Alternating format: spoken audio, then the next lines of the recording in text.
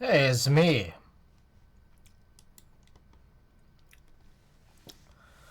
How's it going, everybody? See, Exploding Corn, Klex's Black Tar, welcome. Alright, yeah, we got a few packages today. A couple of interesting ones, that's for sure. Some news and notes, and a bunch of different tasks. So, yeah, let's get to opening. There's 4 packages. 2 have been redeemed so far, so 2 more to go.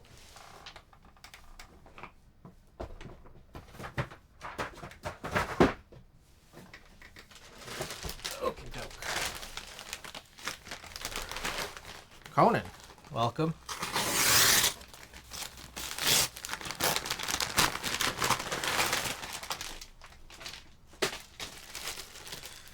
Okay, so for our first package tonight, oh, that's pretty zoomed in. All right, let's do this one. All right, I bought a bunch of poly bags. Gonna be useful for the upcoming drop. So we had some, we do have some poly bags already, but these are clear.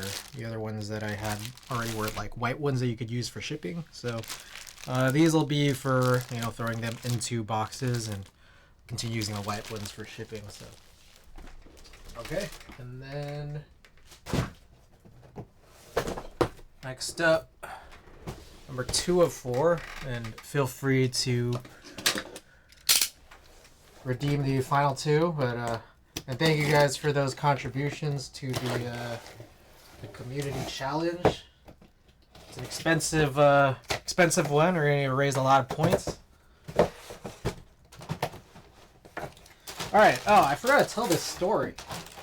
So last Saturday, I went to the food bank. Okay. Well, yeah. Last Saturday I went to the food bank. And the punchline is you reveal it too soon, I guess. When I was when I was in Vegas, Starsky, welcome. Aristus, welcome. Blacktar 3 streams, welcome. Thank you. When I was in Vegas, I'd been thinking, okay, I need to replace my windshield wipers. One of my wipers, the passenger side, like the actual squeegee part of it was kind of messed up. So I go with my family to Costco. Sir Mai is welcome. And I noticed that they got windshield wipers there. So I'm just like, okay, let me just, while I'm at the Costco, I might as well do this now and figure out what I need. So I need a 26-inch for the driver's side and a 20-inch for the passenger side. So I only need the passenger side, right? But I'm just like, okay, while I'm doing it, might as well do the driver's side too. Wise Doggy, welcome.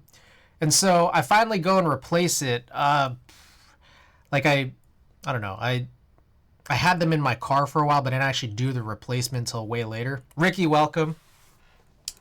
And so I drive out last Saturday to the food bank, and I get on the freeway. It's only about a 3-mile drive, but I do need to go on the freeway for just a hot second. Like I'm only there for like 2 exits. Also, is it kind of loud? So, anyways, as soon as I get on the freeway, the driver's side wiper that I replaced, that I didn't even need to in the first place, just flies off, and I swear I've locked it in. I swear I did. And the passenger side, the one I did need to replace, is still on there, so it's fine, but the wire just flew off. So luckily I didn't need to replace it in the first place. So I still had the spare one, or the previous one, and I threw it on, and I realized I should replace both of them because these wipers weren't even good in the first place, like the ones that my car came with. Anyways, this is a long way of saying I just bought another wiper.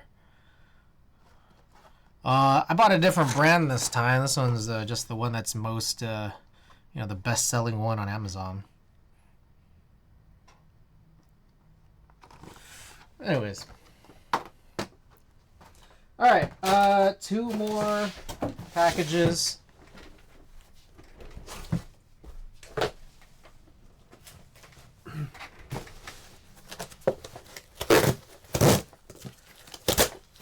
This one here from B&H. Our paper came in.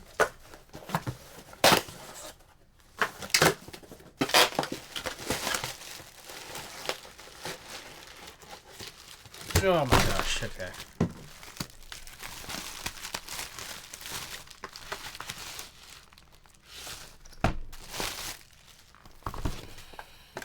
Alright, so I need to figure out, because now all of a sudden I'm going to have way more physical stuff in the paper. Infernal matching the trackball. Sick Thing, welcome. Anubis, welcome, yeah. Dolphin 60. So now all of a sudden I have a bunch of like new paper, and they're mostly photo cards, 4x6 for now. And I need to figure out how to keep all of this organized, because now it's all just like loose.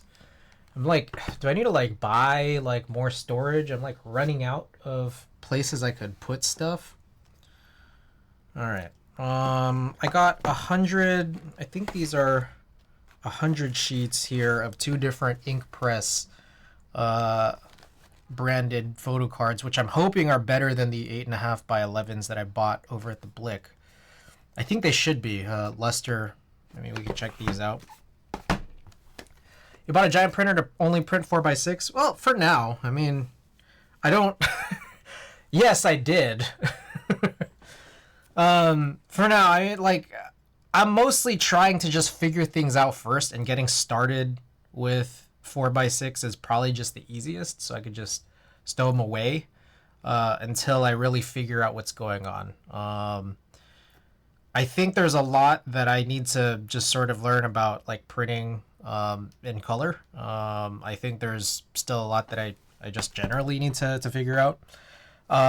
If my goal is to eventually start doing larger prints, like there's no reason for me to like experiment, you know, and kind of spend all this money on giant paper and utilize my ink that quickly right off the bat. Yeah. That said, I don't know. We'll see how it goes. Johnny, welcome. Beards and hats. Oh, I was gonna say something else. I forgot. Anyways, 4x6. We got a couple of nicer ones too here between the Hanamule and the Moab. So I'm curious to try all of these out and just sort of see. Oh, shipping materials. I was like trying to learn how people ship big prints, and it looks like the sort of preferred thing that I've seen is just like at least to keep things protected would be to do bigger like tubes. It's like I feel like I'm away from it, you know, like I'm a ways away from it. My goal is, you know, I'll give myself some time to sort of figure things out between, you know, at least among this year, I suppose.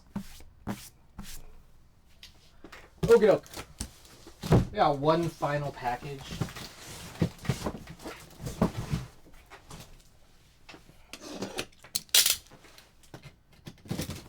So this one maybe should interest some of you.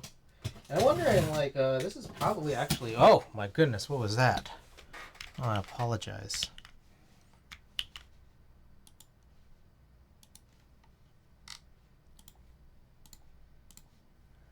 There we go.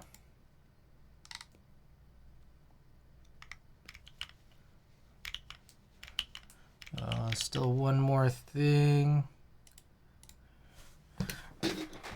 Okay. Back to it.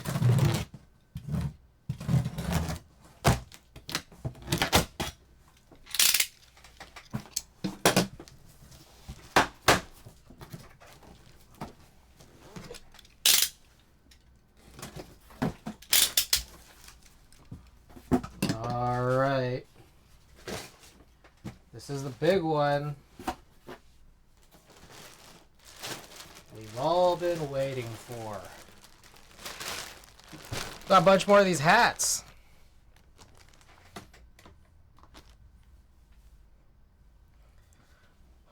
So I'm thinking, okay, I'm going to be a little bit busy through tomorrow and Saturday. But I'm wondering if I should just open up the store back up tomorrow. And then just start shipping out on Monday. What do you guys think? Or I guess packing on Sunday and shipping out Monday. It's kind of ready. I mean, I was working on it the other day, just trying to get everything sort of up and right.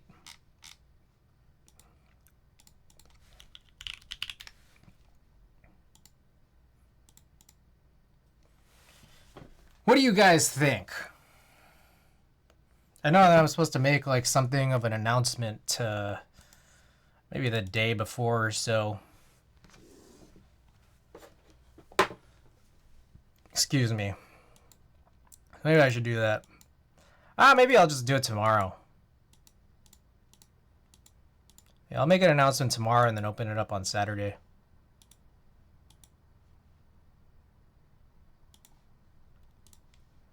Okie doke. So, we have a few tasks today. Okay. Here's one. There's a really, really quick one. I have no clue. I do not remember. This is probably already... Oh, shit. That's not it. Okay. I pulled out the wrong board. Be right back. Let me also move some of this stuff.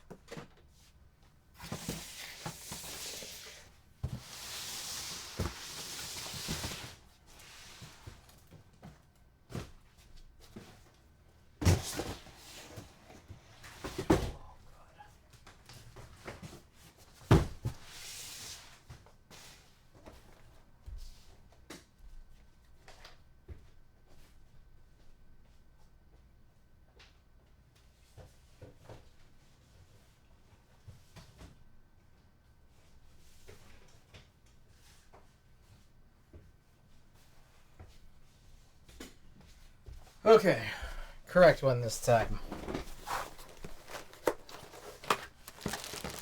Alright, this is the Digilog. I think we've done this already, but I just don't remember. I really don't remember lubing the stabilizers, but maybe we did. That very much sounds not done.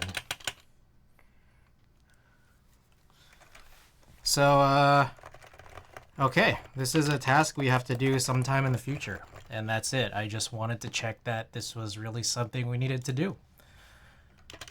Okay, we're not going to do this tonight, though. There's too many other tasks we have to do.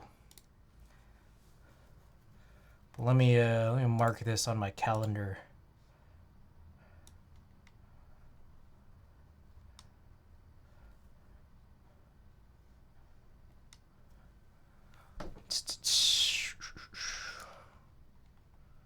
So what do we have here? That, among others, there's a few other interesting boards that we have lined up.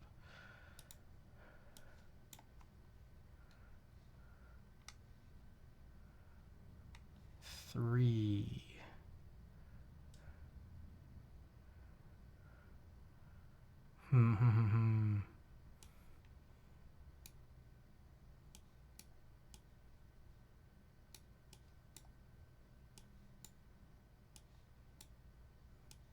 Okay, so organizing all this. Okay, so we're gonna eventually just work on tuning this.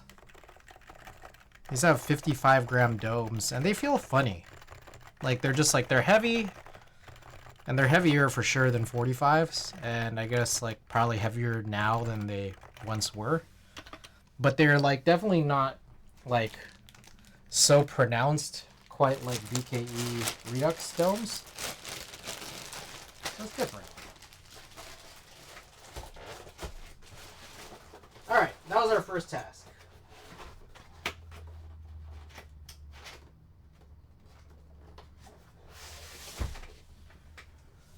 Okie doke. Task number 2. I wanted to do some rolls. We're gonna do some scans. Hopefully won't be too long, but you know me, so it might be. Oh, here's something. I stopped by this bookstore. I went out to go on a little walk today after I was finishing up work, and on my way I found this bookstore. I've always walked by it. Oh my goodness. Machine Wong with the big raid. Welcome. We show Gratitude for Chris. Oh, that's nice. Today we learn what we learn. Machine Wong, how's it going? You were playing something. What were you playing today? How did it go? The opposite of FOMO is gratitude. Oh, that makes sense. That very much makes sense. Hey, while you guys are all here, I should mention. I just put this away.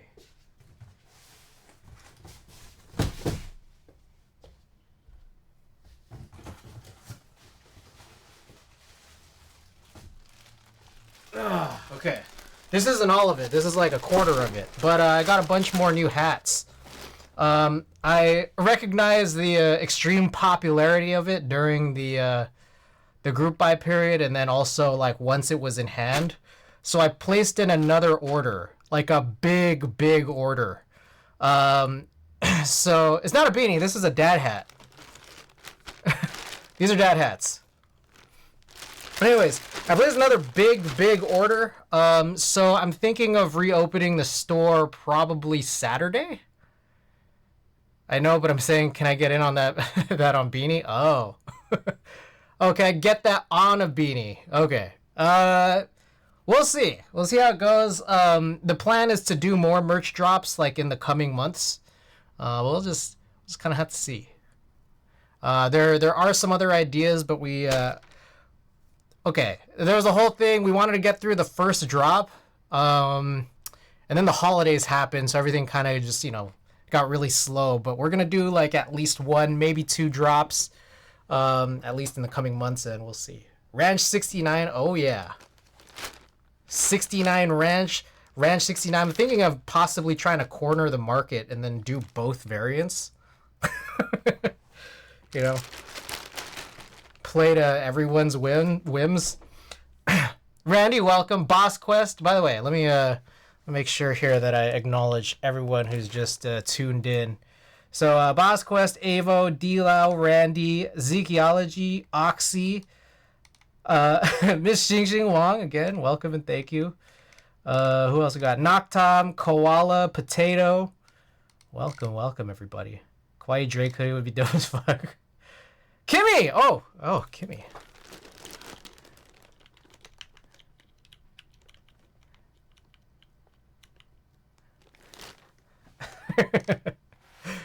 All right. This is it. So yeah, I'll probably make an announcement on Instagram tomorrow. And then that announcement would be for reopening. Captain Mal, thank you for the follow. Reopening the store back on Saturday. That said, both tomorrow and Saturday, I'm going to be a little bit busy. Coward or Angel, I don't know if you guys are here right now.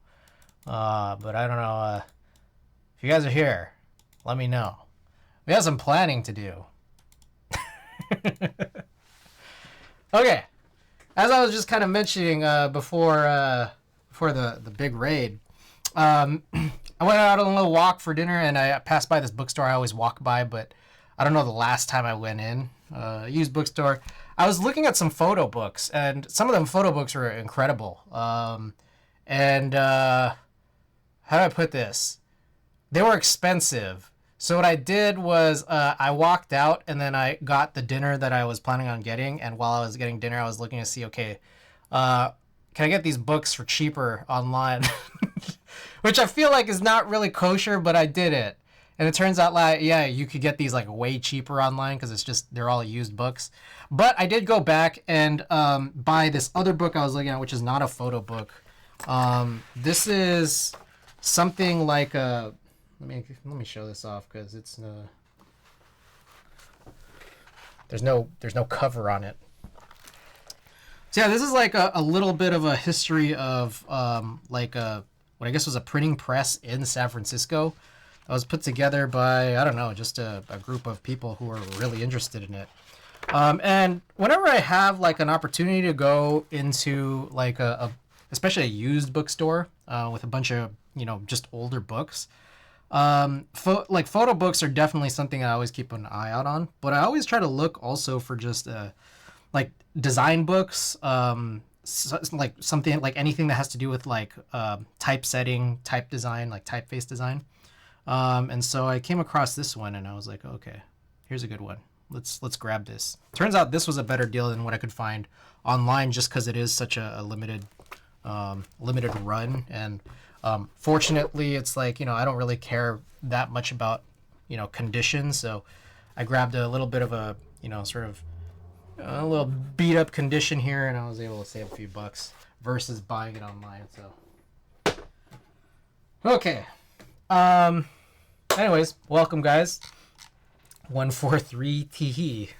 For those just tuning in, today's a bunch of tasks that we're doing. We just did a really, really quick task to find out whether or not I'd finished tuning a board that has been on my queue for a while, because I don't know or remember. I don't remember whether or not I did it, and it turns out I didn't. It's this Digilog Realforce. For some reason, I thought I'd opened it up recently-ish and did it, and that's just not true. I'm pretty sure last time I must have brought it out was just, I don't know, just to show it off. But stabilizer needs some work, and that's kind of just the work that we need to do. And this is now re-added back to the queue. That's sick. Do you design type as well? Smart child, welcome. No. No, I don't, but it's something that I'd kind of always been interested in. There was like like I did take like a type history class over a decade ago, and there was some work I did that I was like kind of proud of. I also have this, I don't know if you guys have seen this, but for that class I wrote this little kind of research paper here. Oh fuck. Every single time. Anyways, if you go to my web page, I have this Lysol. Thank you for the follow. Lysol, are you the Lysol? Are you the Lysol that's the Julie 60 Lysol? How's the progress on that? Yeah, that's me. Hell yeah. You know what sucks was I was still in CNC. Nice. I went to a meetup in like October, and 2 people brought Julie 60s. I guess, I don't know, maybe they just had like an earlier run or something, or protos. I don't know. 2 different people brought Julie 60s, but I was just busy talking and bullshitting, and then I saw them, but I never actually got to try them. And then they left. And then I was just like, oh shit. By the time I had a chance to, they were gone. Anyways, typography, type design, typesetting, letterpress has always just been something that's just like in the back of my mind, always been interesting to me. And I wrote this paper a while back on, like, one thing we had to do for this class was just like choose a book from a giant book list and then just write a paper on it. And I chose one, and I realized the book that I chose was really, really, really short, and was also a part of a series of books that were published in New York that were all kind of similar. Like they all kind of had like similar, like little, I don't know how to explain it really. Just like little tidbits of information of just, short little 20-page texts. So I ended up just buying all of them. I found all of them online off of like, I don't know, Abe Books or Alibris or whatever. And then I wrote a paper on all of them instead of just one. And I don't know, I was really pleased with that class. I liked it a lot. I think that here's my thing. I think typography is really interesting. I think that there's also kind of a lot of, what's the word? There's a lot of like weird, hokey, hacky things where it's just like, oh, just make this type look like this, blah, blah, And I've seen all that, and I'm just like, okay, that's like kind of interesting, I guess. But I actually like the history of it a bit more. It feels a little bit more academic. What's your favorite font / typeface meta? For those of you guys that haven't seen this, the TYBG on my neck. Thank you, Base God. For Lil B, the Base God. I have this done in meta. Yeah. Eric Speakermon. It was really cool. I like it. I like the sort of like humanist, like sans serif typefaces. You get these like nice little, I don't know, little curly cues on your T's and stuff, little curves. I like it. But, there's also this, obviously. I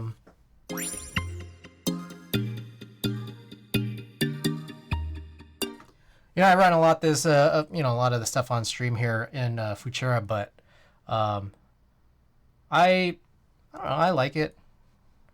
I always thought, like, I remember there was a point where I thought Gil Sans looked kind of goofy, but at the same time, it does look really nice, like pressed on paper.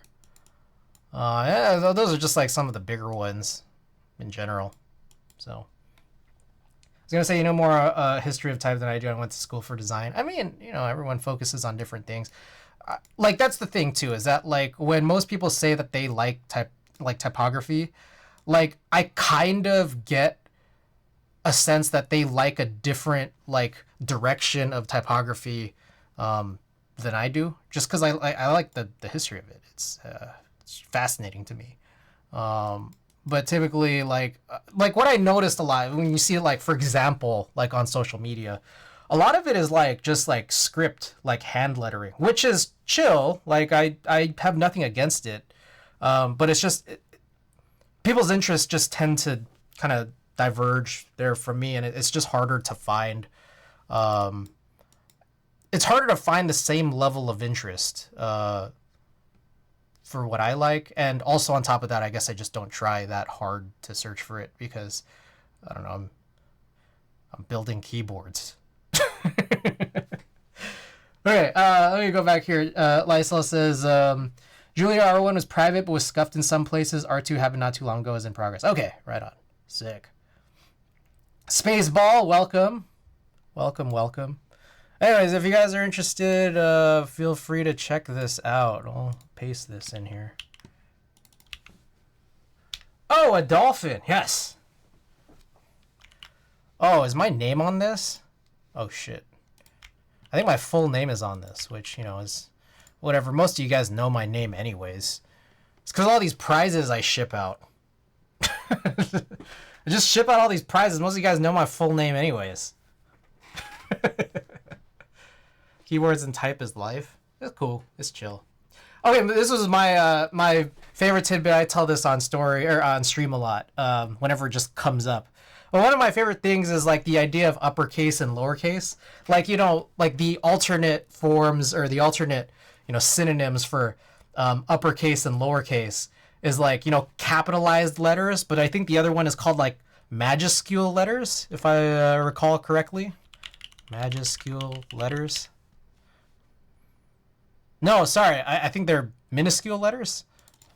Minuscule letters. Yeah. More formally, minuscule. Uppercase is majuscule or capitals. Anyways, the reason why it's called upper and lowercase, as I've learned, is that, when people were working on an actual, like, press, they'd have, like, the metal type in cases, like both like an uppercase and a lowercase. So they'd like be grabbing letters from the cases, and it's like, okay, they want the majuscule letter, the capital letter, they grab it from the upper one, and the lowercase, they grab it from the lowercase. And they do this, and then like, what I'd also heard was that there was like actual, instead of type tests, there were like typesetting tests. Like typesetting speed tests. So then they'd be like doing like this, like, oh my goodness, look how fast this guy is. And then like the fastest like typesetters were like 30 words per minute. I don't know. I like that. Whoever in cases reverse them, capitals would be lowercase. You think so? I don't know. I just found it interesting. Okay, where were we? That's cool as fuck. I don't know, that's what I heard. I've never seen it. I've never found any footage of it. But it would be cool. Alright, so I wanted to... Okay, I remember our next task. Our next task was to do a couple of rolls to scan, just because we have this set up. I actually... So, I don't know if you guys... Some of you guys have... Many of you guys have seen this already, but this is my scanning setup. So, well... It's hard to see, but it's over there. And it's a copy stand. It's a macro lens on a DSLR body on a copy stand facing down to a lighted platform surface for me to, like, you know, sort of reel through the rolls of film. And then I take pictures, like, tethered to a PC, and then that's how we scan film. So we're going to do, like, one, maybe two, just depending on how long it is. We'll do one or two rolls. But the thing is, I want to use this for what people like would actually maybe more commonly use copy stands for, which is to take some photos. Because I have a bunch of photos that I want to take, and I realize, like, might as well just do it on stream here. But since the scanning setup is already there, I'm going to scan some photos first. And then, yeah, we'll take some other regular photos after. Top Shelf Letters. Randy Ocean would be a cool company name. Might steal it. Top Shelf Letters. Okie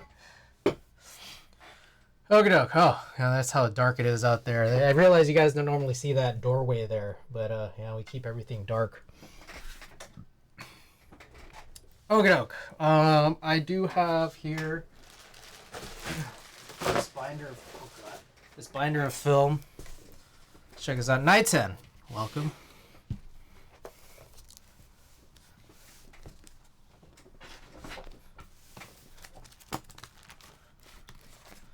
There's a face in the darkness. You guys saw that too?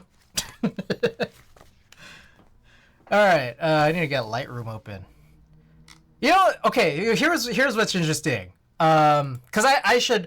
This was like a part of a bigger discussion, which again, I'm sure I've said this on stream too, but I wanna get on my soapbox again for those of you guys who haven't heard it.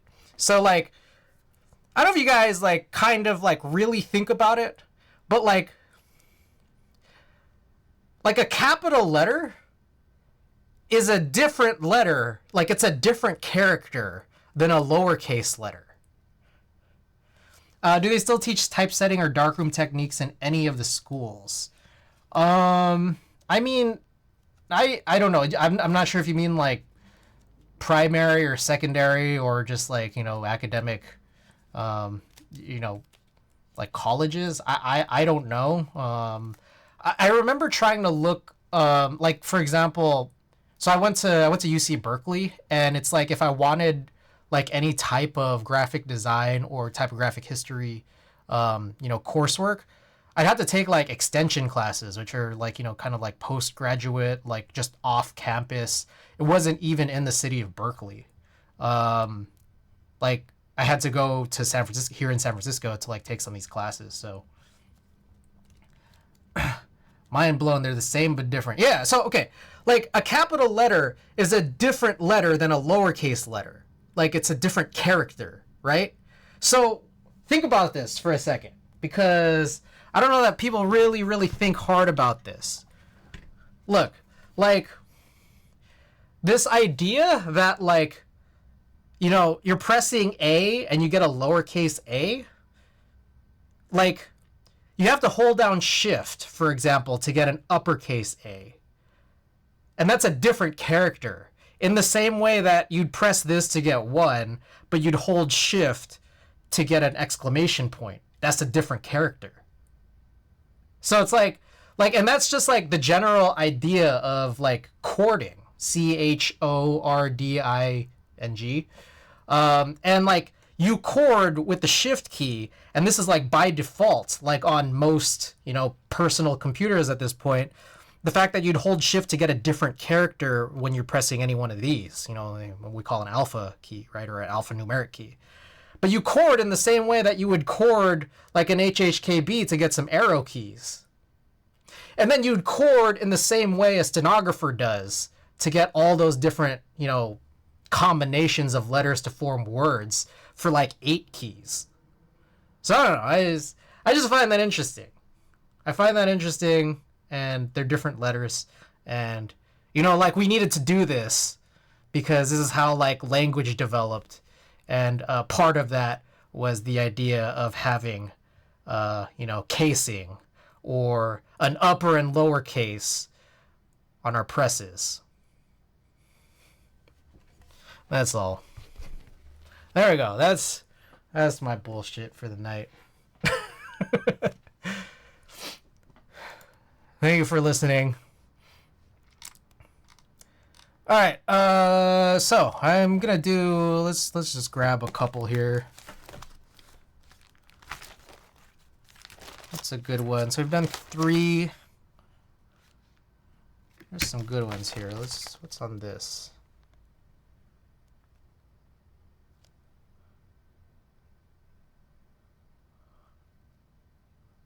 All right. There's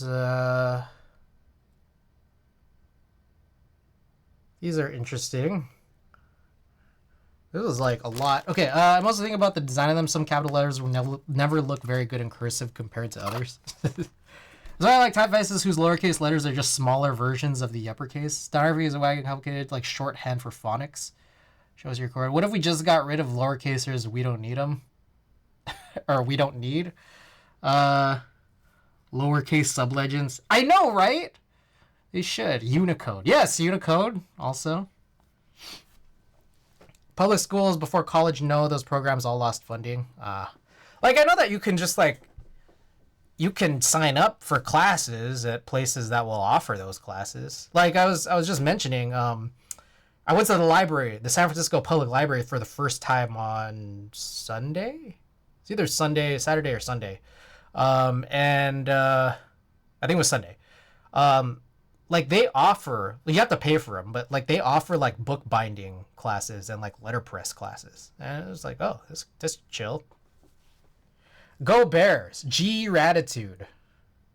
They're the same but different.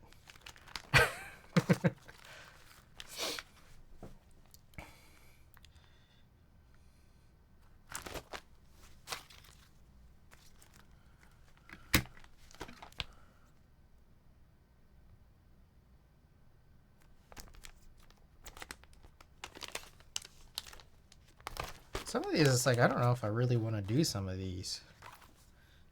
Some of these I think I need to do more in private. Not because there's anything inappropriate on them. It's more just like doxing.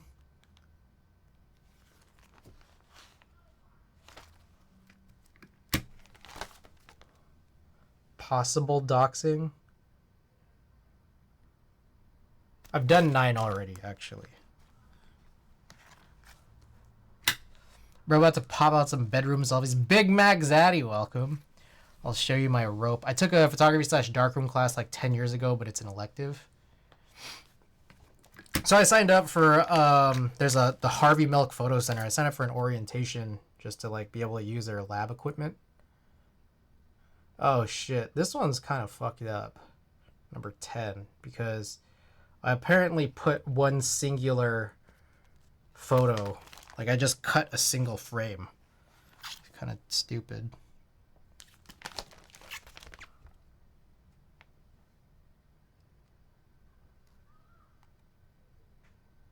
Alright, I don't hate this one. So yeah, this is going to be a short one. Yeah, maybe I just do a couple of these back to back. This one's my second Vince Staples show. And I was really far away. You couldn't really see much. They didn't have a phone photography course for lazy people like me that don't want to cart around a big old camera. I mean, you could just take a regular photography course and then just use your phone. Yeah, exactly. It would just be like composition for sure, yeah. Okie doke. Let's do this. Oh, one thing. Oxy. I forgot to show this off the other day. Just what the print looked like. Like we went straight. I don't know. I think. All right. The truth was, I really needed to go to the bathroom at the end of last stream, so I was like just really trying to like rush to finish the stream. So I forgot to have Oxy choose the sticker, and I also forgot to show off the print that I just printed for Oxy to win. So that's the truth of it. Anyways, this is the glorified cardstock here. And it's a pretty thin paper compared to the Ilford that I had purchased. What was it, 2 days ago, or so? But you could see that there's definitely even a difference just in like the texture and the finish of the paper. So this is the one that Oxy wins. The coloring is a little bit different, and that's just based off of the ICC profile, more so than really how the paper accepted it. I would say, like, at least that's where the big drastic difference comes from. And I think with that, it's weird because I'm just like, this was managed by the printer. This was the Ilford ICC profile. And it's like, this looks like what's on my screen. And I'm like, okay, if this is what's on my screen, why wouldn't I just like go to managed by printer every time? I don't know. Kill Combat, welcome. Thank you for that. Yes, if you have any extra channel points and you want to see me activate Windows sometime in the next probably 12 months, feel free to get those contributions in. It turns out it's really expensive. It's 10 million points to activate Windows. Anyways, so here it is. And then we also did open earlier on stream, a bunch of new paper photo cards that I had purchased off of B&H, which again I recognize is really small given the giant printer that I bought, but this is probably just going to be a good way to start, getting comfortable with printing in the first place before I do anything much bigger. So there's that. All right. Okay, let's get all set up now.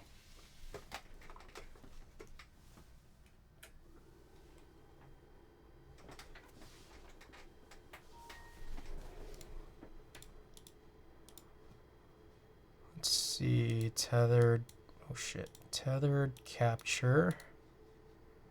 We have 11 and 12.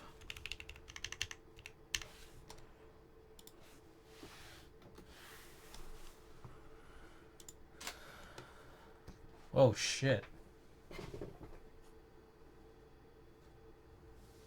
All right. There's so much shit on here that I gotta clean this up. Holy fuck. Man, where do I put all this?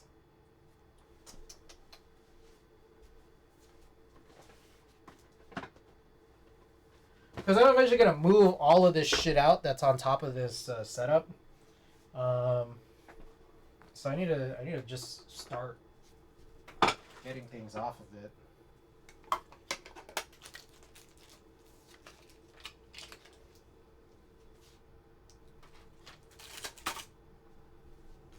I have Joy-Cons on here.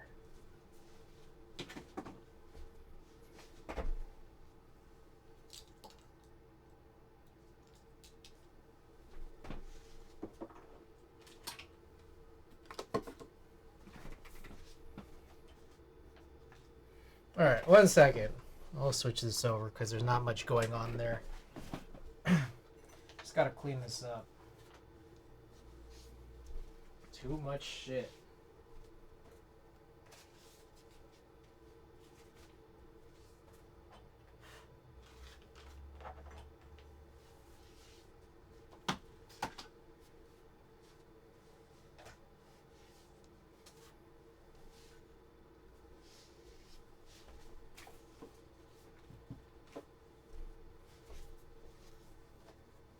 So I kind of, well, we'll get to that later. Alright. Where were we here? Okay, so this I just kind of need to adjust. And we'll see how much better I can adjust it shortly once I start getting, or feeding the film in. All right, roll number 11. There's a couple things on this, which includes I saw Khalees. Milkshake Khalees. Way back.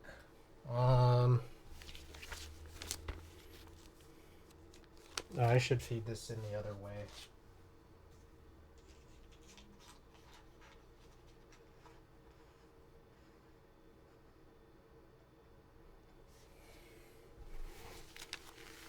I forgot. I almost forgot here that it's like I gotta block off some of the stray light that comes in. Just because these are already cut strips.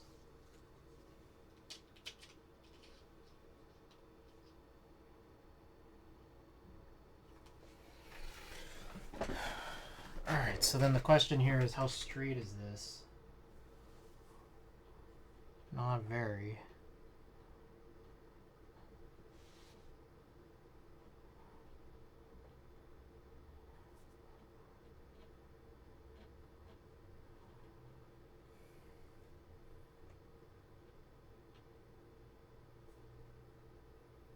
Okay, hopefully that should be good. I didn't wipe it down. Whatever. It's just the first frame.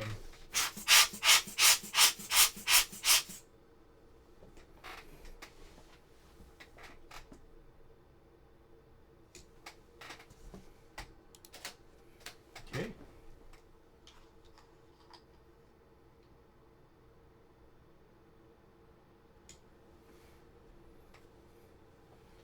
Alright, these inversions probably not the best, but whatever.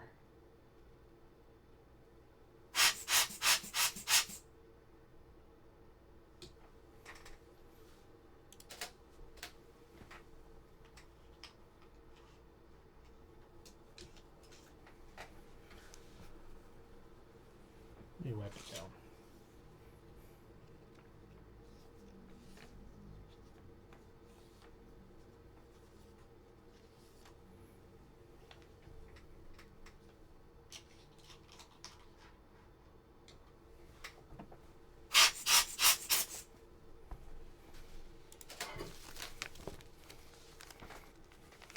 I'm going to pull all the film out.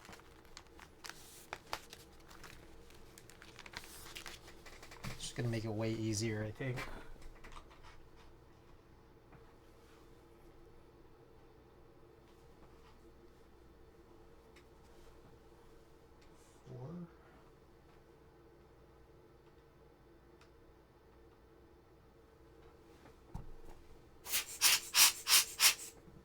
So this was way back, I think 2017. Oh, it's my boy Glennon.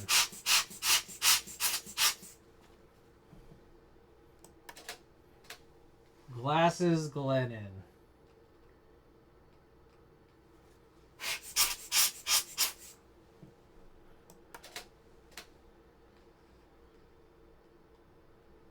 We'll come back and do re-inversions later.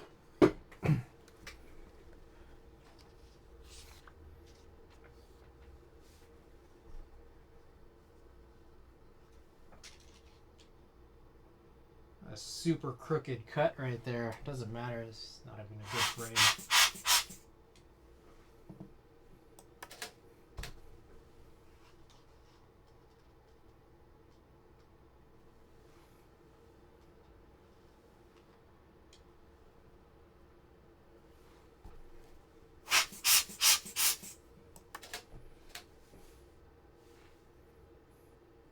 Who is this? This is Kevin Abstract. I'm guessing New Parish? I don't remember where this was.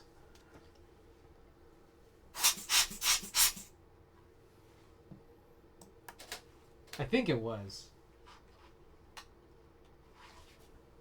I think I wiped it down.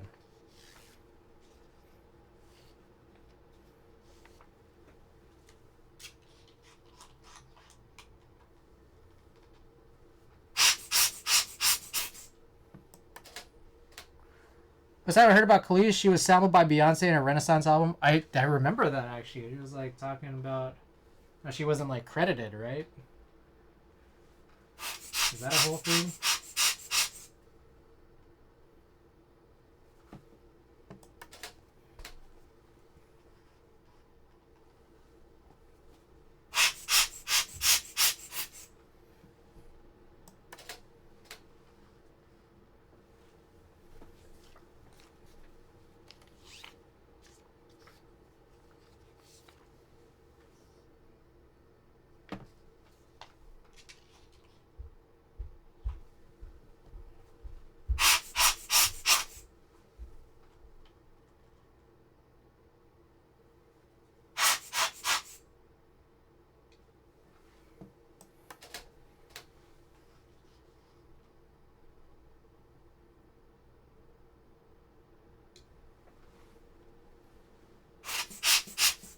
Oh, is this doxable?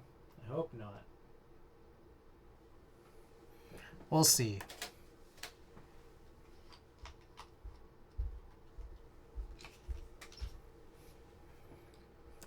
Oh, I know what this is. This is...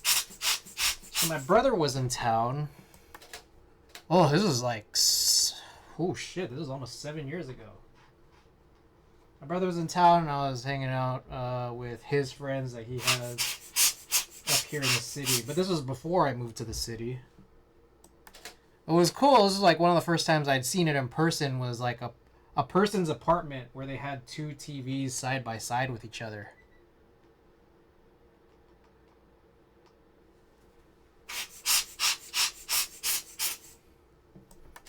It was cool because it's like you could play video games on one and then watch on the other, and they were like two identical TVs too. That was my brother back when he used to have a big beard and a handlebar mustache. Neptune's owner masters. Crazy. All right, one last strip here on this roll. Quick 5 strip rolls. These are only 24 exposures.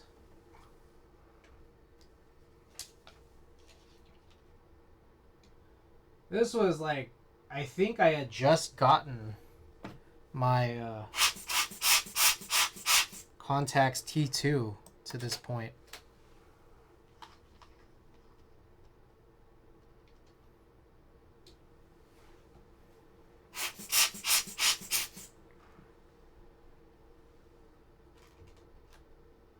Oh shit, really?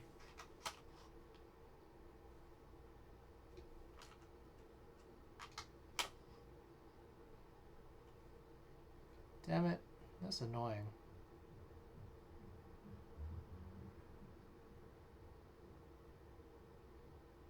Okay.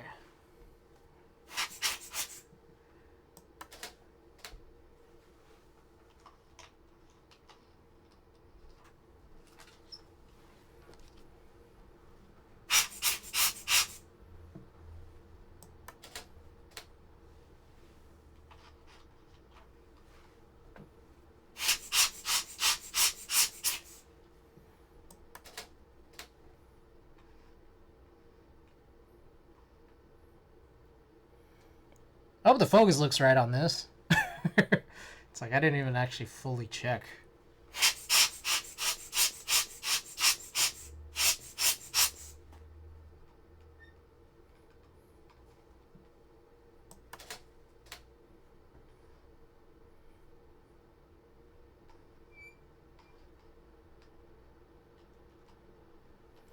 This is a guy who used to work at the food bank.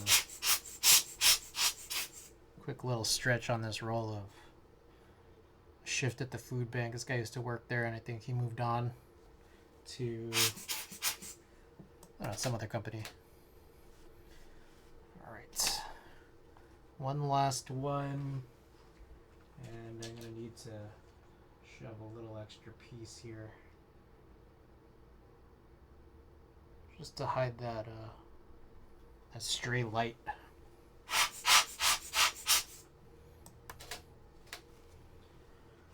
Okie doke. Oh, that's kind of doxing information, if you can read it. Alrighty. let me reload this this film into this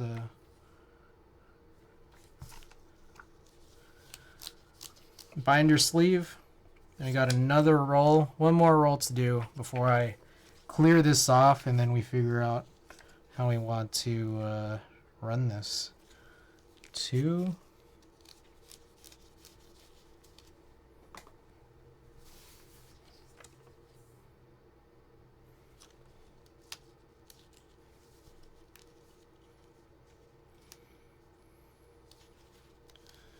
Alright, so after we do the next roll, we're going to spend some time doing inversions, which hopefully shouldn't take long, although we do find ways to make that take long. But after that, we're going to do some more photo work, but it will be keyboard related. We're going to shoot a few different shots, which includes...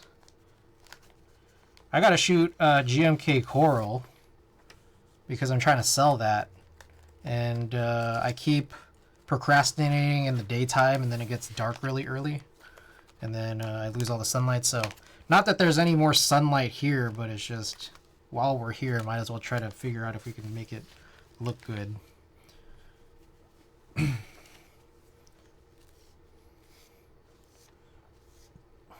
Peter Poppins, welcome. Finally got my tracking number. Ooh, nice. Oh, exciting. Exciting.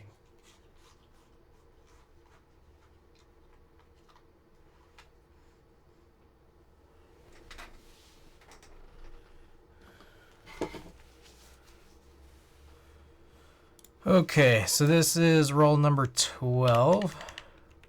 Start with 1 here. Then I'm going to wipe this down. This is a Vince Staples show. Oh, there's also the Vince Staples show that's coming out on Netflix soon. That's kind of exciting. But this is a Vince Staples concert that I went to in February of 2017. Damn, that was 7 years ago. And this was the second time I'd seen Vince Staples. That's wild.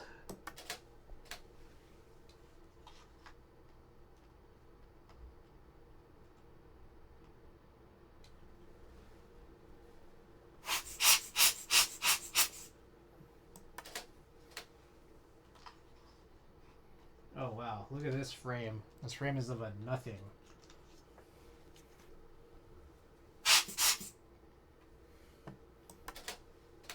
I still take the picture though. Just so I know, like I don't miss it. This is largely going to be of nothing.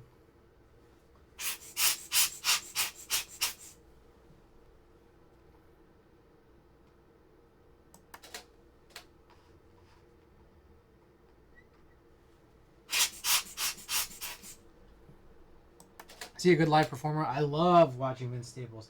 Granted, most of the Vince Staples, I've seen Vince Staples maybe 8-9 times now, but most of it was when he was opening for Tyler, because they tour together a lot, I guess. But a couple of the headlining ones, I loved it. I've always loved Vince Staples. Vince Staples is one of my favorite rappers. He's definitely a top 5 rapper that I like.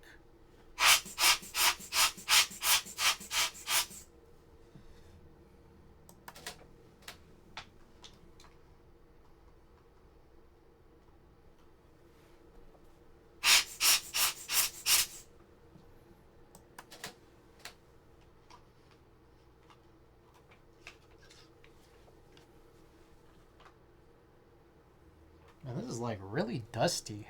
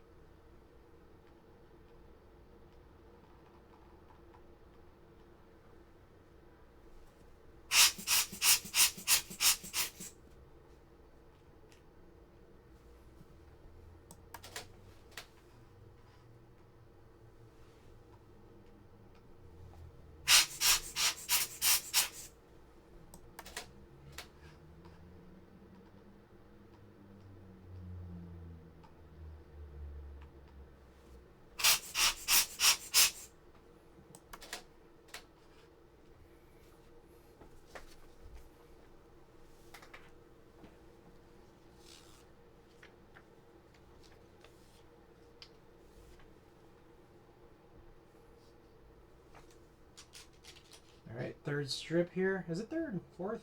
I don't know. Fourth strip.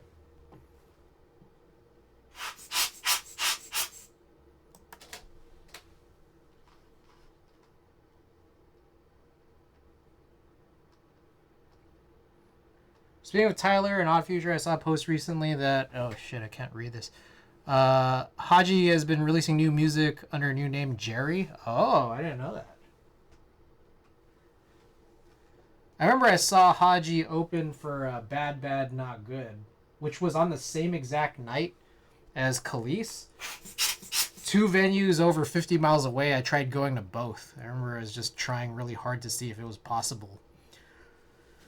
So Bad Bad Not Good was playing out in Santa Clara. Or no, Santa Cruz. Santa Cruz with Haji opening. So I saw Haji and I saw like 2 Bad Bad Not Good songs. And then I sped all the way back up to San Francisco. And then I only ended up seeing like 2 Khalees songs before she wrapped up. I just wanted to see if it was possible. I would not recommend doing that.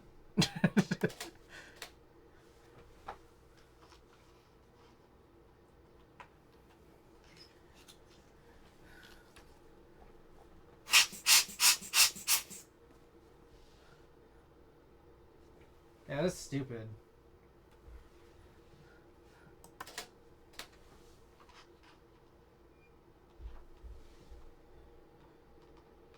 Oh, I think this is like, let's try to take a picture in the pit or something.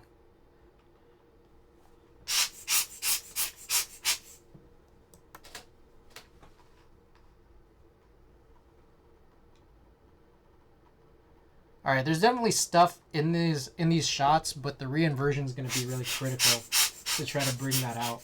See how much it can extend. This is Superior 400, so it might not look great, but one would hope that it'll still turn out.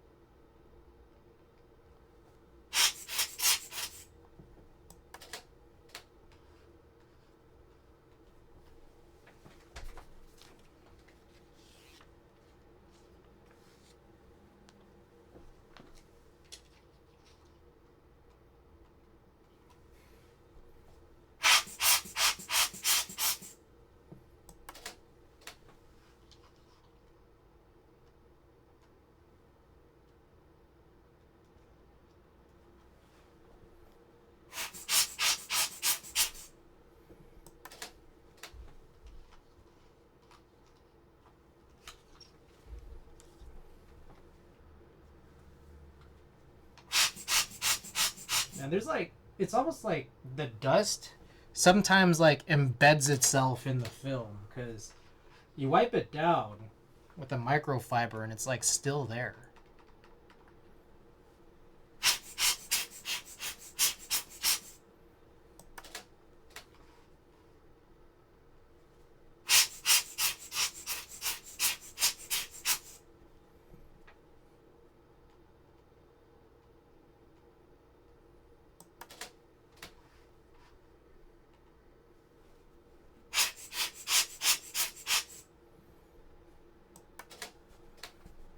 All right, one more frame. Again, oh, I like this one. This one's funny. Just need something to plug up that extra light here.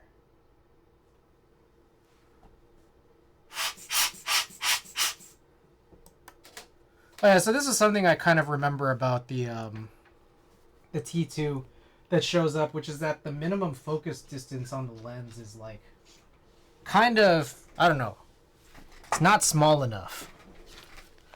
All right, so Jesus, I keep hitting that water bottle. I'm gonna turn that off and close this up, and here I will re-sleeve all this film back, do some inversions. I kind of want to do that,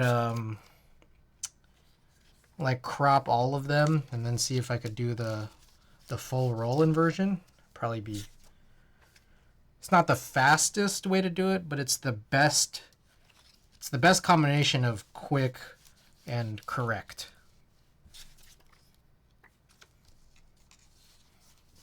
I think. Okay, look, I gotta get this fan on. It's like kind of warming up in here.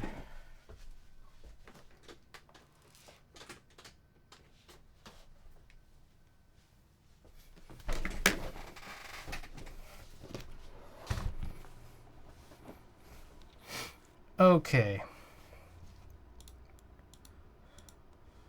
So we'll do the previous roll. And what I'll do is I'll hit reset and then I will grab our white balance according to the border. We'll cut this down to 2x3, which is about what it was. And then I'll just kind of place it where I think it should be. And then from here, I'm gonna kind of, I guess, sync everything, including the crops. And from this point here, that's pretty quick. But we'll kind of just see if this all makes sense. I'll go back to the library. We can figure this out from here. So like, for example, this is a little bit off, so I can like adjust this just by pulling it this way. And it's just because like the way that I slide the film through, I'm not centering it every time. Jeez, I don't even know where this, okay, I think it's here. Like, there's a little bit there, but there's a part of me that thinks like generally doesn't matter. If it's not by a crazy different amount, it should be okay. Yeah, this one, it's like I don't need to do some of this.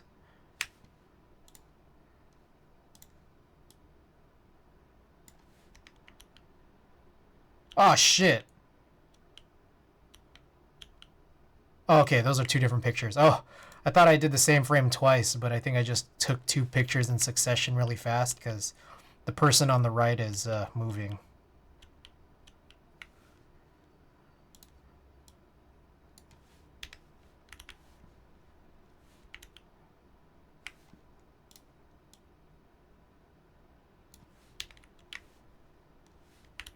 Good.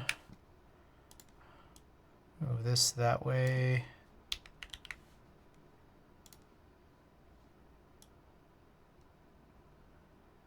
That's fine.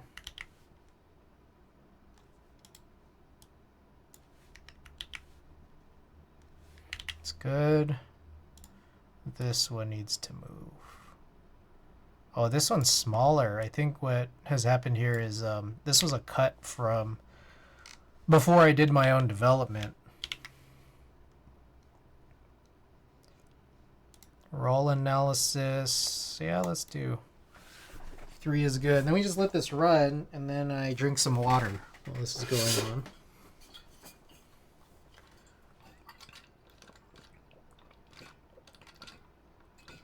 Almost out of water. Or basically out of water.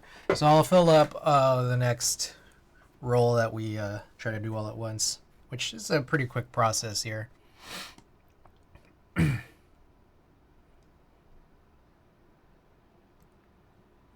Probably the worst one I could go on because his name is on it. So let me let's go back here. Okay, so this is, yeah, what's crazy is like I don't know if there's a great chance that I've seen any of these shots like inverted like this, because I think when I was doing my own scans this early, the colors were just way off, like way off. Now I'm not happy with this one necessarily, but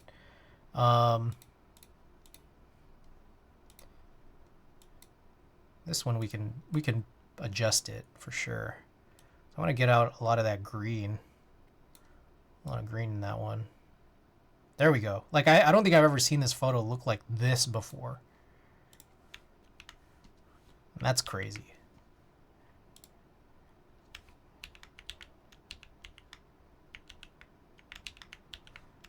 Yeah, so we got Kevin Abstract shots where you can hardly see anything. Excellent. Excellent.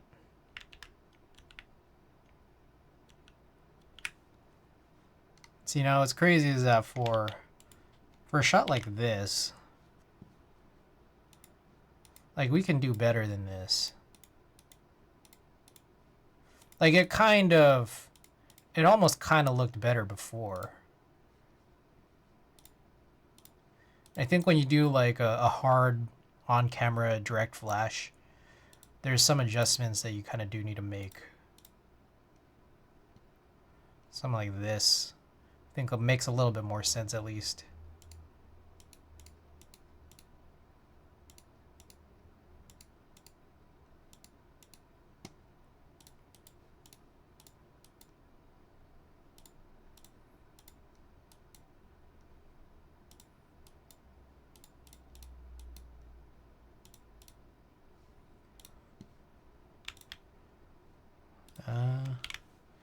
Do the same thing on here. So you run this linear gamma. I don't know if I even like that much.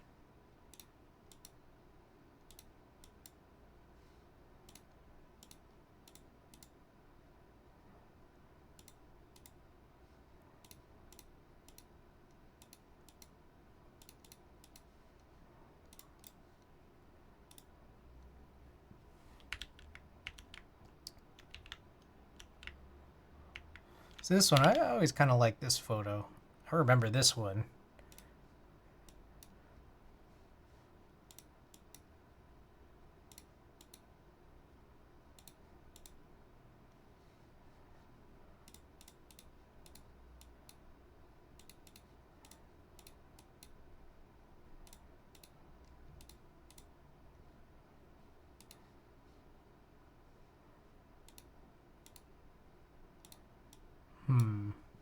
You just want to get like some of the lights down a little bit.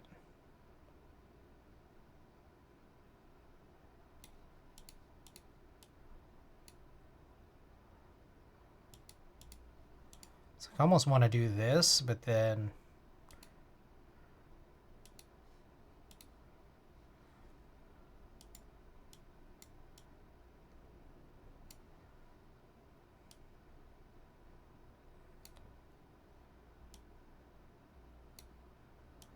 adjust the contrast maybe.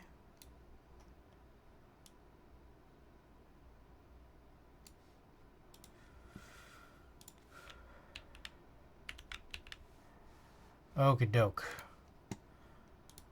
So that was number 11. Let's try to do the same thing here. Now this will be a little bit harder to sort of capture here because a lot of these are concert photos, and trying to frame these right when you can't really see the edges can be a little bit challenging, but we'll still try. Something I forgot to do. Gotta grab that edge.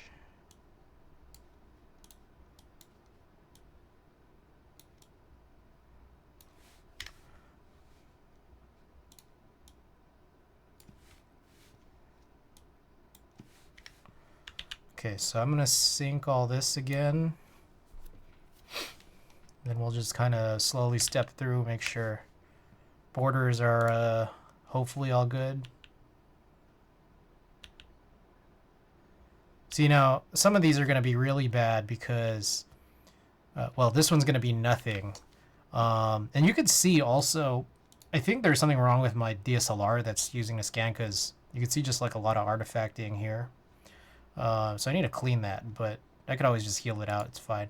But this is going to end up being a lot of nothing unless I zoom way into there, which is already not that good of a photo, but whatever. And then there's a lot of these where I'm just getting the backs of people's heads like crazy. So that's kind of not going to turn out very well, honestly. What I could do is cut this down to not be 3x2. Just have it be a square there.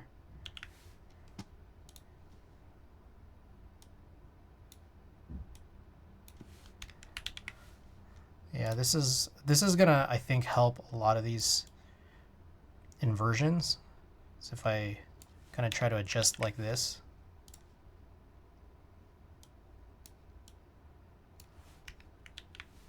Capture where the color is, and then you could re-expand later.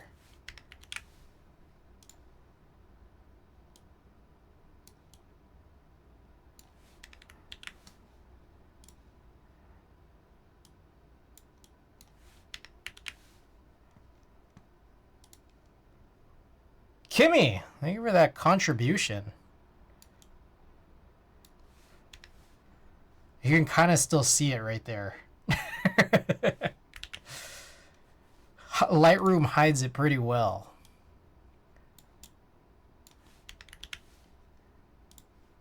Okay, these are the ones where it's like, oh, I'm curious to see these.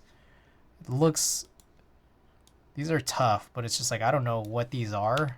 It's really hard to tell. These might have been from the same bar that was just super dark.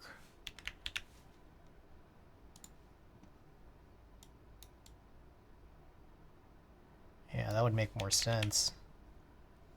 Shonies, welcome. Thank you.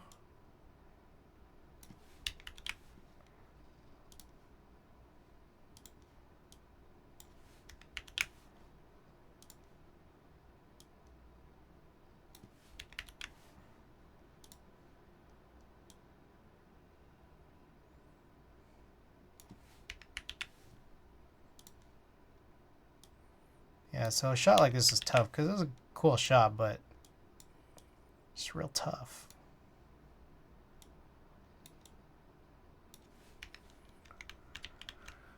All right, I'm gonna run the inversion, and while I'm doing that, I'm gonna get some water.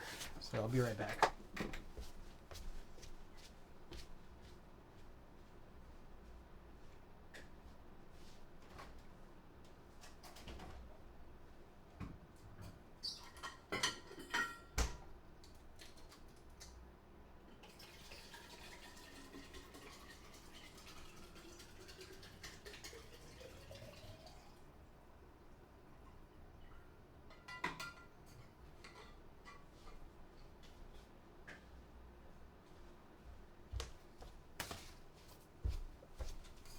All right, I'm back, bitches. Great shot.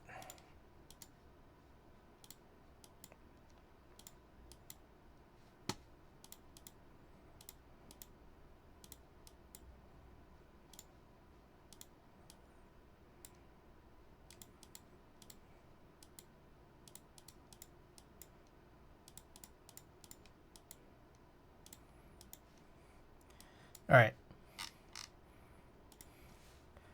Let's come back around, take a look at all these. Oh shit, look at that one. Excellent. Excellent. Damn. Yeah, this is what I'm talking about. Like, I'm wiping off the dust, and then the dust stays on it. Crazy.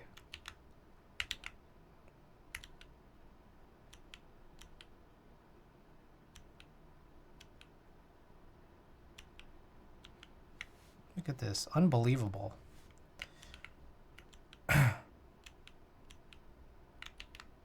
Oh, these were bar photos. You can hardly tell anything.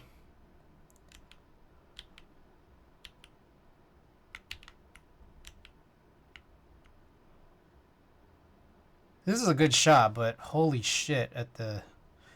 I gotta clean something. That's the thing, is that like you look from shot to shot. So like if we... Oh shit. Yeah, original. And then original here. What the fuck? Come on, man. Original here. Those dots are in the same spot. So I think this is like an issue with this D750 is really fucking dirty. So I gotta clean this out. It only really exposes when you have to extend like this. But it's pretty bad. So maybe it's like I should probably like clean this right now, honestly.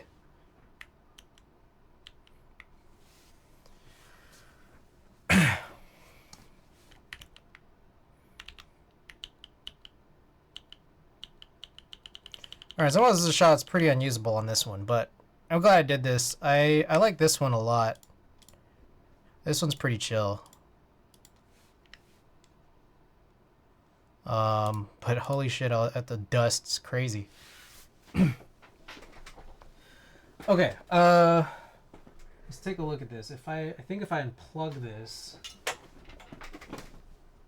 there should be something on this menu here that'll allow me to clean this.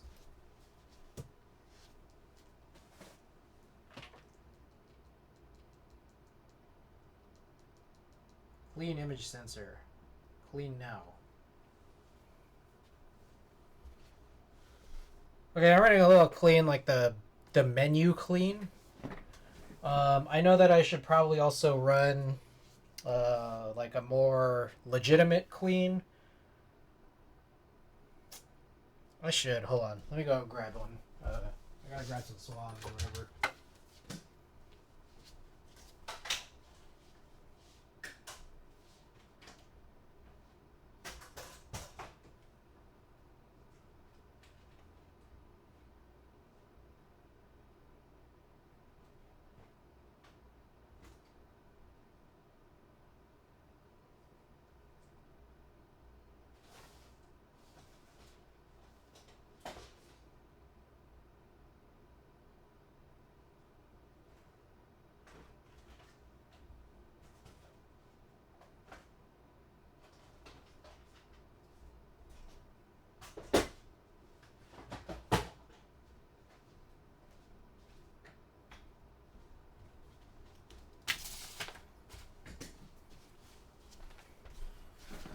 Okay, so I have this thing.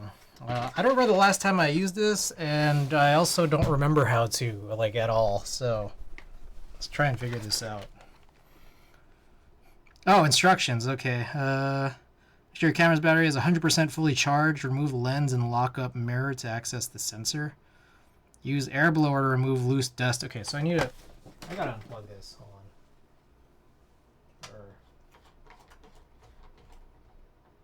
Do I? No, I don't know. I think I could just leave this like this.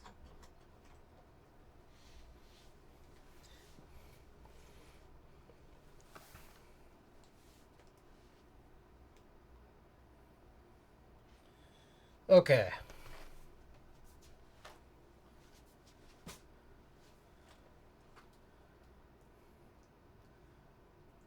Lock up mirror for cleaning. When shutter release button is pressed, mirror lifts and the shutter opens. To lower mirror, turn camera off. Okay.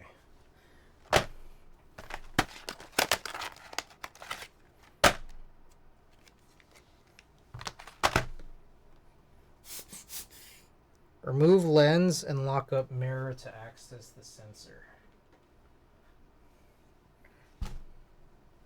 Shit, I don't have a thing. Okay. Use air blower, remove loose dust.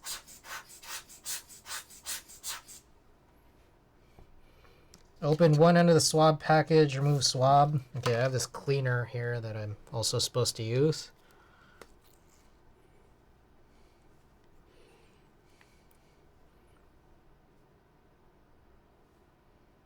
Have I never opened this? What the hell? Oh my god, I'm just like keeping that mirror locked up.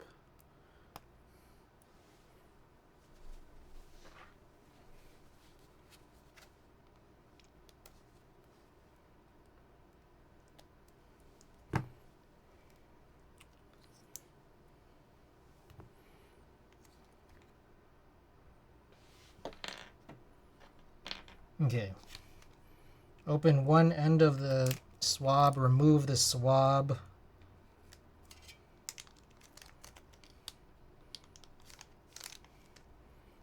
One or two drops. Let's do one. Okay. Turn the swab 180. Okay, swipe the swab, turn 180, and then clean again. Fuck, I don't know what this shit looks like. It's just... Oh my god, I can't see shit.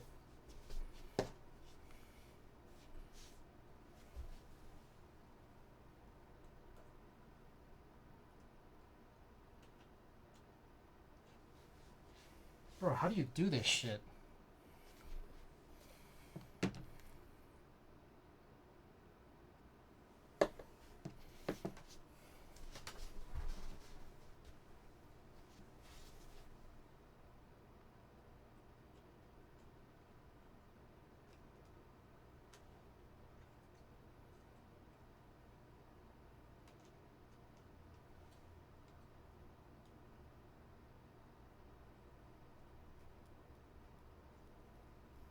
Okay, I have no idea if I did anything.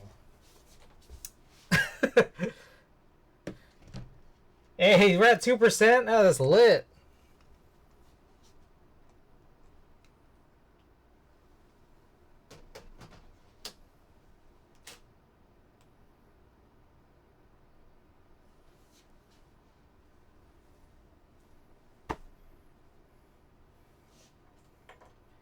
Alright, I don't know how easy this is going to be to tell whether or not this actually worked.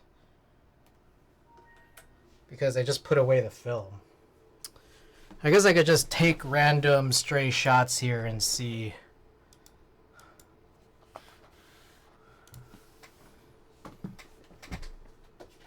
Alright, I think I have a good idea. There's that one frame that has like nothing on it.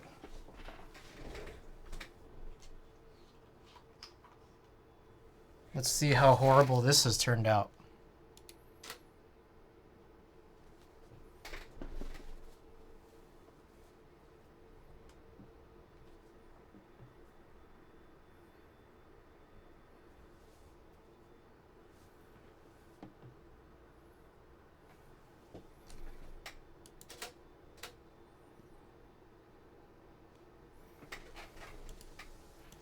Is it clean? I can't tell. Alright, let's try syncing this.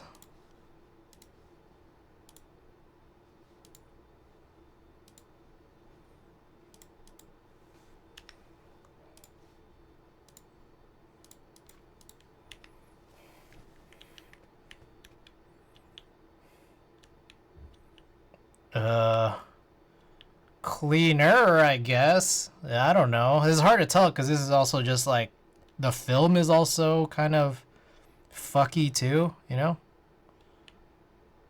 Hard to know. But one might assume that it's cleaner.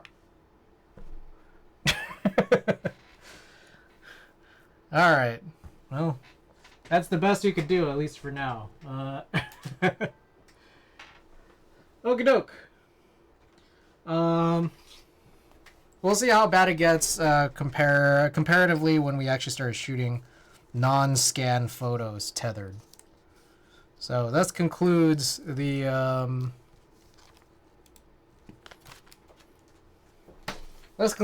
film scanning portion of this stream.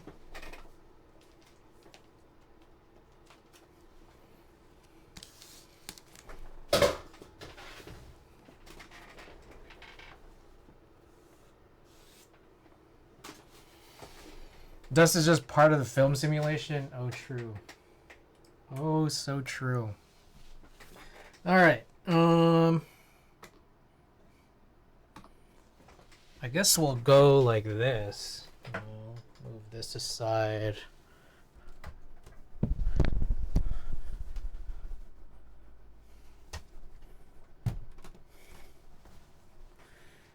It's hard to see because there's this bunch of bullshit here.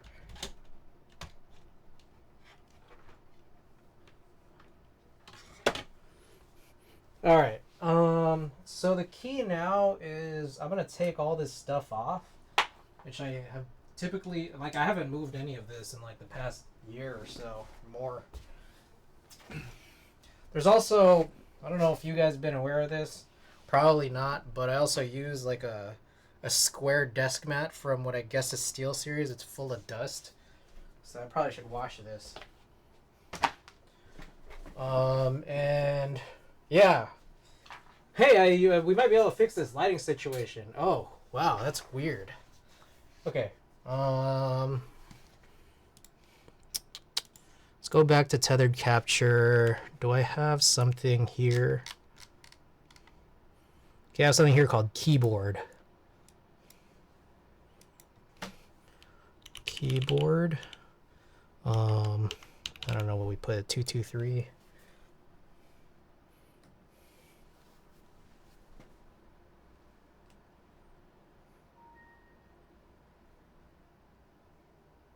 All right.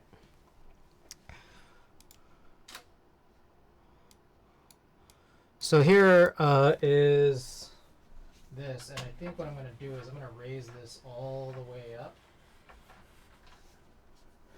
Oh shit, I realize you guys can't see this. So I'm going to raise this all the way up. Probably use a different lens.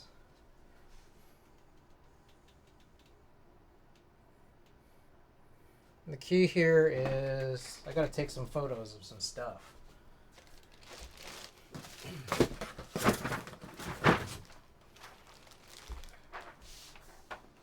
This is GMK coral that I'm trying to sell.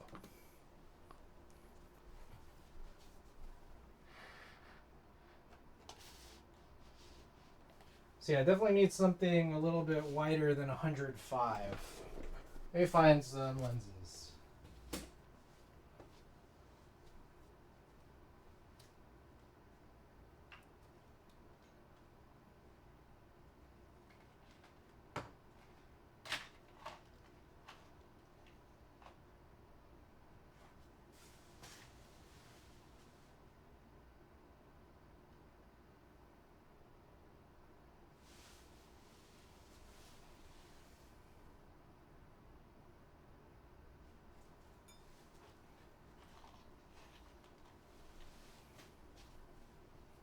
Okay, I do not know what I did with my 50. I have a 35 and an 85.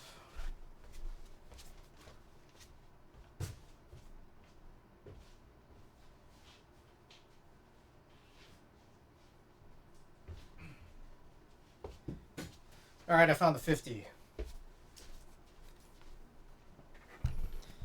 Let's see, I think the 35 is going to be too wide, but let's see.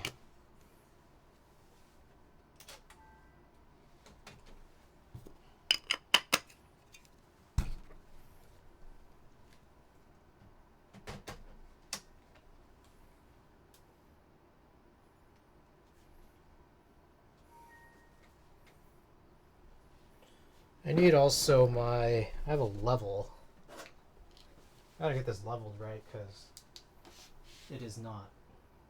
It's about 0.21 down to the left and 0.11 down to the front.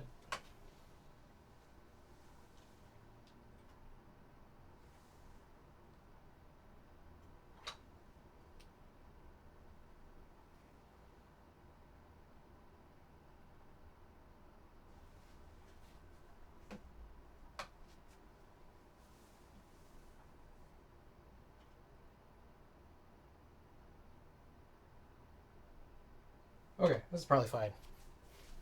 Okie doke. Oh. That's kind of funny looking. You see my carpet now. So 50 would probably be a little bit better. You know what would be helpful is if I had that 2470 that's going to be coming tomorrow. Or I could just lower this manually.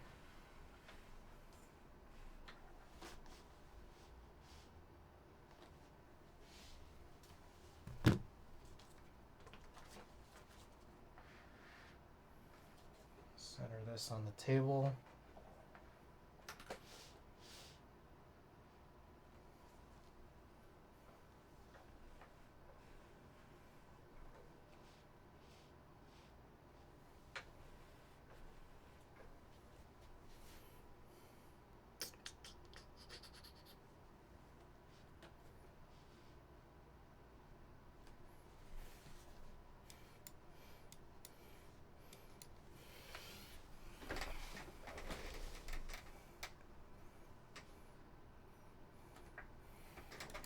All right.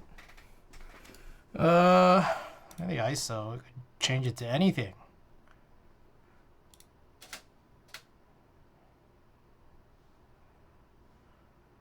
Okay.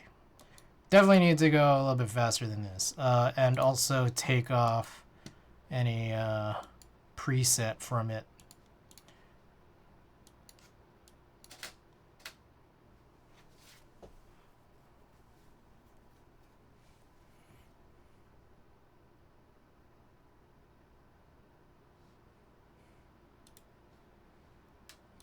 Also, do I have auto? I think autofocus off.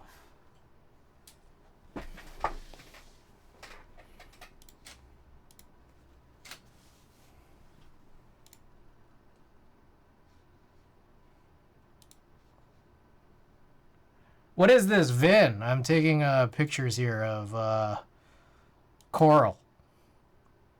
Yeah, no, I'm gonna sell this. Yeah, it's set up right here, off to the side here. I mean, you have two sets because I accidentally ordered standard instead of coral relief. Do you have coral relief?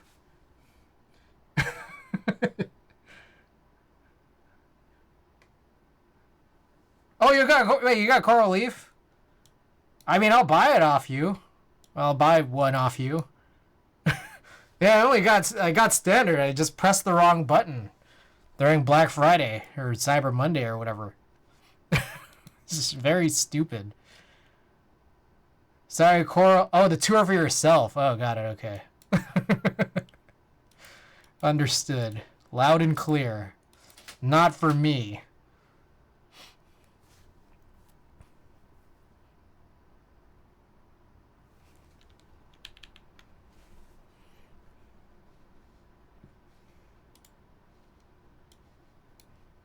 Evening, unless you offer me dumb money for it. I mean, it's still available on Makibo. It's just $175. It's kind of a lot.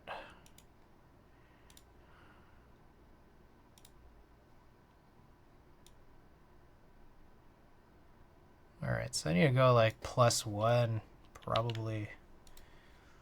So what's a good one? 1.8. I guess I could just double this.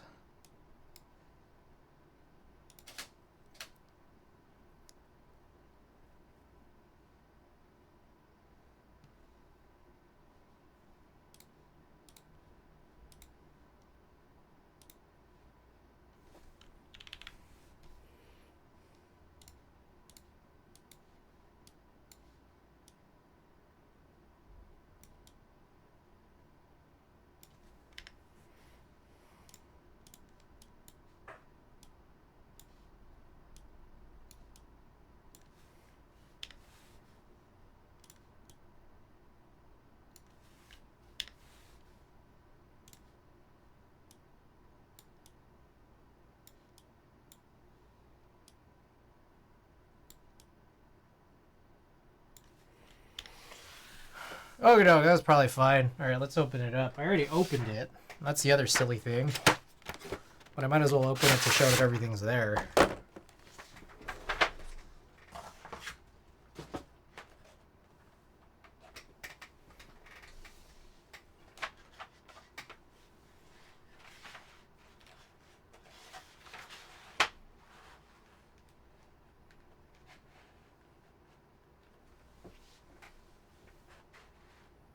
I can't even get all of it in frame. Hold up.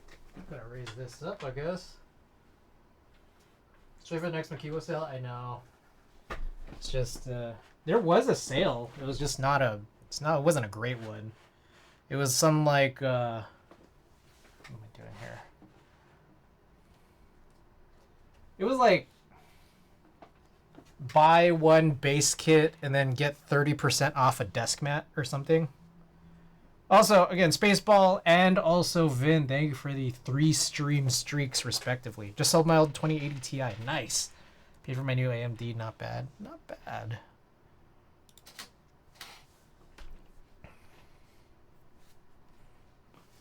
Oh, shit. I forgot to focus.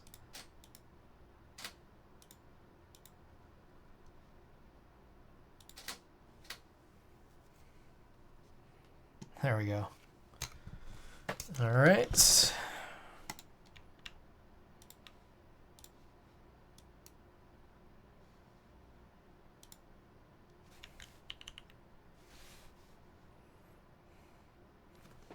Feel like something about this is a little silly, like should be more like that because there's nothing even in this corner anyways.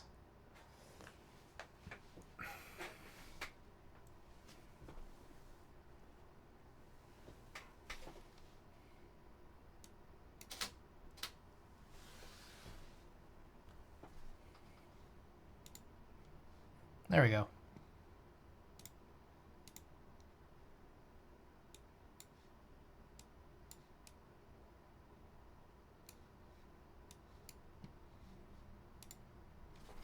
0. Yeah, that's fine. I don't care about all the bullshit in the back. Whatever. I'm selling this anyways. Tap now that 10 million is a lofty goal. 380. Alright, so that's one thing I needed to take a picture of. You know what the other thing I needed to take a picture of was, well, I'll show you. Ah, shit. This one's flipped over. Why was that flipped over?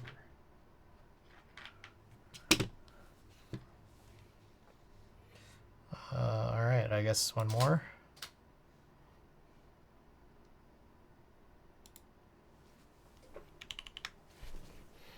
Alright, that's fine. Okay. So anyways, if anyone's interested in buying coral, standard base, let me know. It's available.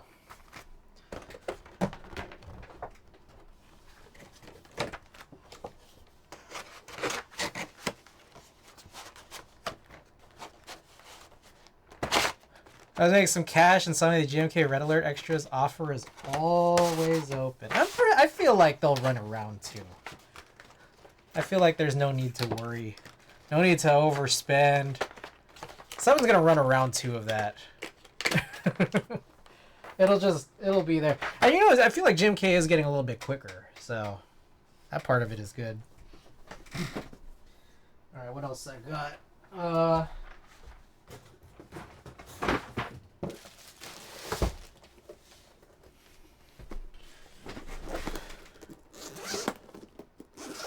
Alright, so I also have this. I'm trying to, oh, hey, interesting.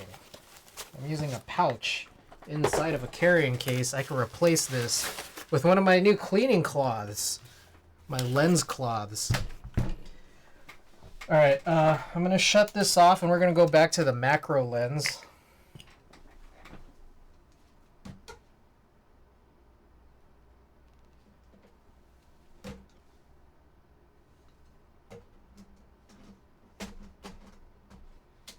I could light this up better. Do I care to? Not really. But it might possibly or potentially be critical for the next series of shots. We'll see.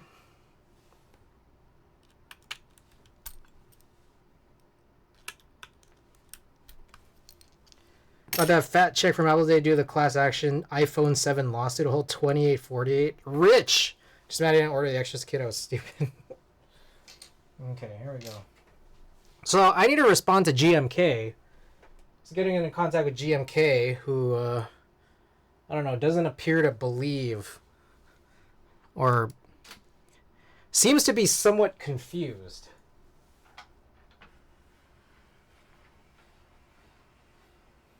about this.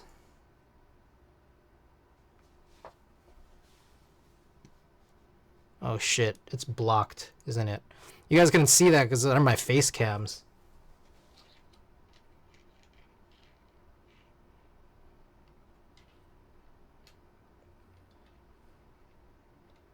He's going to be under the impression that this is different than what I was sending them, so... what I want to do here is just like kind of try to elevate one of these keycaps to just kind of show how not raised it is. And maybe also I should bring out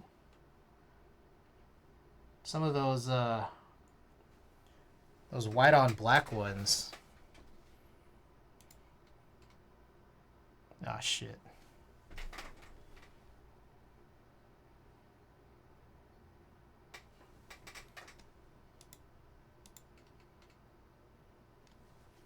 Maybe we could bring this in even a little closer.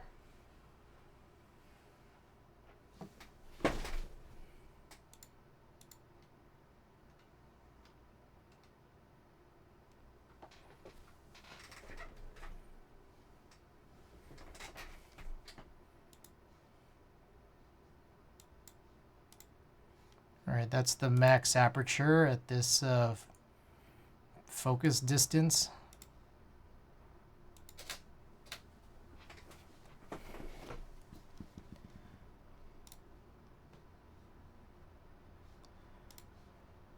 I still want to get this brighter.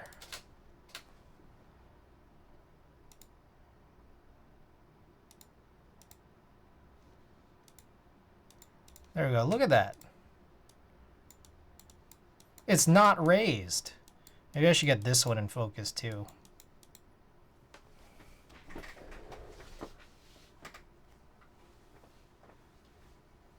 Or I could...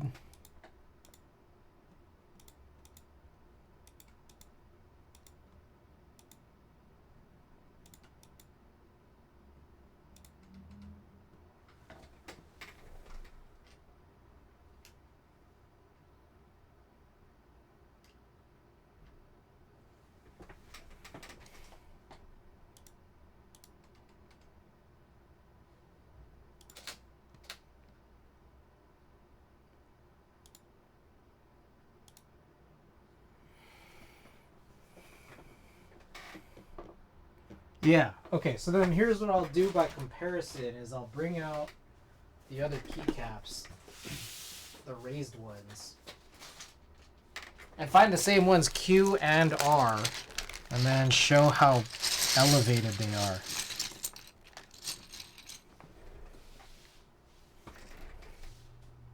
You know, one of those color correcting palette things? The color doesn't matter. The raising is what matters the most.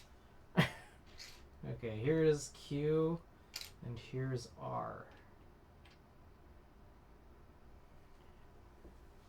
I don't. I've been like meaning to get one. All right, that K. I don't think the K really shows it off super well here. Fat specular highlight.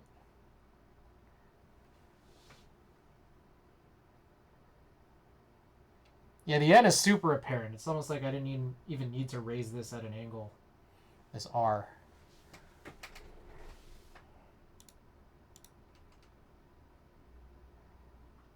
Damn. 1 second here.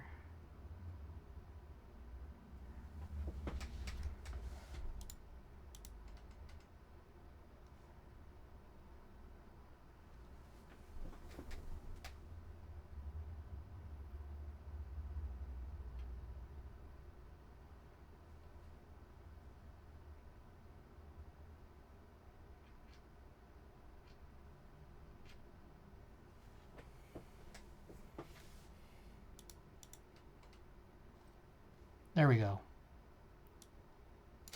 Now, I guess what's kind of goofy here is... Let's do previous.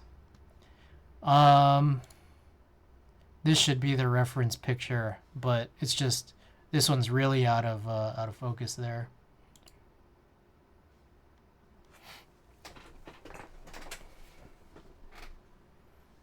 There's a piece of dust on that.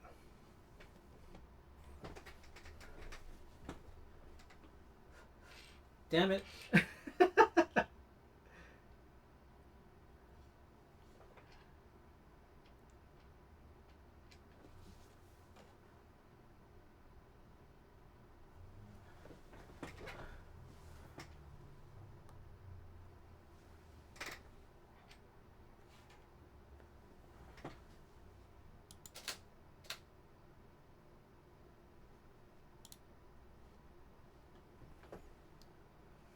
I thought the point of the grid was you could place them in the same spot as the other keycaps. It's just a little funny just because I'm trying to get this one elevated, and I'm not doing this very I'm not being very particular.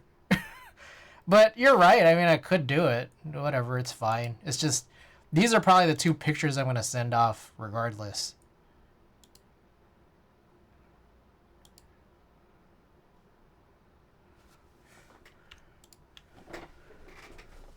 What you're doing with is, I contacted GMK and asked if there was a difference between pad printing and UV printing, or what the difference was.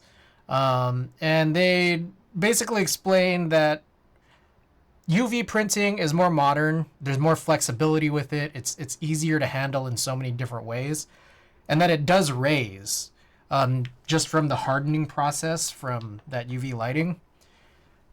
And they said that they only offer UV printing. And I said, hey, what about this key set from about 10 years ago? And I sent them some pictures that are just online of it. And I think they just got confused by the pictures. So I'm sending them now these pictures. So, yeah. Red subs might be more raised because there could be an underlayer of white. That's true. They did mention that. They did mention the idea of an underlayer. I could show that picture again of what they had sent me back. And that's also probably maybe the difference when it comes to like how like severe it is on something like Hootie. But even like because I have Key is pretty gnarly, so I can go grab whatever Key is on. I don't remember what it's on, but I could go grab that too, just as a reference point. But let me get this picture first. Or the screenshot here. Copy.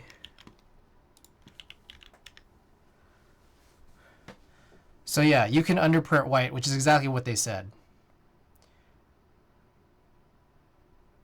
They're both red subs though. You don't use a spreadsheet to keep track where you place your gift. I do. But I don't know it off the top of my head, so I mean I'll look at it now. GMK key. What the hell? Where is it? Oh shit. GMK key. It's my walnut 2-in-1. The funny part about that is I'm not sure if it's mounted on that or not. CYL key.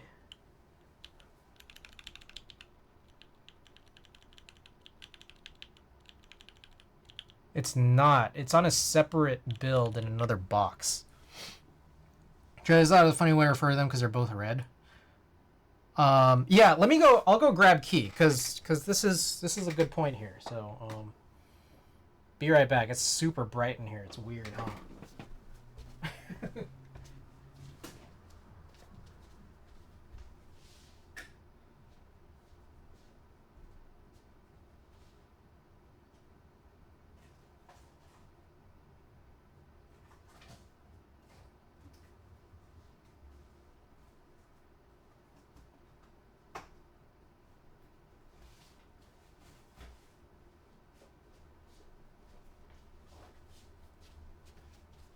Okay, I think this is it. I should have opened it while I was over there. It's like when you paint a wall white or any other lighter color.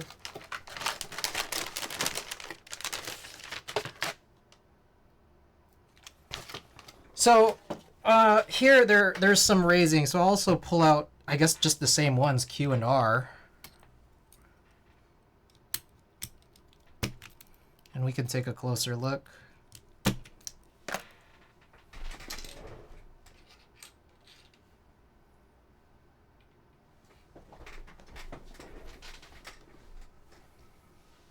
Oh god, there's so much shit on my desk now.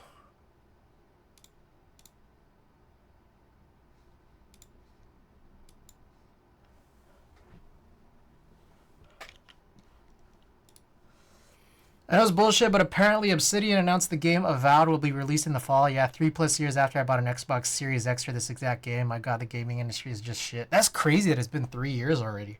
I remember when it just came out. That's wild.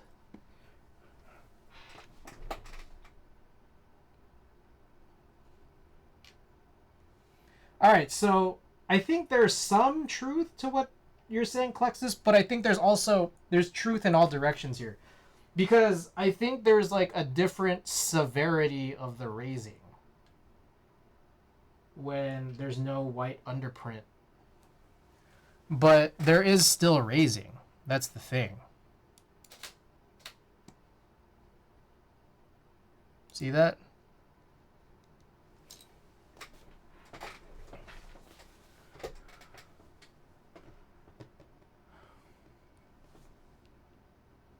And this was enough for me to not like it already. Yeah, and you could feel it.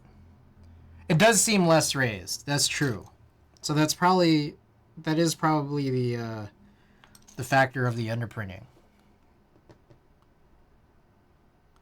I mean, there's also a chance that this has a white underprint as well. Because like the base color of this is not white. Like the base color of this is not white, and there probably was some sense of wanting to color match to a specific green that Switch Mod, Mr. Switch Mod, Krellbit wanted. But it does appear to be like less severe. I wonder if there's, I don't know if there's anything here that would show it a little bit better. I mean, there's, because like these sub-legends on this key set, like the numbers have like two sets of like legends. Like there's a sub-legend and there's like a super legend. Quick aside, do you know how many GMK sets you have? I can look it up. Custom 3, welcome. Good morning.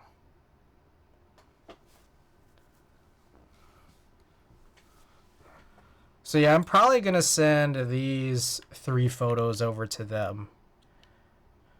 And just say like, well, fuck. I don't know. I don't know what I want to send to them, just considering that I don't know if there's just like a possible language barrier issue, so I don't want to confuse them.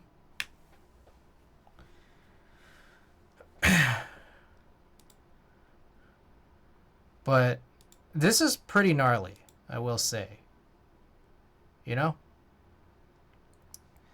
If you want to know how many GNK sets I have, are you asking on hand or including what I have in group buy?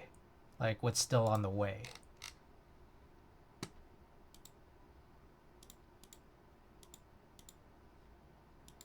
Because I could find that out. Either number. Sure, include group buys? Okay.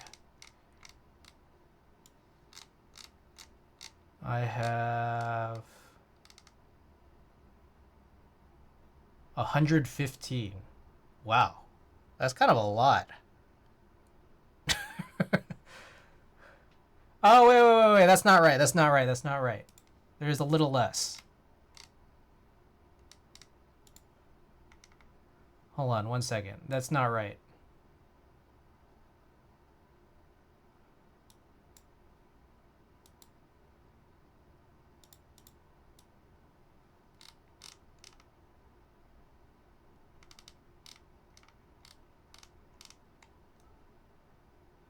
$112.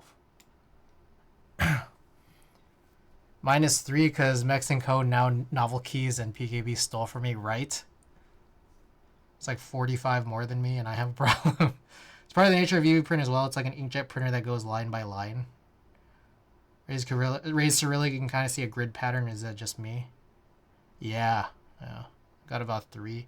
Oh, Kajita, you're here! Wait, so Kajita, so we're doing some photo work right now, and we're pretty much wrapping here. But Original Stance, to answer your question, Original Stance, you said, what's the set with the white and green subs? This is GMK Key.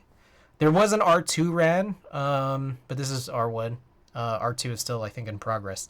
But anyways, Kajata, so we're taking pictures of like macro shots of some keycaps just to show the raising of UV printing. And we're just about done. No, you're not in trouble. But what we're going to do next actually is a little bit more photo work that I think you had suggested in the past, which was you had suggested in the past this idea of trying to create plate files off of a flatbed scanner. Now, the problem is I used to have a flatbed scanner. I no longer have a flatbed scanner. So I was thinking of just taking a picture of one. What camera and macro lens is this? This is a D750, a Nikon D750, and the macro lens is a 105. Let me see what it's called. AFS Micro Nikkor 105 millimeter f2.8 lens, but the f2.8 is the widest it goes. If the more you kind of get in there, the smaller the max aperture is. So. I mean, we could, if you want, we could really get in there. Anthixius, welcome. Using scans works since you could scale off the switch cutouts. That's what I was thinking. The only problem is that like the flatbed would probably work the best because I think I would need to be pretty damn precise with the leveling of my camera. So that's the part that I'm worried about. But I could still try to like maybe scale slash warp the plate. So like the actual plate photo that I'd be taking, but it's still just like a little bit funny.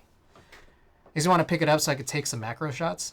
Yeah, I mean DSLRs in general, they're just kind of getting cheaper, and I mean just by the day these older f mount lenses also probably are as well. So, Piggy 60 that he released. Oh, you traced a Piggy 60 scan before the plate came out, like the plate file dropped. And once by tracing the plate on a whiteboard and taking a pic before. Wow. Scanner at FedEx. Oh, yeah, I guess I could just go to FedEx, but we've already gone this far. But anyways, before we do that, I guess what I'll do is see how close we can get before the scaling becomes an issue. So I think around here is where things become like I'll get as close as possible to this. 1 second. I'll do the Q. The Q is probably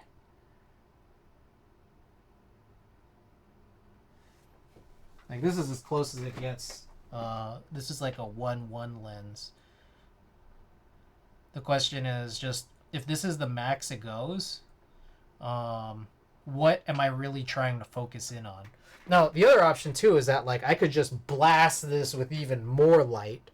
I could just keep blasting it with light so that it's like I don't have to be at its widest aperture, but it looks like the widest is 4.2 that it goes when you're trying to go 1-1. So shit. Ah, shit. I think the live view died. Let's try again. And then also, I guess I should turn off the autofocus on this.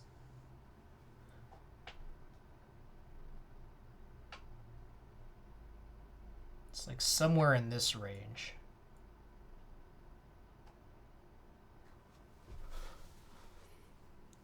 I think GMK phased out pad printing by 2018. Okay, wait, where is that? Where did that information come from? Because that's new information, and I appreciate it. It's just I was just trying to figure it out by asking them, but I had never heard that before. Yeah, this is the most macro you can get here at this stage. I feel like I gotta bump the ISO up though just to get a good amount of brightness here.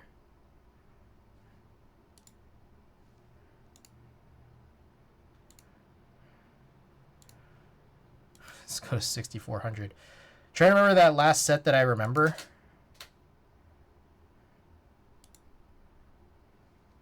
There we go. So you can kind of see, and I mean, like, it just depends on what you're trying to get in focus here as wide as this goes. Oh, damn. That would be a fucking super lit set to have. Round 1. Pad printed. That's probably super hard to find. So when did you know that like it got phased out? Like was the next set that was done with a third color sublegend just raised? Like is that just the reality?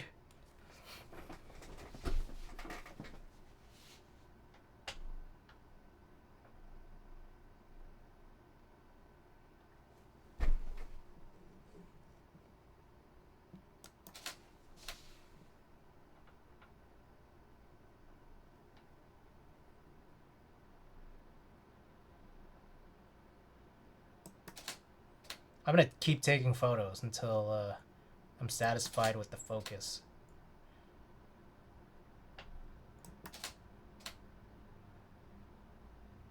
Yeah.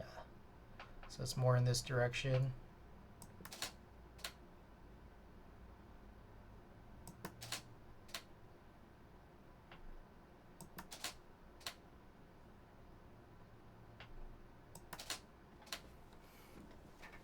I also have the raised GMK white on black red Cyrillic.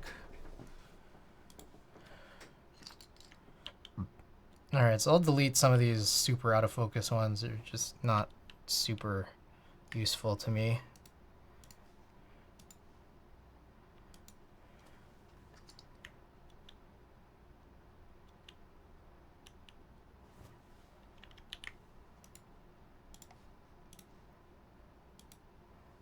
It's probably this one.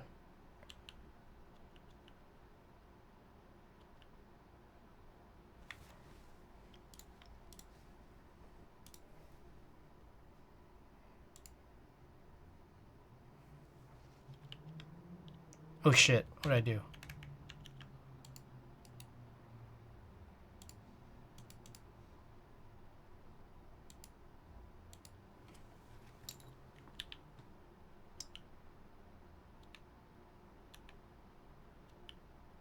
Alright, I think this one's the best. 241. So I'll delete these other ones, just so I don't get confused. You pay for Lightroom? I do. Oh, Zaina, welcome. Good afternoon. Trying to backtrack sets with colored subs, but the Z for insert page is long gone. There's that other resource I have. For those who weren't here earlier, I was talking a little bit about typesetting and type design, and so I was showing this resource I have of a paper I wrote in 2011. But anyways, there's this key set archive from Matrix ZJ at matrixzj.github.io, and this guy seems to have a pretty good grasp on all of this. So I'm not sure if you're saying that Grizian, or however, God damn it, however you pronounce that, was the last one. I don't know if it was here. Wait, did I show this to you, or is that someone else? I don't know. I think I just remember finding this on Google or Geekhack or something. You haven't activated Windows? I have not. It's expensive. It's 10 million points. That's the last one I remember, but it might not be the actual last one. I see. Okay, well, I'm done with this, so let's move on.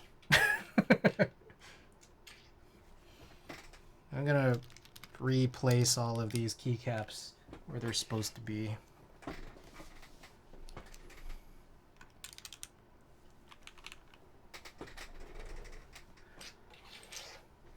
All right, now one thing I kind of messed up on was not only did I get rid of my flatbed scanner, but just this past winter, so I gave my flatbed scanner to my boy Alex, Gaia Fieri.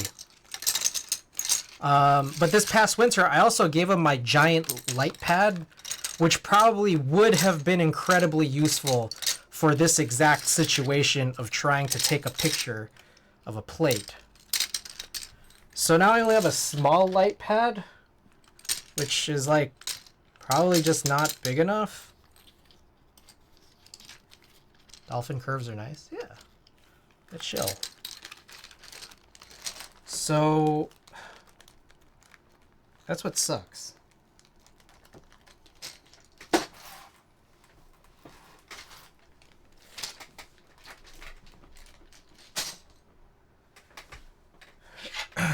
All right. So okay, let me clean up here. There's a lot going on. There's too much shit on my desk.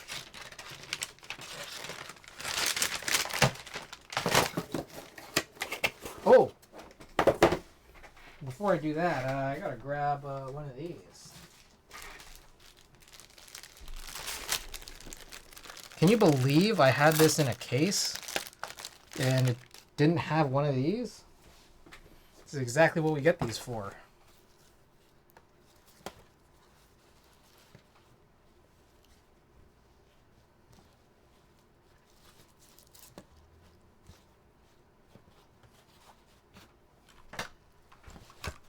Perfect. Look at that. Most all the cases I buy come with the cloth already. Canon keys, I like Canon keys cases, but they don't come with it. And even if they did, I don't like Canon keys' cloths. They're too, like, thick.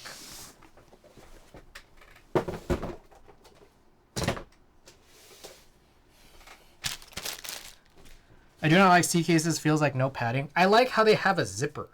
They have a zipper inner pocket. Yeah, that's pretty much it.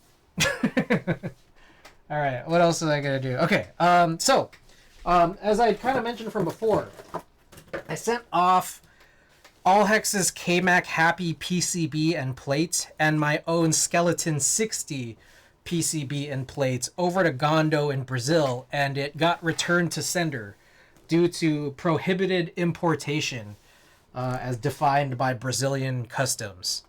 So it's kind of weird. I don't know how to do this or just how to approach what's next. It's not cheap shipping over to Brazil, and there's no guarantee that it won't work or that it will work this second time. So there's a part of me wondering, like, should I still keep trying? Oh shit. I just cut up some stickers. Alright, well, I guess we'll be giving away some scuffed stickers. I didn't realize it got stuck to the tape there. Some of them are still good, though.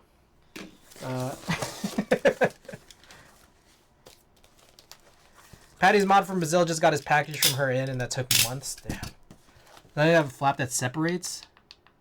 I don't know. For me, it's just I need that zipper pocket. So anyways, yeah, I sent this over and it got sent back, and so like I get this feeling, and you guys tell me. There's a bunch of you in here, and I don't know if Gondo's in here. I kind of get this feeling that Gondo wants to be a part of this project, or maybe I don't know. Maybe he's just doing it out of goodwill. I don't know. But it just like it seems like it would be easier if I like went with someone else, where like Brazilian customs isn't going to be a problem. So I don't know what to do. All Hex already has found someone stateside that can do the PCBs, but apparently not the plates. So anyways, here's a KMAC Happy plate. As far as I understand, this should be able to take, or this should be regular spacing, because I was able to pop in switches through a DZ60 through this plate on both ends of the plate. So I'm hoping that this would just work out fine. Either way, I'm going to take a picture of it. But then there's also this Skeleton 60 plate as well, so I'm going to do this also. What do we got here? Let's look at this link that Vin has sent. What a horrible case. What a horrible case.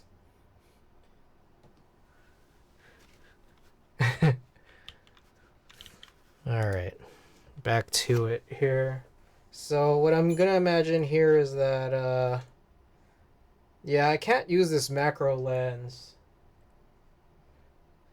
It just ends up just barely not fitting at the max height that this goes to. I think I could maybe get it a little higher.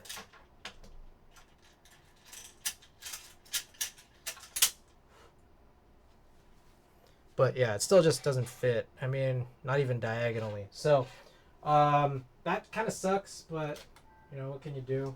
I'm gonna switch to the 85. I want it to be a long enough lens where it's gonna appear to have just like less distortion. Because the wider the lens, the more distortion we're gonna get.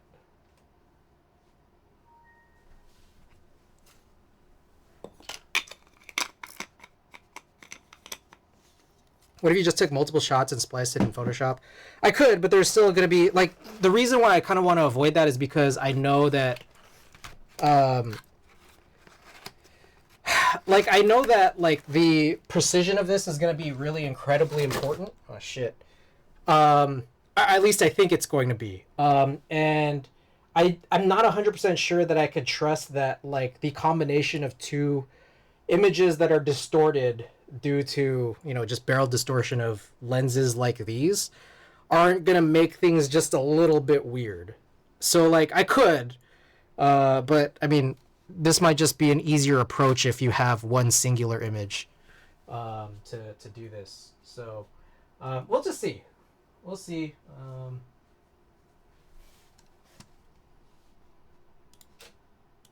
Like I know that this is just by its nature, this is going to be distorted already, but you know, I think it'll just be more. It'll be easier to control. Is what I think. Let's do it this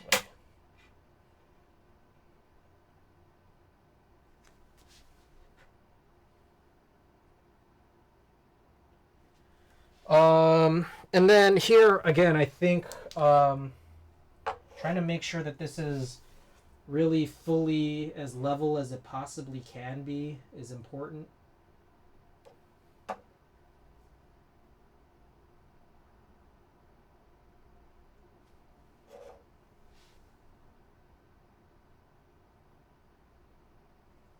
.11. Now this is like different than the number we had from before, which is kind of weird.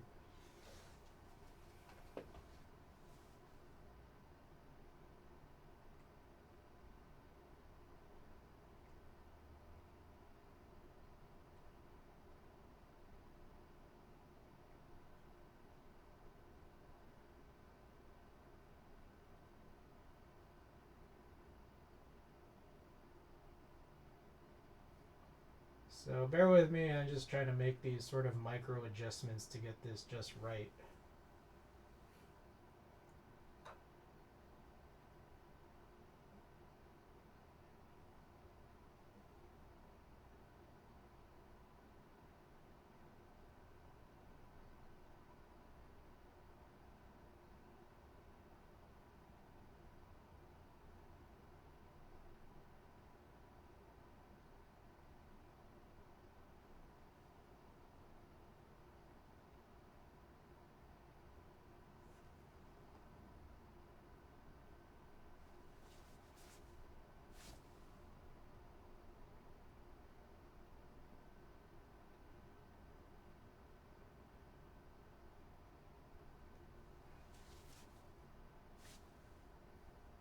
You know what would help is probably if I had a tilt shift lens.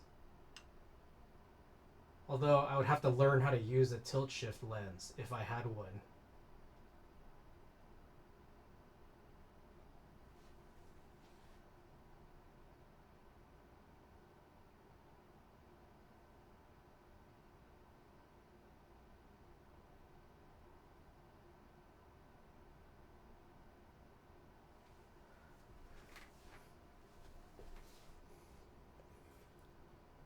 See you tomorrow. Hey, Angel. Are we just gonna meet at Bill Graham? Is Coward also going to? I don't know if you like need a place to stay, but I'll offer it. It's just the problem is like how safe is it to park overnight, over a day? And how much room I have and how comfortable it'll be. You're welcome to stay though, just letting you know.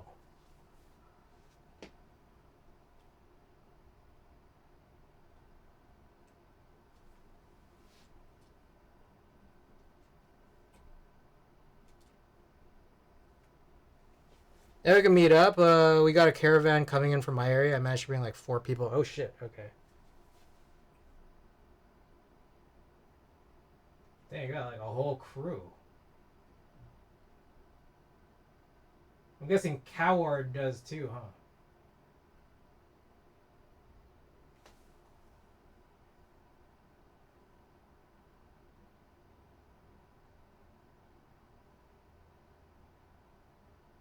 Sorry, I'm trying to make very sure that this is as close as possible.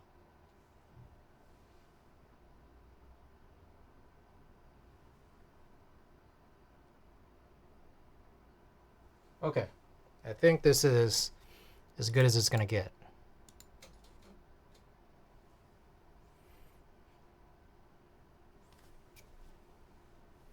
I've been inviting everything. You know how I got you by the ticket? I did that with like 3 other people. Oh, okay, so I'm not so special apparently. Okay, I see how it is.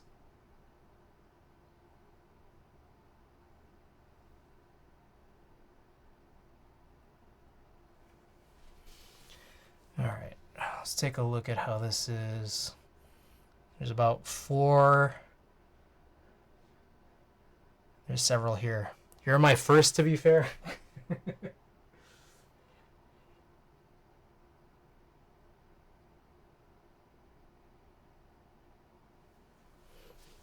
Oh shit, I'm going the wrong direction.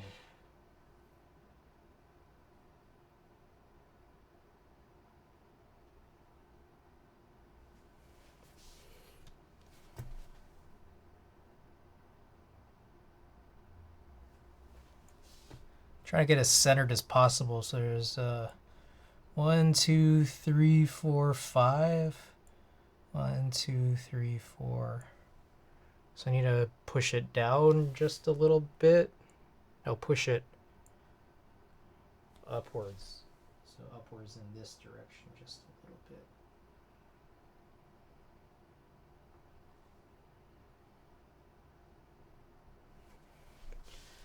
All right, how's this?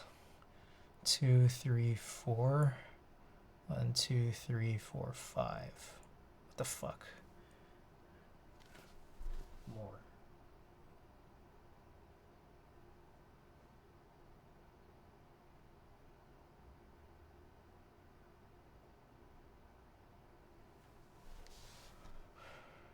Two, 3, 4, 5. 2, 3, 4, 5. Okay, this is probably good. All right, let's do this.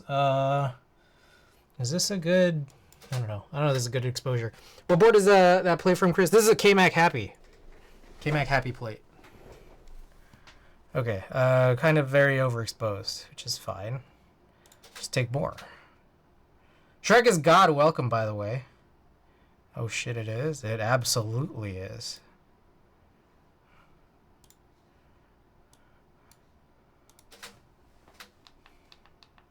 Yeah, we're trying to make a plate file. You know if there's a KMac Happy plate file out there anywhere? So I'm thinking we might just make one. Oh, it's a little crooked.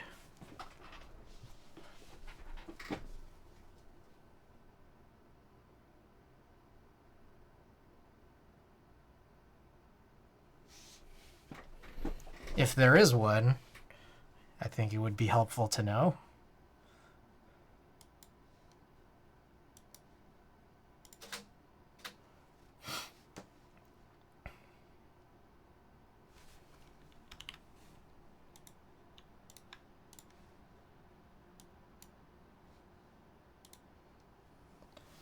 What is a normal way to make a plate file? Have the original plate file.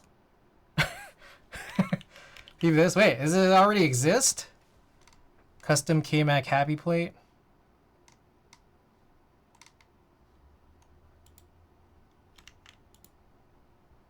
Okay, someone has PCB pictures. So there's no actual file that I could see so far. So only just JPEGs from that KBD Mania post. Whoa. Who makes that original play file? I mean, how do they make?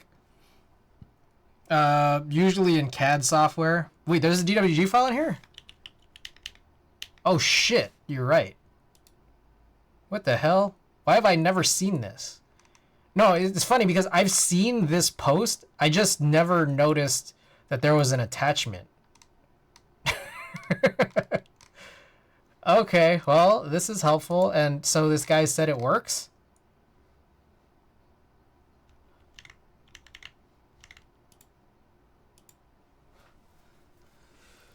All right, well, I guess I also have this picture of it, which I suppose is a little bit helpful. But you know what I want to do? While we're here,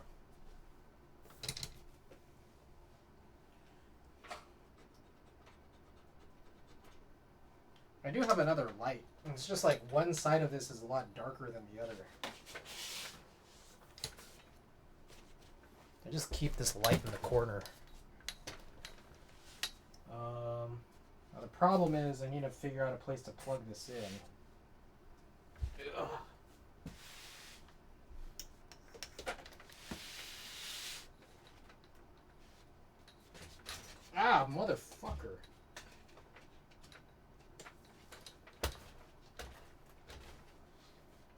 Yeah, this is like kind of more trouble than it's. Oh shit, there's an outlet right there. It's just, I don't think I can get the angle. Oh shit, maybe I can. Ah, it's really hard. I'm gonna get it in there and not be able to get it out. There we go.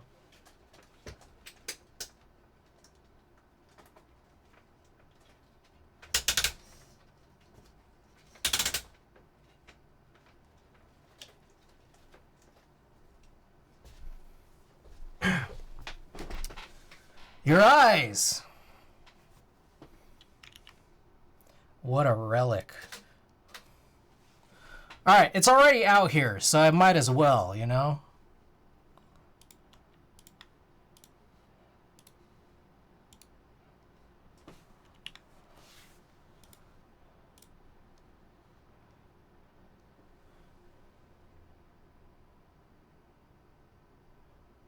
Alright, this picture looks fantastic. Oh, good job, Chris. Because you couldn't have just found that DWG in advance. Alright, we have one more plate. Where'd I put it? Hey, what the hell?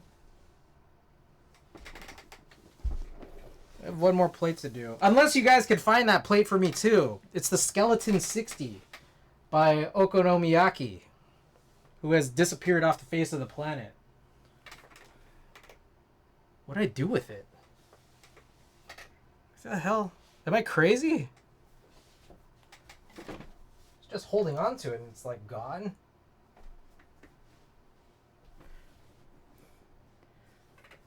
Works with GH60/H60 footprint PCBs, right? No, it doesn't. So that was the big thing, is that I was trying to send both the plate and PCB off to Gondo in Brazil, but Brazil Customs denied it.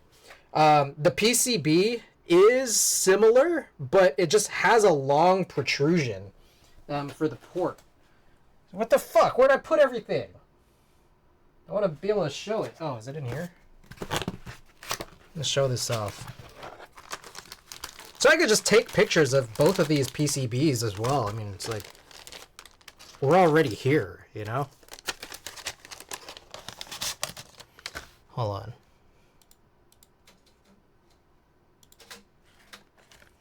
Let's see if this focused any better. Or is it the exact same picture?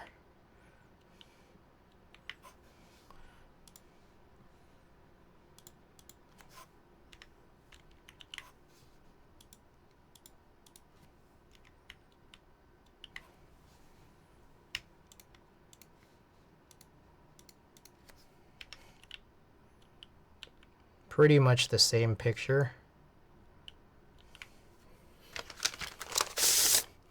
Alright, I'm gonna do the skeleton plate first.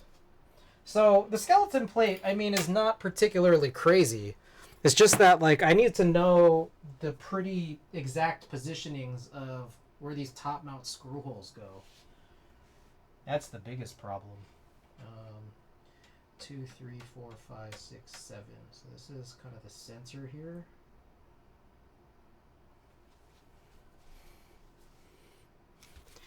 Is the switch spacing wonky like on OTDs too? So yeah, that was a concern, and I think the answer is no, because you can punch in switches all throughout through this plate onto like a DZ60 or GH60 or H60 or whatever. At least as far as I knew or could understand. That's what it seemed like.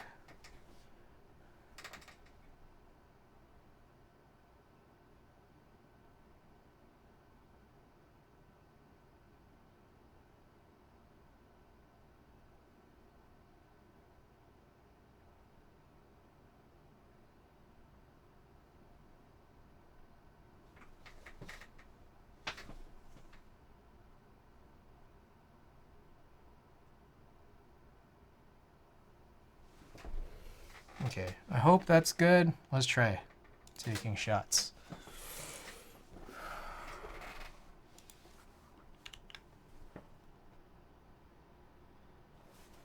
I think I could level it a little bit better.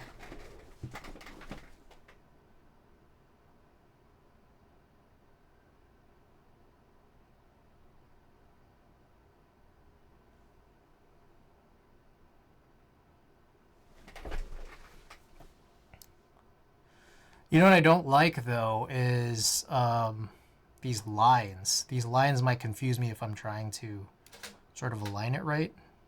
But you know what's cool is that if I am able to get this, I can get rid of all this stupid ass, like all these extra, like all the extra spacing. It's like, what's the point? You know?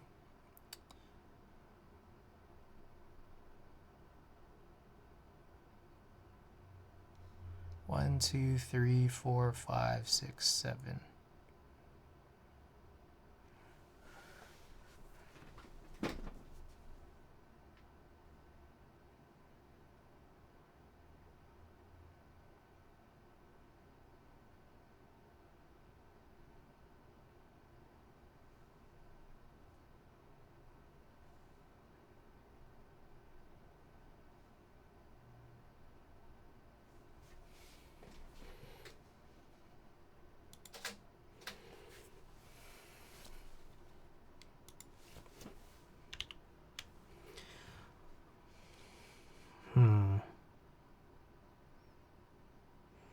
I think this is probably fine. Like, I'll know to not do this. So.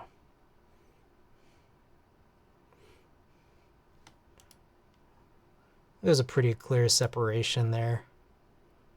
Alright. I think this is fine. Okay, I'll take pictures of the PCB just so you guys can see. And you know, maybe, honestly, like, maybe this could potentially be all that either Gondo or any other PCB designer really needs, right? Like, I don't know. What if? God, I keep forgetting which fucking...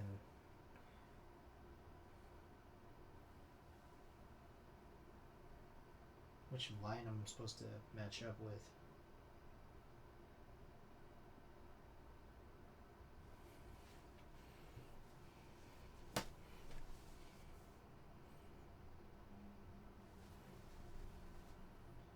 Okay. Escape 1, 2, 3, 4, 5, 6, 7.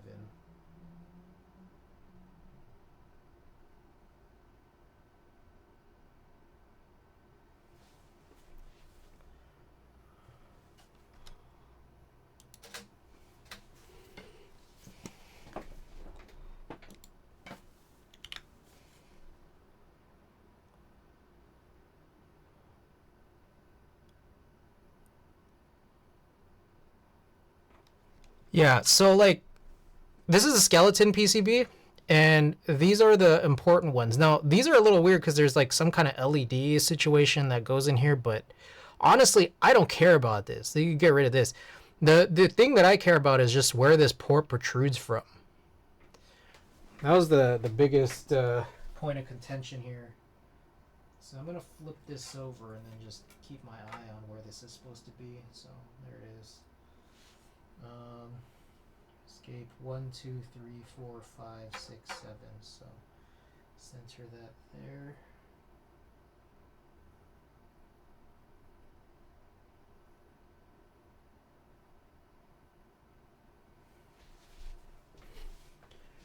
Are you doing any lens correction or keystoning in Lightroom? What is keystoning?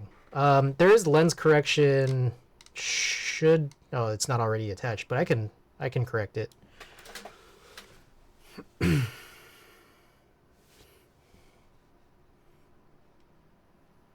At least I hope. I hope there's a profile for this lens.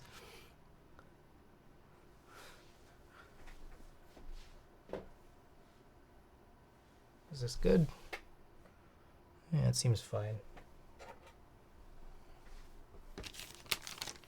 Okay, so that's the skeleton PCB. And then here is the KMac Happy PCB.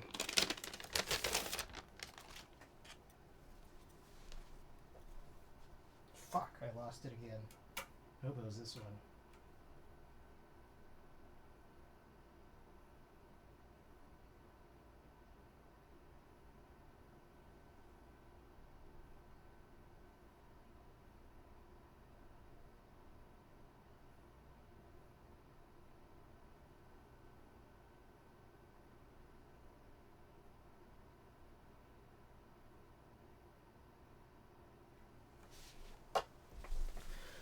Lightroom has another name for keystones when you draw 2 or 4 lines until the program to correct the pick to make them parallel. Ooh.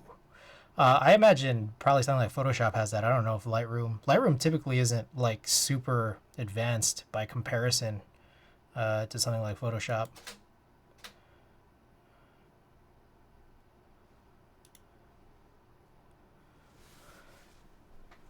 I mostly use Capture One. Yeah, Capture. So that's the funny thing here is that like, most of my Lightroom usage is typically for photo film scans, which there's very little proper support for doing, film scans in an organized way in Capture One. So that's kind of why I don't use it. But I just always heard that Capture One is probably better for shit like this exact thing I'm doing right now, which is tethering and then like shooting things that are not film scans. Now the port is protruded. Yes, isn't that crazy?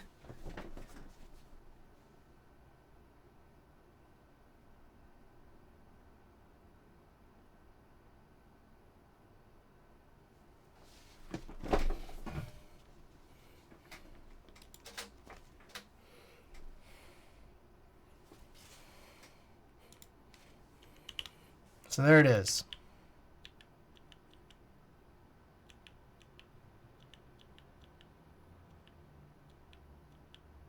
I didn't put the fucking plates in the right spots. That would have been cool.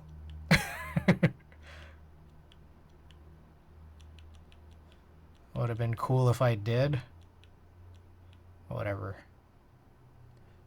Guided upright perspective correction. All right, I can take a look at that. Okay, I think that's it, right? Did I need to do anything else? I don't think so.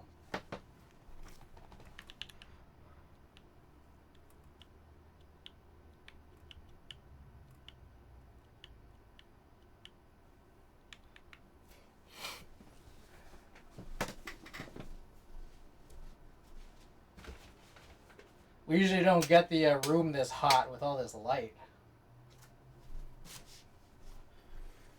All right.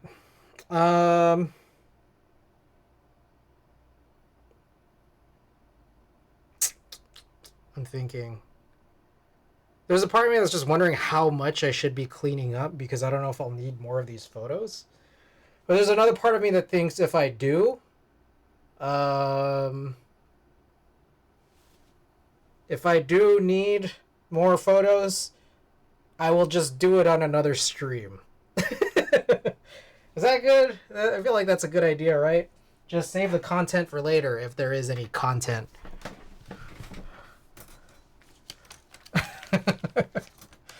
Yeah, good idea, Chris. He has the JSON for the play file on Discord if you want it. Wait, which... who has what plate file? The KMac Happy and who? Or are we talking about the skeleton?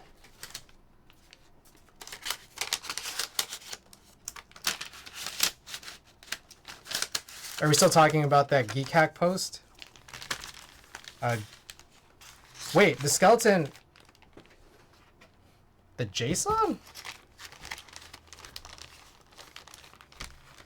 Like, that's just for, like, the layout, right? That's not for the actual, like, plate file design. Is it? Send the link. Or, point me to it. I don't think that I'd found it from before. I remember trying to look real hard for it.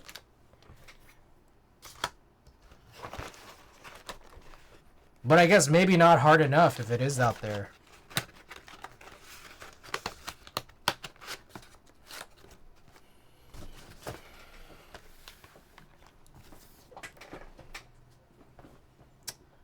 Oh my goodness. Hammer Brother with the big old raid. Alright, I gotta turn these lights off. It's too fucking hot. This is why I like streaming in the dark. It doesn't get as hot.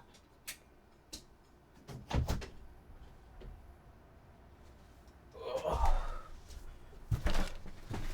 I got my eye on you. Gargle Peanut Butter, Jason709, welcome. Hi, brother, what were you up to? Something cool, I trust?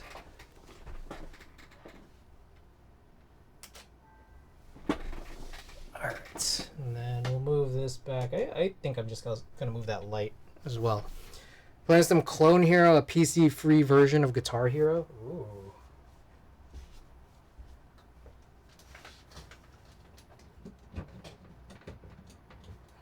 Alright, let's take a look at it.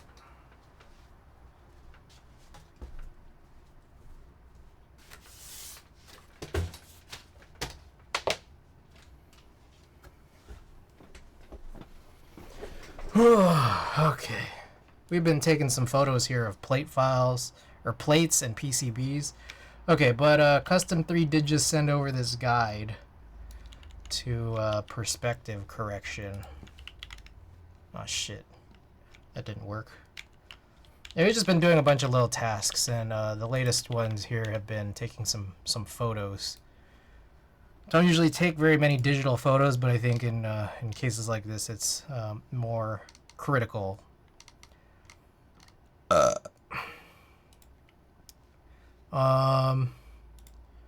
I just wonder here. Oh, hey. Oh, there is one. Oh, yeah, there's a whole profile for this. Okay, so I'm gonna bookmark some of these shots here.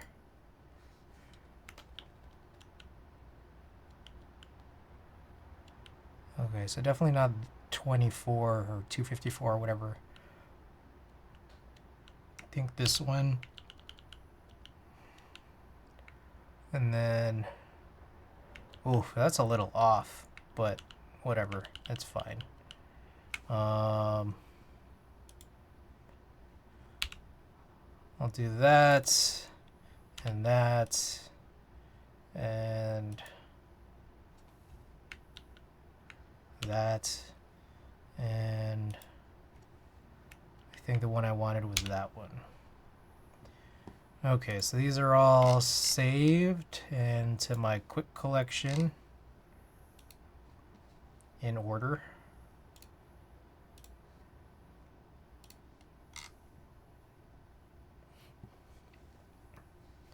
All right, and then what I wanted to do here was just do some lens corrections. I like the high resolution pic of the GMK tray. Hell yeah. I'm glad you do. I'm glad you like it. In fact, no, I'm glad you love it. Lens correction. Here we go. Sync that up. Then we could also correct these as well. Not that these are necessary. Okay. All Hex, welcome. All Hex. So apparently there's already a KMac Happy plate file out there that was made by some guy. How accurate it is, I don't know, but I think the guy got it to work. But I still decided to take some pictures of them anyways. And then I started getting to wondering here, like, do you think pictures are just, like, do you think pictures are enough to just send to either Gondo or the other guy? Because I think, like, that's probably just, I don't know, probably fine. I don't know.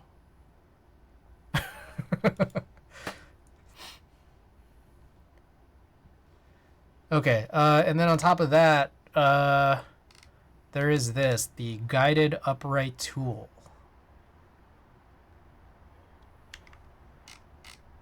Transform panel? Where's the transform panel? Here it is. Guided. At the very least, I could ask Trife if it's related to VCB. One's not able to make plates at the moment. Yeah, that's why I took pictures of the plates, because I feel like I could just make them myself. If I just, I wonder how many people would actually join a KMac Happy PCB group by. I mean, I don't think it matters that much, because, like, MOQs for like, PCBs typically are just, like, 5. And I don't mind paying that max price at 5. Because they're also typically not going to be that much, I don't think. What I do know is that I would personally like 2 extra skeleton PCBs, and I think Kill Combat would also like 2 extra skeleton PCBs. So that just leaves 1 extra skeleton PCB. But for KMac Happy's, like, yeah, like, I gotta imagine 5 is probably like fine, and again, I'm willing to cover that. But there's gotta be like 5 other people who would probably jump in. You know? I got in on the KMac LE, the KMac LE, like the TKL PCB that Mech Lovin did. And I got 2 of them, so. I hecking love Otis. Engineering traces batchist. Alright, okay, what is this guided thing? Okay, how do we work this? Once you've drawn at least 2 guides, the photo transforms interactively. Ah, okay.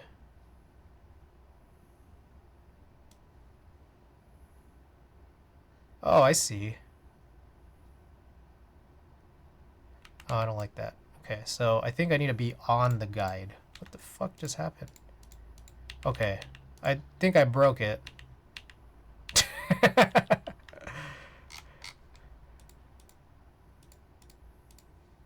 I broke the tool. Haven't done anything with my skeleton. Hey, Kill Combat, welcome. And yeah, we're trying to figure this out, man. I haven't forgotten about you. I know how much we need this. We need this.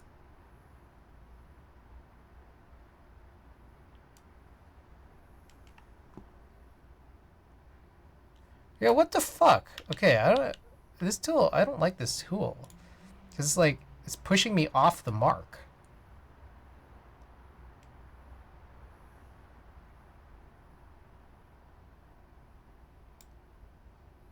Okay, wait. I see. I'm supposed to look at the little window.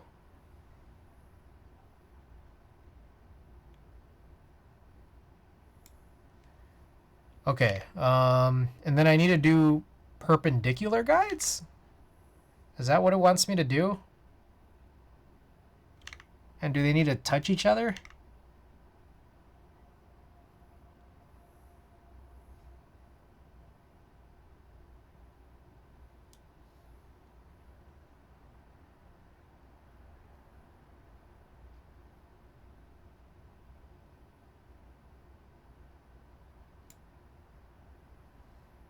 Was that it? Do I need more guides?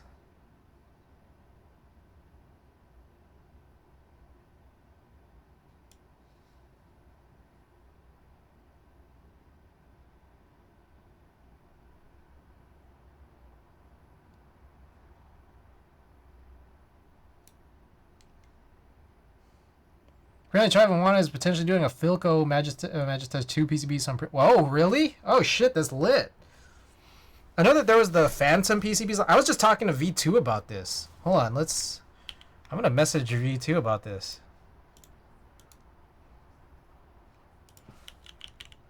Shrek is God is telling me on Twitch chat that Trife and Juan are working on an MJ2 PCB.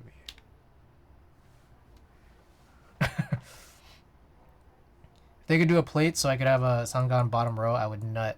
Like, it exists. I mean, that's what my Litster is using. It's Litster is using a 7U bottom row and also a Phantom PCB. But the problem is that there's no PCB stabilizer cutouts.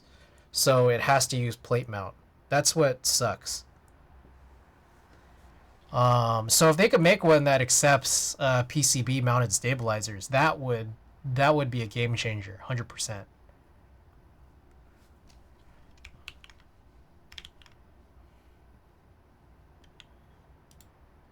Can I get rid of this guide? I'm gonna get rid of that guide.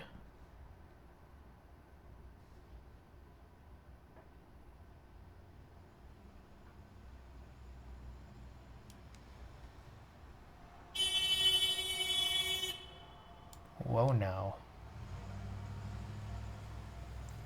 Literal endgame. Plastic is better than metal. Oh. Trying to ruffle some feathers there, aren't you?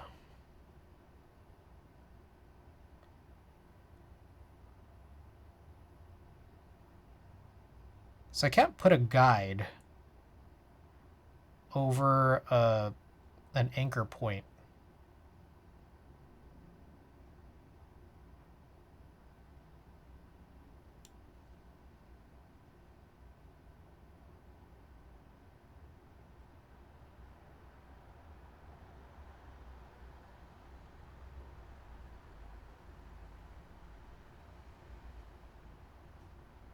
My God, I'm trying to be so exact, and it's like,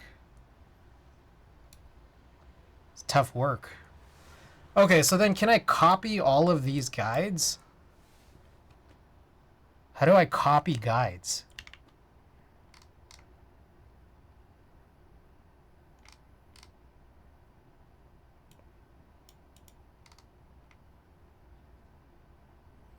That isn't better than a $400 rice stout Philco. PC boards. I was just talking about this. It's like, I don't know. I think they're good for tactiles and clickies, but at the end of the day, I like metal. And so that's why I don't like machined PC, because it's just like, it's just plastic.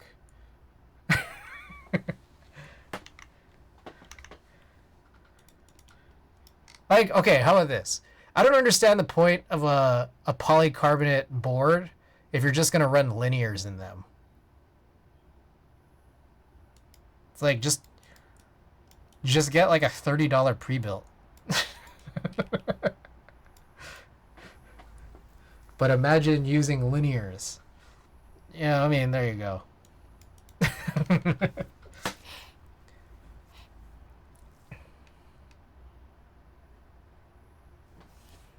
Oh. Okay, so I think I can sync like this. Transform.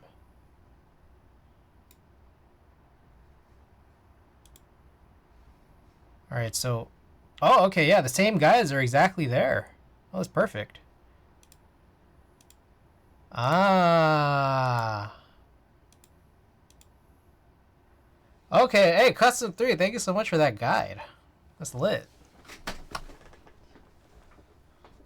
Irrelevant. INTTL1 PC is just that, but it looks gorgeous. PC in its best form. You better be running clickies in there. Alright, this one I don't care about, these shots here. They don't need to be straight. For anyone who's just tuning in, we were doing some macro shots earlier. Here's the raising versus the non-raising on an older pad printed set.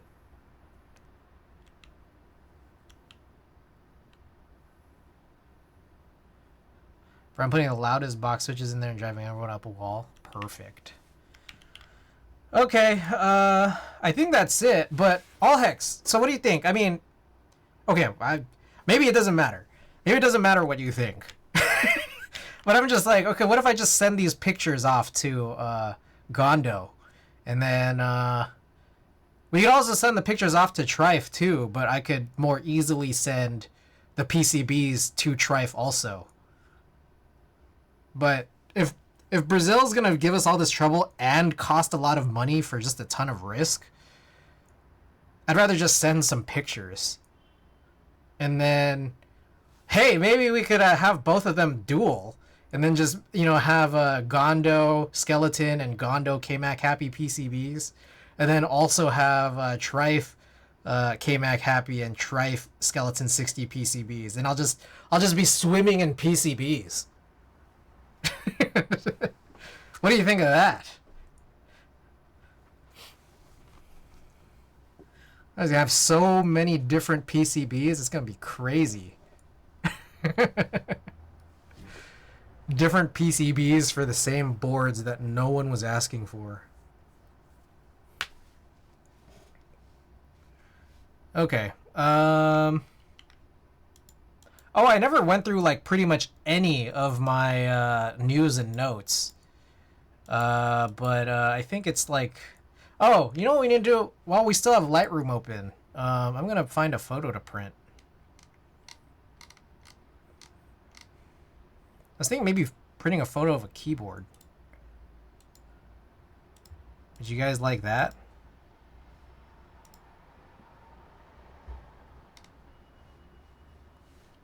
I did print one the other day, but it was just a real rough test shot. I already technically have a PCB collection, so why not add to it? I'd love to see the maker of Skeleton 60 just show up out of nowhere duking it out.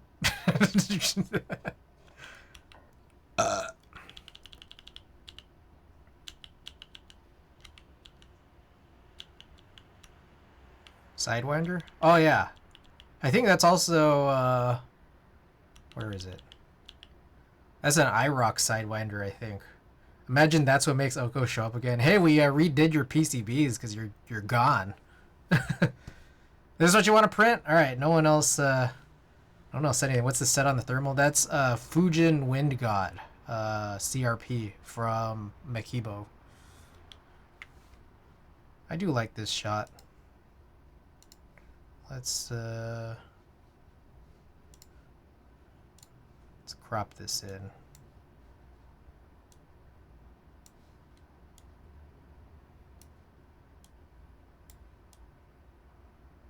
So today I watched a video essay on a guy who was talking about the latest seasons of The Simpsons and how they're actually pretty good. Skeleton 60 is my fave HHKB you have, Chris. Not gonna lie, that's the one, the white one with the brass, right? Yes. I vote BMEC. Oh, we could do BMEC. Fuck, where is it? Where the hell is the photo of the? Oh, here it is.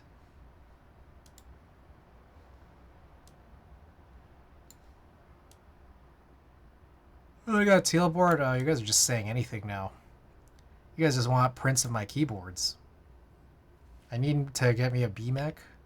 Well, you could just wait for the Hive 60, HB 60.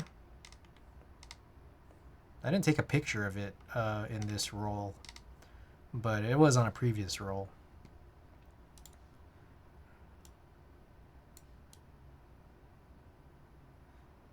The funny thing about like Alice boards with a macro column is like, I don't know what classifies as where the center would be. What's the center of this photo? Is that good enough? I feel like it's still like not quite right. I like curvy BMAC edges with the sharp lines of the tiles of in the background. Baldur comes second, best damn HHKB as I've seen. So I don't know if you guys know what these are. Have I ever explained what these are?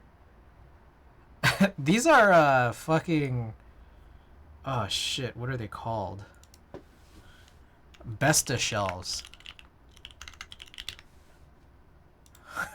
They're these.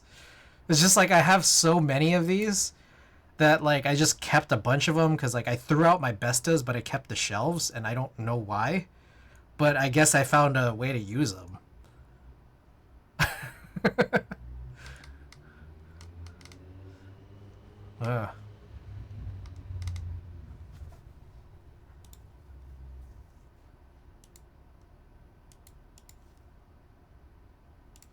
Okay, let's do this. Page setup. Everything is a prop if you want it to be. Alright, borderless. Okay. What was it? Photo papers. Photo paper plus glossy. 4x6. Highest. Okay. Okay. And then I had a user 4x6. So I think this should be good. I found out how to save these templates. It's right here. Okay. Should I try a new paper? I think I might try a new paper. And okay, like again, I don't know what to do here. I feel like these ICC profile, like the use of ICC profiles at least in Lightroom and I think also in Illustrator, even when you're in CMYK and Illustrator, they seem to like not have the pictures look the way I think they look. And somehow managed by printer seems better. Like, as in, like, it kind of almost calibrates, like, how it's rendering colors to how it knows where my monitor is. I don't know. So I might just do this. I mean, I could keep playing around with it, but whatever.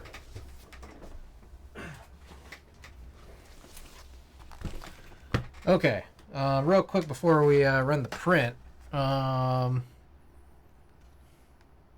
guess I'll try this ink press luster. I think ink press is like kind of a more budget brand of like photo papers. But I was hearing that people like the luster more so than some of their other offerings. So let's take a look. And what I'd also heard is that sometimes there'll be a sticker, like they'll usually come wrapped in paper. InkPress makes it so that the printable side is the one that's facing this cardboard piece. But then the other Ilford one I had, like, it was wrapped in plastic, and then the plastic had a sticker that said this side is the printable side. But it shouldn't matter if there's a really noticeable difference. So let's find out. The matte one was pretty difficult to figure out because both sides seemed pretty close to the same.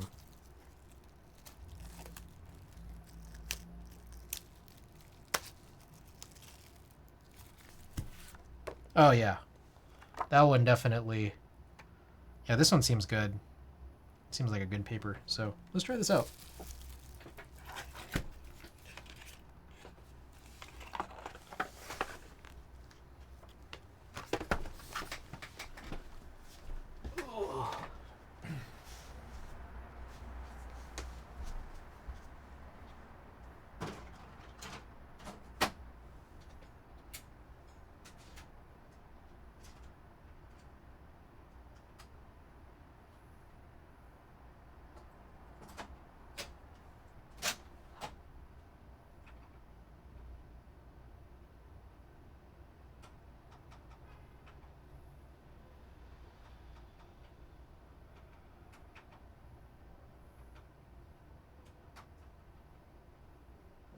Let's choose luster.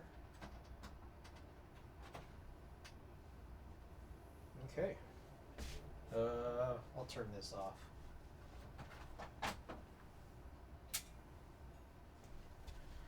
Okie doke.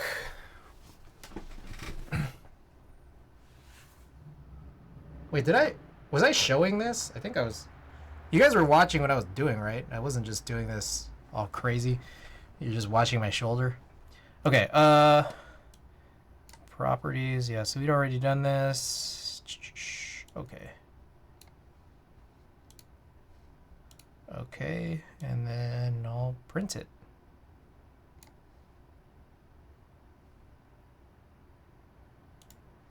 I hope borderless was selected, yes. Okie doke. I've been streaming for about 3 hours. Very cool. So how about this? We're gonna give away these two messed up, Neanderthal stickers. I guess we'll give away the print if it turns out good, and I'll sign it if it turns out good. What else? I did want to do some switch work tonight. And this one actually should be hopefully a little bit easy. This one will be. I'm going to do some spring swaps on some clicky switches.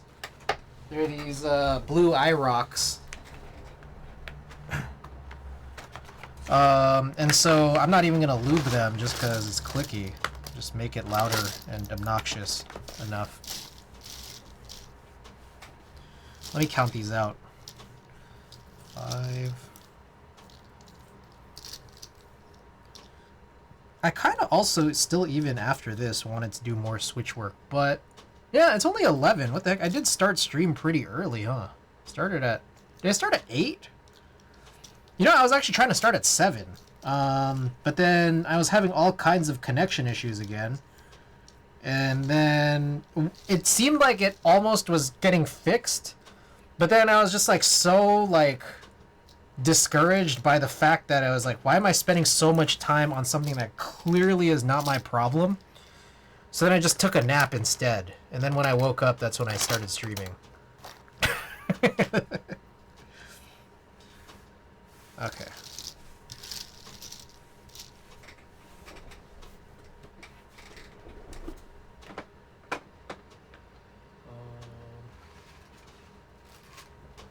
So I think I wanted to do these CL635s again.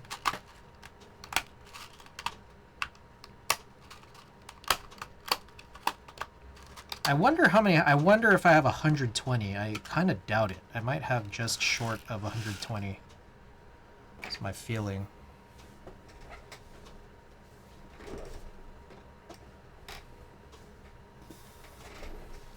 Oh, and then I need to get nothing. I think I need nothing. Maybe this?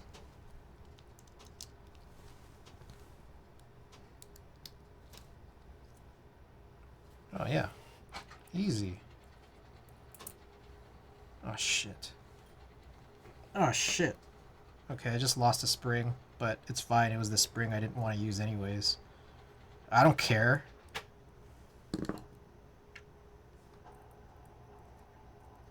Alright, I think the print is done.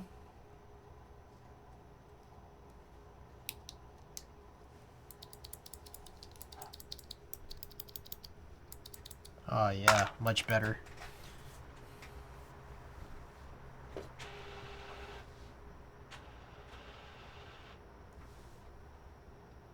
I found it.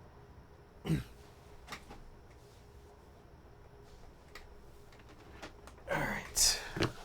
These are the finished springs. Okay, the print is done. In case you guys wanted to see it. Here it is. It's pretty blue. At least it's coming out on screen as blue. There you go. There's kind of that like matte luster to it. Kind of nice. So yeah, we'll give this away along with these two busted up stickers. And then also a choice of a Wadogaki sticker. Did you use the ICC profile again or try the default? I just tried the default, and I feel like this is probably better than what the ICC profile would have been. But this was ink press luster paper. So I think when we last checked Inkpress, they just said used managed by printer anyways. But the Ilford and I guess some other ones, they kind of just do some weird stuff, obviously.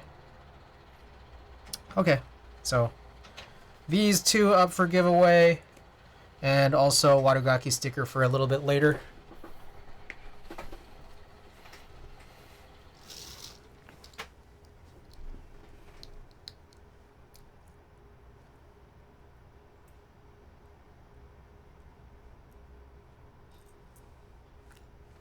Just doing some blue Irox spring swaps. And then once we finish this, I kind of want to count out how many springs are left. Just to see if we could do possibly one more set with the remaining springs. I get this like sinking feeling that it's going to be like, there's going to be like 57 instead of like, you know, like 60 or whatever.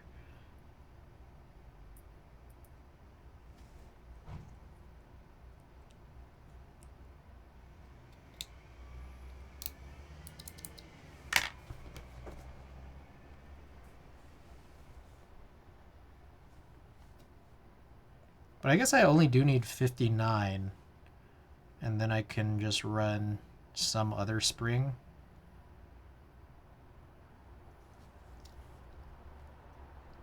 For a space bar, so I'd only need 59 after that.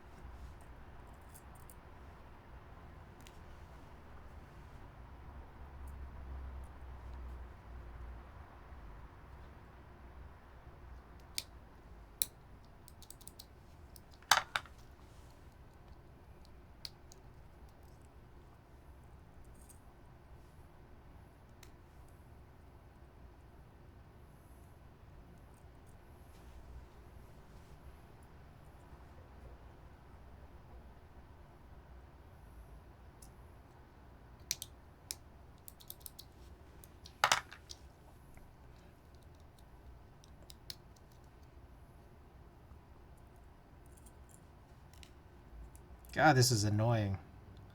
It's like the leaf is there and it's like I want it to stay in place, but it's kind of like loose in there.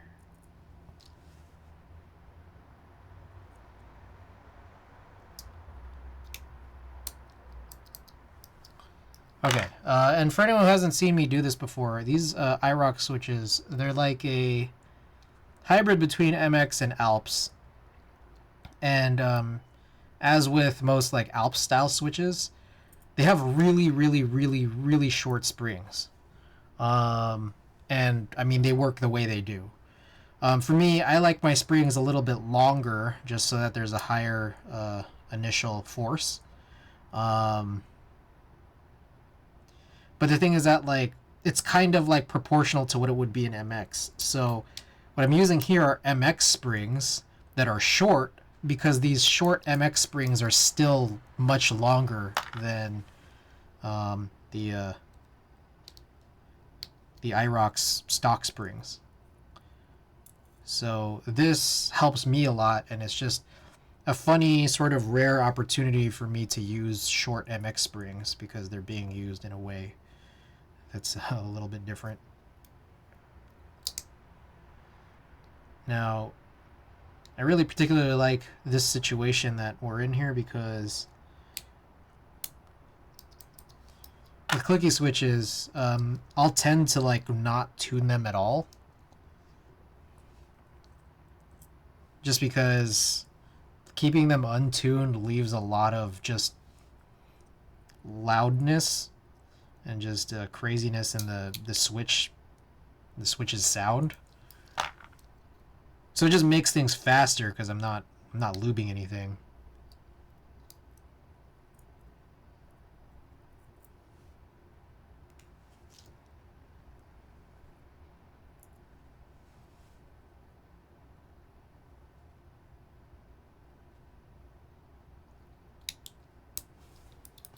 Do you see the new Gateron clicky with the tiny click leaf? I saw like the outside of it. Like I heard about it. Like I saw it in an email, or a Discord ping or whatever. But I haven't actually looked at the internals of it. Is it? You think it's good? You think it's how close do you think it is to Zeal clickies? I mean, aren't Zeal clickies also Gateron? Would it not just be the same thing?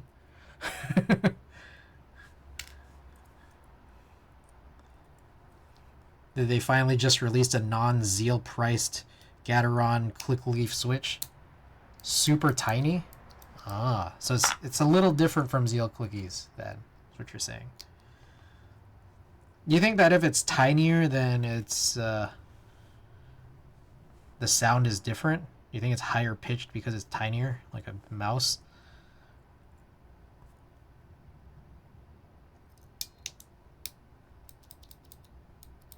Gateron has always been doing this trickle-down thing with their private/custom mold, it seems. Ah, okay, there's a YouTube short for it, so I'll look at that.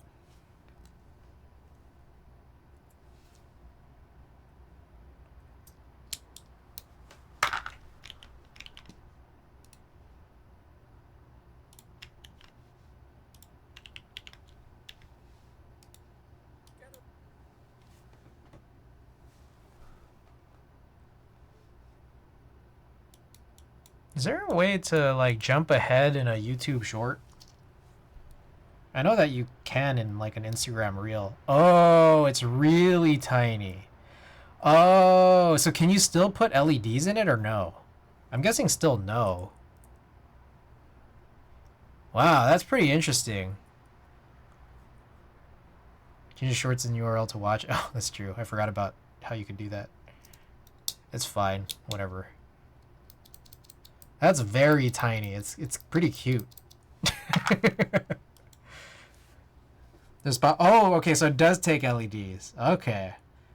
Here the tactility is much lighter than clickies. Can you still do the clickies thing where you can tactilify it?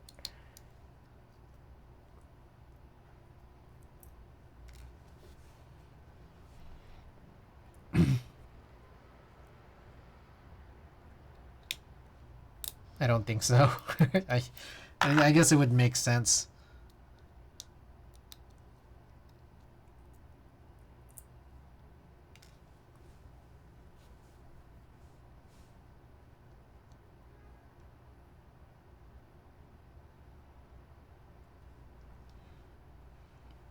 My god, all these springs are bunched up together. I hope this had the leftovers from my other CL's 635 pack.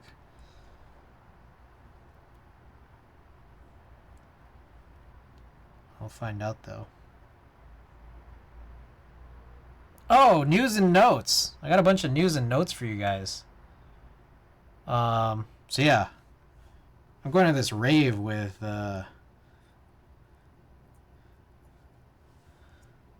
I guess Angel and Cow.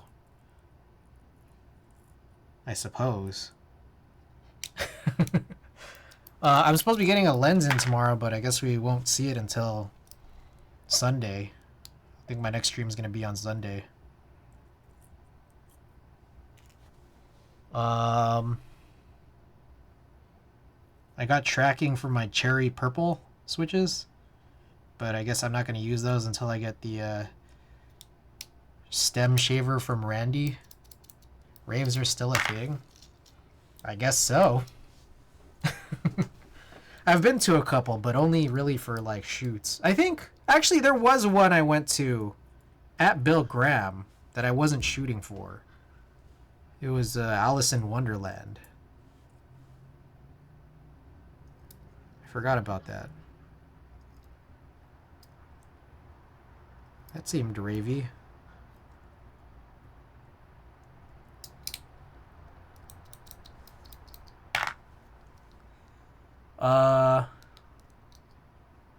Oh, GMK Slasher is supposed to be shipping soon. That's very exciting in a way. It wasn't exciting having to pay twice. Purples are alright, surprisingly decent leaves. There's yoga raves and shit now.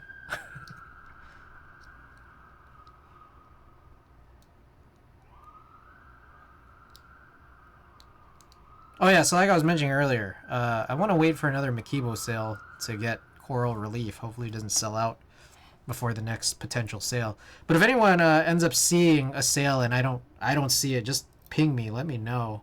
Put it in the Discord or DM me if you notice a good GMK sale on Makibo that offers Coral Relief. They just had a sale. It wasn't very good, but it also ended before I could really think about it, which was buy one GMK set, get 30% off a desk mat. And I was really considering it, but it ended.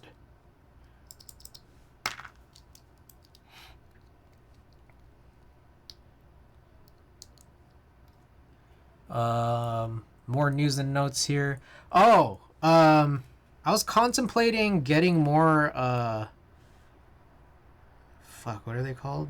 Prismatic, like crystallized stickers. Because there's a second sticker brand that I go to that's having a sale, but the sale is still kind of weird. It's basically, instead of having stickers be half off, it's like it kind of is, but it's that like you get double the amount of stickers. So the MOQ on the stickers is just kind of high. So I'd still have to pay just as much. Like I'd still have to put forward a lot of money into getting some of these goofy prismatic stickers. So I just kind of decided against it.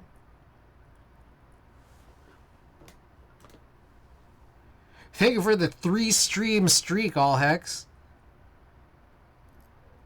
And the contribution to the community challenge. You're doing a lot for the community. We're raising points for a good cause.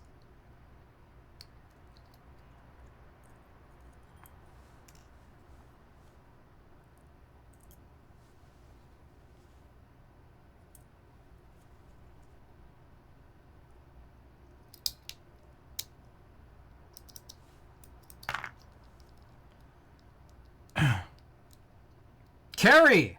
Hey, Carrie, are you also going to Wobble Land?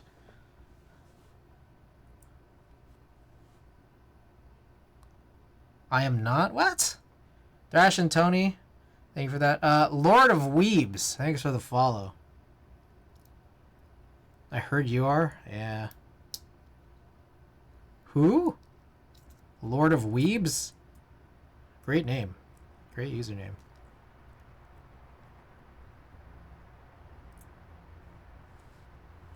Please hydrate before entering. Will do.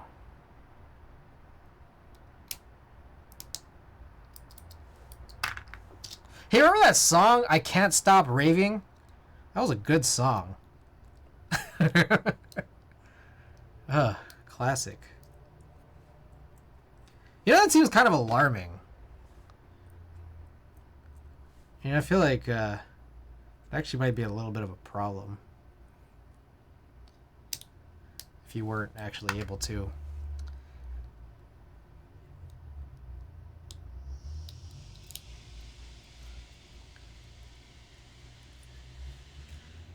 Oh, also with the new year, you know what that means? New taxes. I've been getting all these tax forms. Getting tax forms from Twitch. Twitch.tv. Taxes, Sag. Yeah.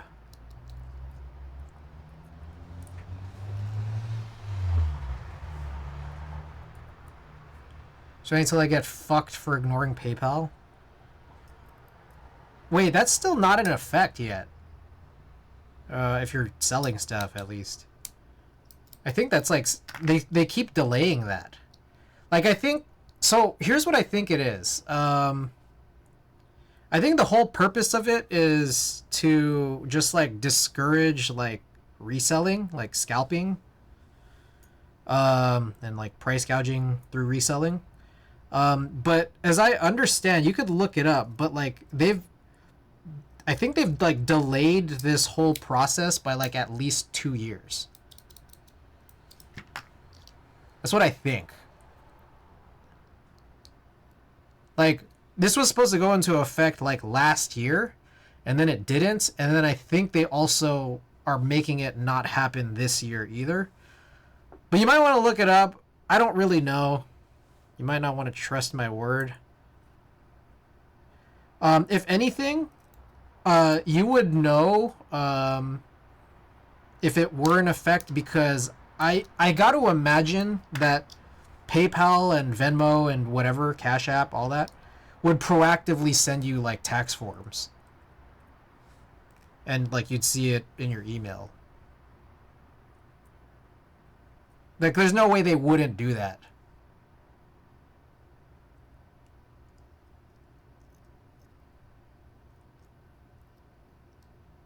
IRS would really have to get every sale on PayPal, so the odds of them doing it is slim. PayPal keeps having the taxes thing pop up for me whenever I try to transfer my balance, but you can wait. So, oh, I see. I haven't tried transferring a balance in a really long time.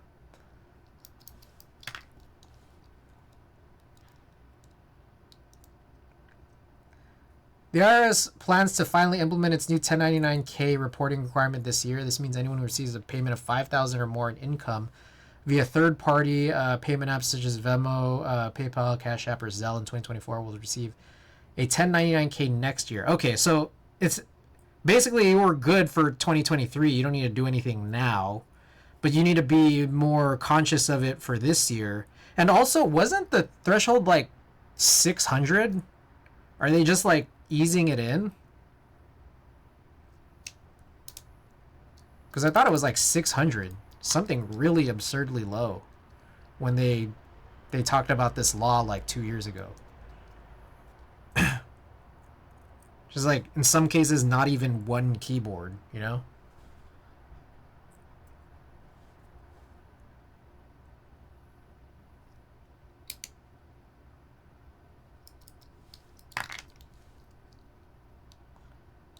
It's because no one actually is going to report. It's supposed to be a $600 thing starting in 2022. I see. But instead it's 5,000 starting in 2024. Oh, okay. Starting in January 2024, any PayPal over 600 needs to be reported. I see. An individual transaction or like over the year? 600. Because what is this 5,000 thing? Like, what's the difference between the 5,000 and the 600 thing?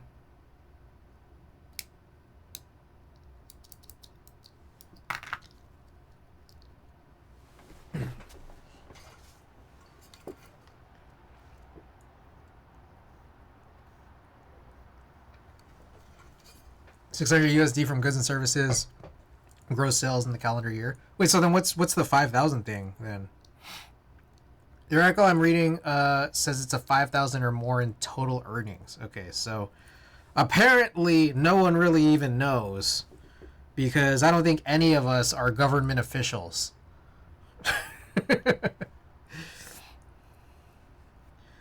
I could just make anything up. I could just say like, yeah, no, I think it's like 2,000. Yeah, I think it's 2,000, guys. It was previously 20K apparently.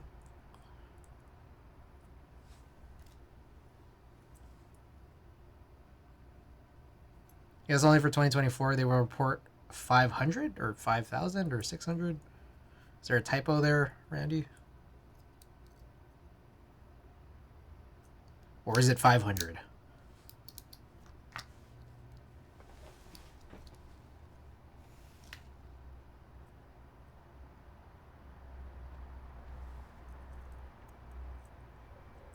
Yo, am I tripping? Or did I...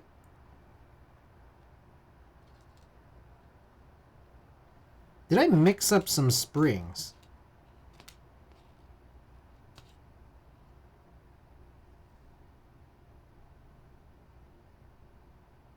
Because some of these springs are different. What the hell?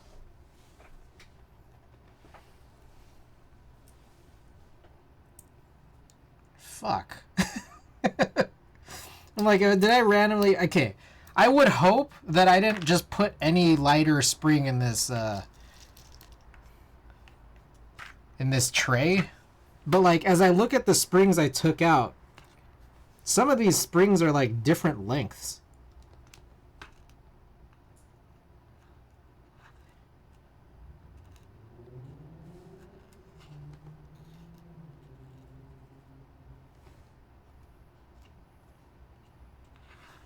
Like, I might have double replaced them. I don't know. What the fuck?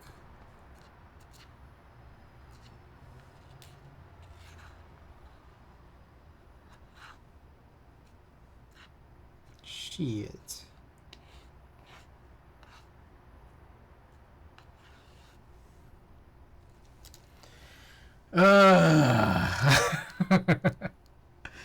This is so dumb.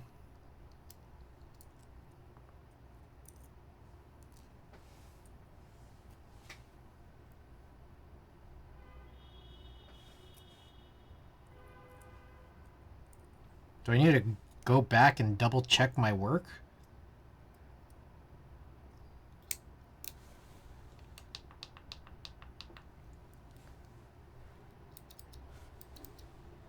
If you're selling something to a friend, make sure to have them label the money as a gift, as gifts are not taxable until the total is above 16K.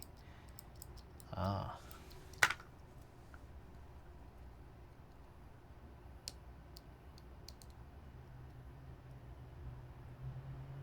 Okay.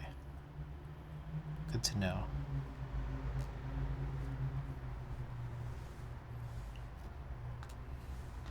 Yeah, I think I double replaced some of these. Or there's like a solid 4 switches in there that have the wrong springs in them. Fuck. I think I might double check. Reading the IRS website, it seems like they're slowly lowering the threshold each year since it was 20 in 2023, 5,000 2024. Probably so they don't suddenly get reports for every PayPal customer off the rip.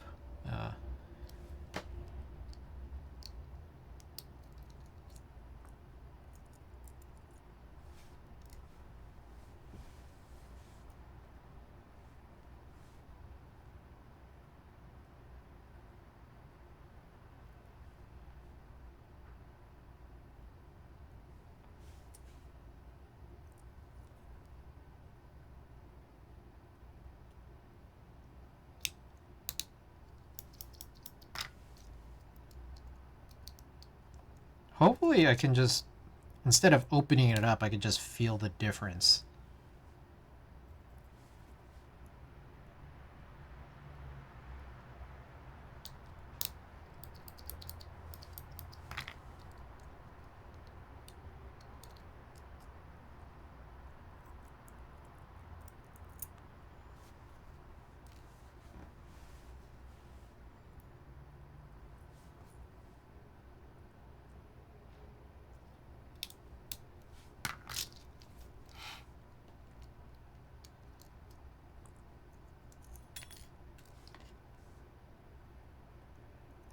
I definitely do need to redo a Sidewinder build because it has untuned linears.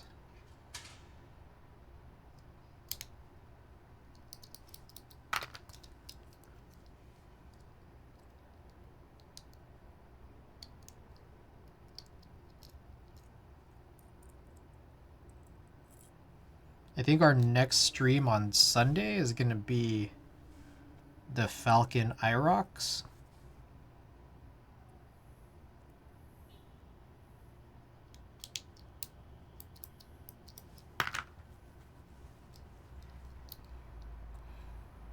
The Falcon sees a lot of action because I have 4 PCBs for it. It's kind of stupid.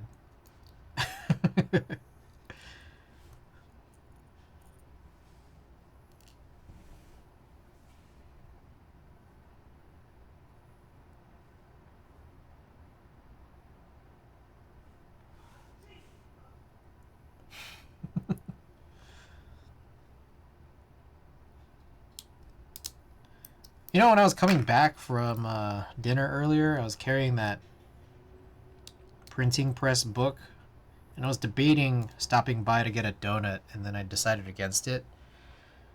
And now I kind of wished I got the donut.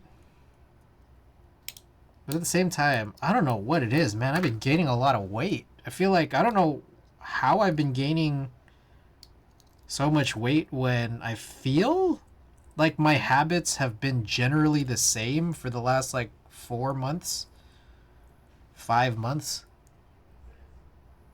It could be you, but with the K-Mac.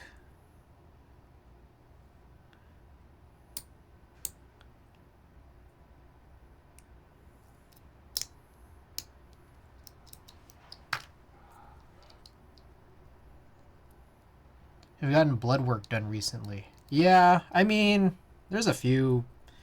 Like, look, I recognize there are changes. I think my appetite has, I don't know, I guess just gone up. I don't know why.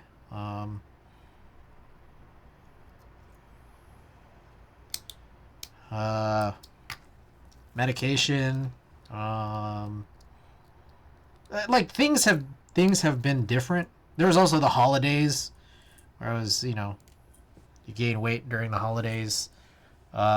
I've been going to the gym, which I would think would cut that down a little with, just both lifting and cardio that I do. But there's just a lot of differences and a lot of changes. So maybe my habits haven't been different or haven't been the same for the last 5 months, and I just feel like they should be, but they're not. Might be gaining some muscle too. I don't know if I've been going enough. Like I'm like in my head, I'm always like I should go to the gym every other day, like on the days I'm not streaming, and I've really only been going like once a week. Like in my head, it's just theoretically, I should go every other day. Instead, it's 1 every 7.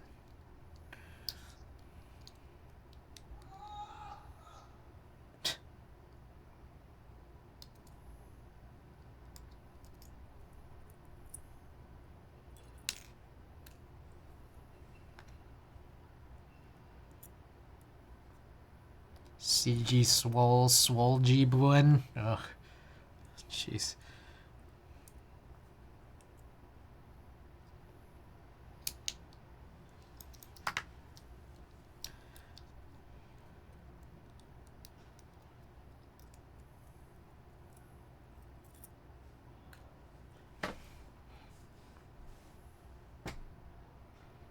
Those springs are definitely different. I'm just like staring at those springs still, like wondering how that happened.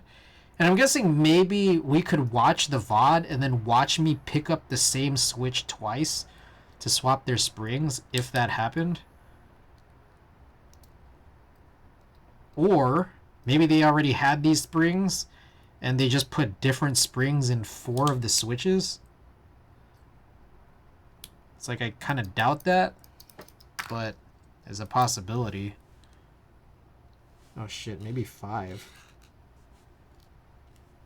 Just found another one. That'd be infuriating if they did. I mean, I know that, like, I don't know if you guys have seen this, but I remember in the distant past going through some, like, older, like, for example, like, Wise boards or, like, Cherry G80 boards. I don't know if someone was dicking around with them, like, prior to me getting them, but I don't think so. But, like, some of those Cherry Blacks had, like, different springs from each other. Now, it didn't matter because, you know, like, typically and most people, I think, would spring swap Cherry Blacks. But that's kind of something I'd noticed. That's normal, I think. Yeah. Like, it's not even the same springs. Cherry's been wildly inconsistent with her stuff in that way. Classic cherry tolerance. Classic. Got multiple sets of Cherry Black with varying springs. Okay. Alright, so it's not just me. But, yeah. Well, that's one thing I wonder where it's just like, well, that could be a possibility here, but I think these are the same spring that I got out of this, but I don't know. Some are matte, some are glossy, some longer than others. Some of them are silver, some of them are like, I don't know, bronzish. I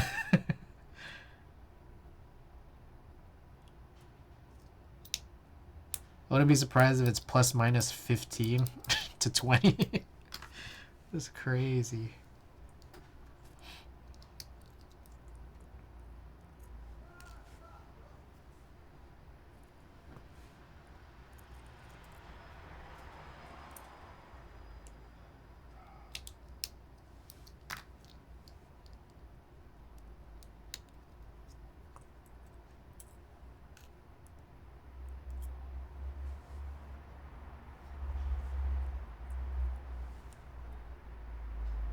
I don't know.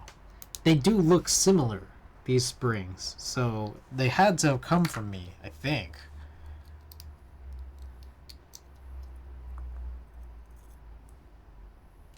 Oh, you know what would be a good way? Hold up. This is silly. Okay, so I'm going to leave one off to the side because that's what I'm going to use for space bars. So I'm going to push this off to the side, and then I'm going to pull out these 5 that I'm just, like, confused about.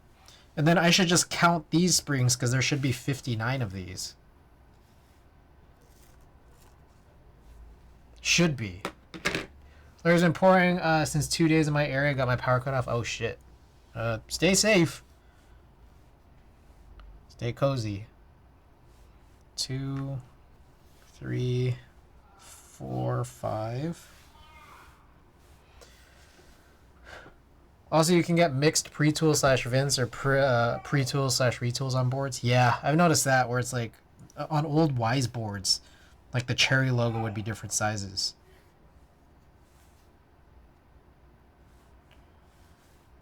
Okay, there's 10, 15.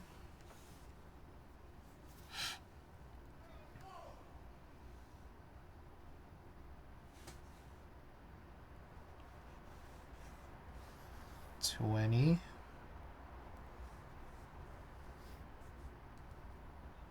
25.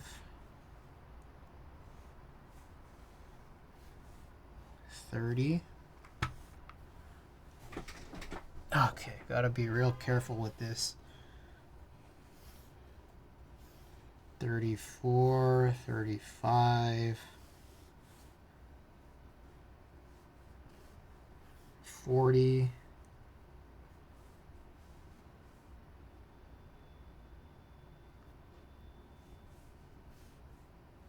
45,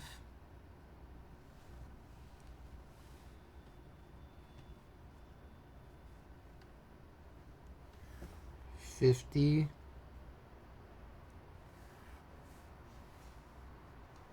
53, 54,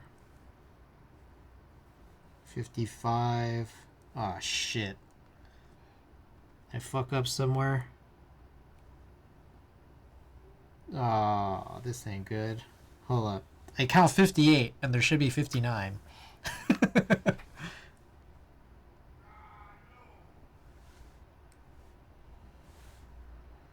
This is so fucked up.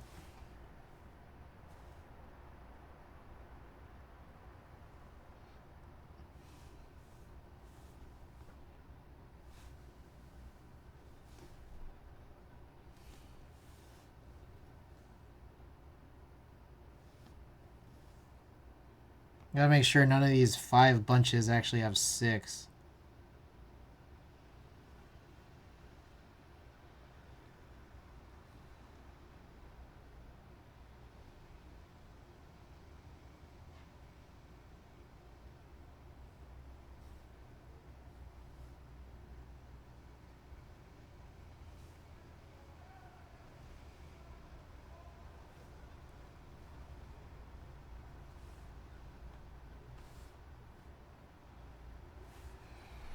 Oh, fuck.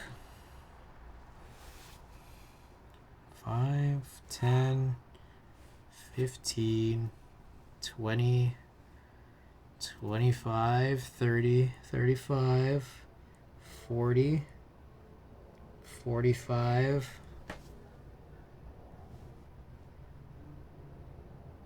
50, 55, 58. Oh my god, guys. What the fuck? Did I drop a spring?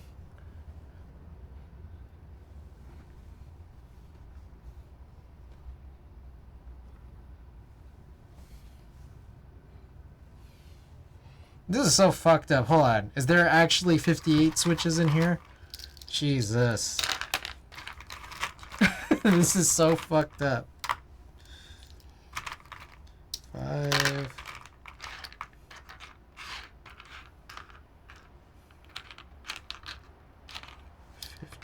15.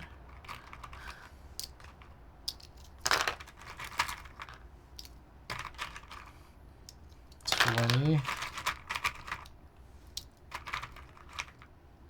25.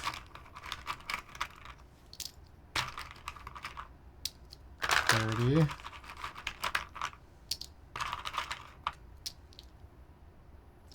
35. 40. 45.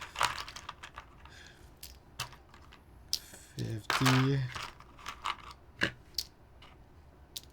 Yeah, there's 59 in here. Okay, so... Oh, shit! There's one more spring in here.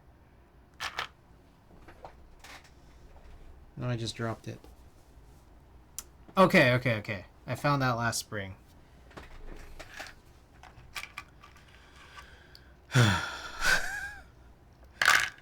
Okay. Alright, we're good. Again, just a little confused by these random 5 springs there.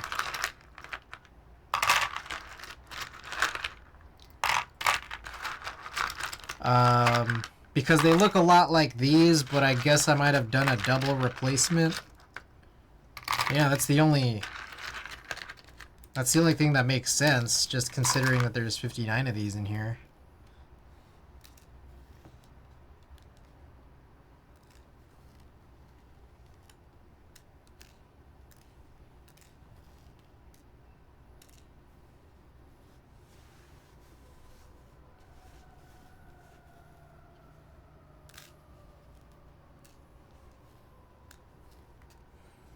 There's none of these switches would have double springs. Okay, so I still need to replace that one with a spacebar spring, but I guess I'll count these out, and this should be 5 good ones, but I'm gonna continue counting just to see if I have enough for one more set, which I would hope to replace the Sidewinder untuned but spring swapped switches, because those are just like these random springs that I harvested out of those X60 V1 silent Frankenswitch switches.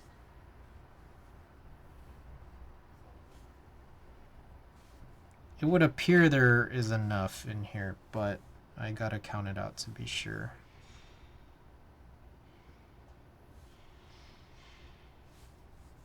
So I don't want to have to buy a whole nother 6L or CL635 kit just for like 3 springs.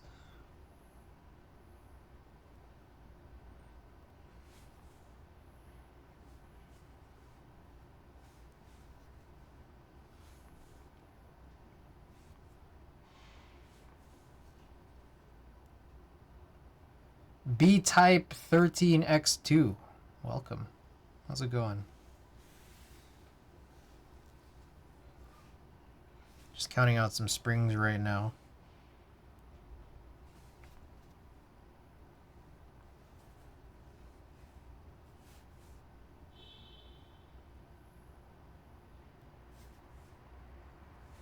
Shit, there might not be enough.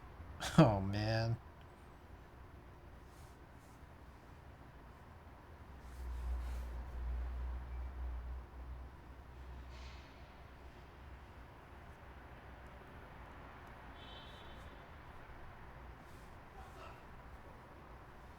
Alright, there's 45. I need 14 more.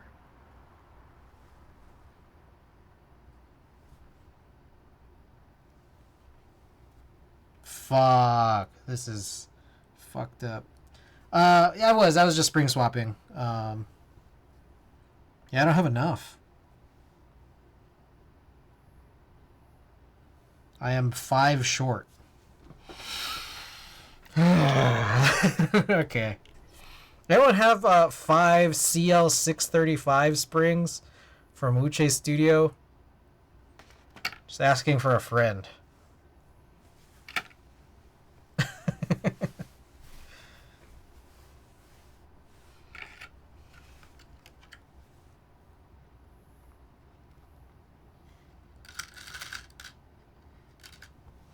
That sucks, yeah.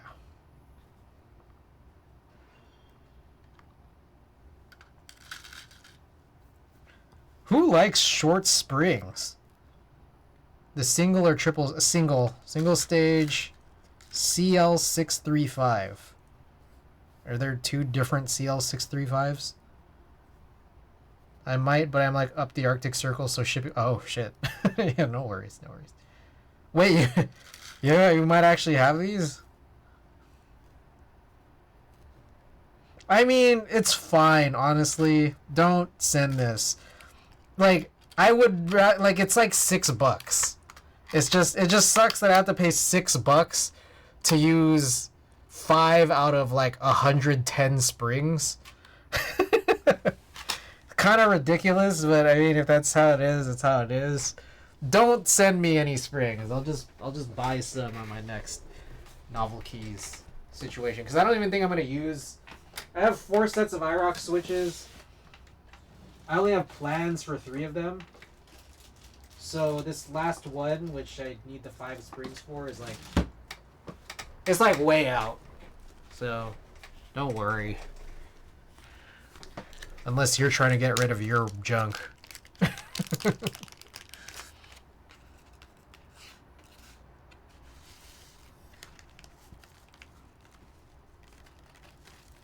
You're desperate to get rid of your junk, then sure, but don't go out of your way. I know that feeling when I use odd form factors and end up with like 10 extra switches all the time, so I'm going to make an abomination board that has all my leftover switches. Oh, check this out. This is going to Exploding Cord. This is just a random assortment of springs that I don't know where they're really from.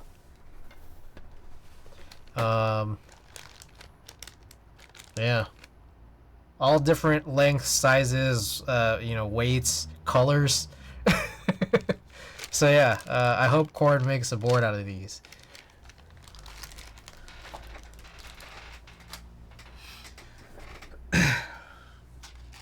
Alright, spacebar spring. Let's see. Let's see if I have anything. Let's do the job here.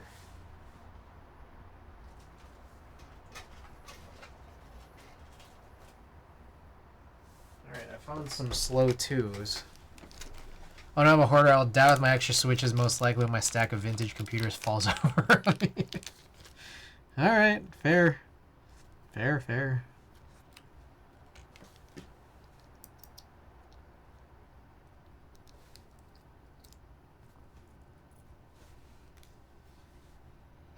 Okay, so this one's going to be for the space bar.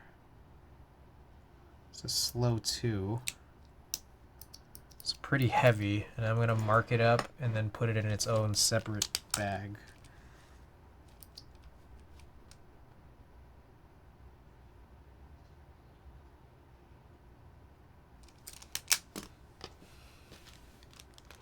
What switch out of the box surprised you most in a good way? None.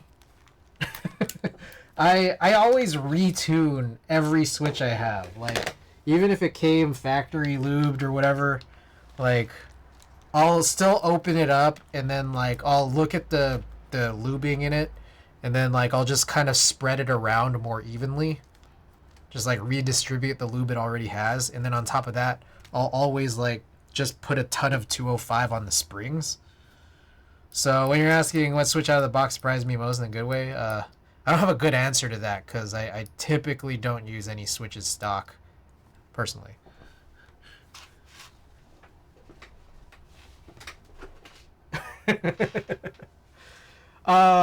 There is one, actually.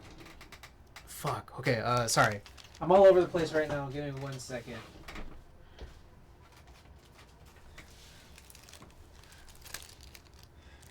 There was a switch that kind of confused me. And I think, I don't know if Randy or somebody else might have the answer of what to do. But give me a moment here. I'm still cleaning up this space here. Whoa. I'm gonna toss this in here. I was looking at switches to do.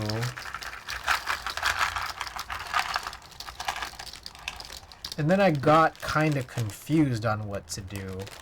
I think it was one of these raw switches where I'm just like, okay, this may potentially be a situation, a very rare situation where I actually go and use a switch stock. Or like an MX footprint switch stock. Because I typically don't do anything to Alps switches. Those I usually actually keep stock. Anyways, I don't like these bags. Let me check it out.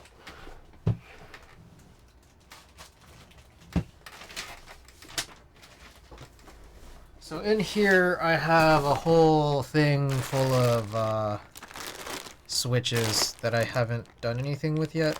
Just like untuned switches that I'm going to tune or retune. Let me see. There was one that concerned me.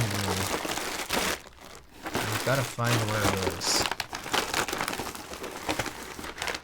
Oh, it's the Lidchick X.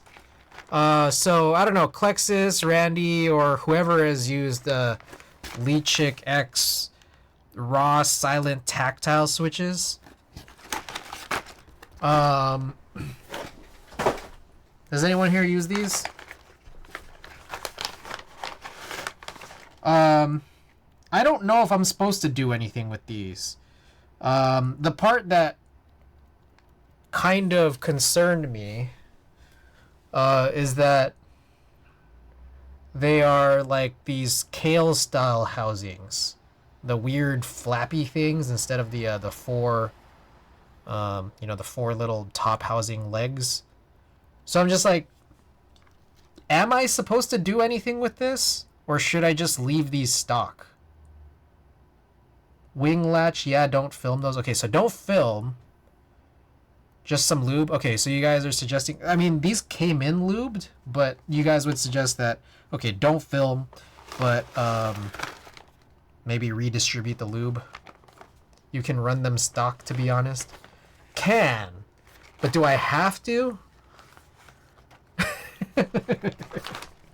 Okay, wing latch, don't film. All right, that's good advice. Thank you. All right. With that, yeah, I do want to open up just some switch now. So I'll just. Oh shit! Let me think. 1 second. Yeah, there's a couple more things I need to do. Do more cleaning here.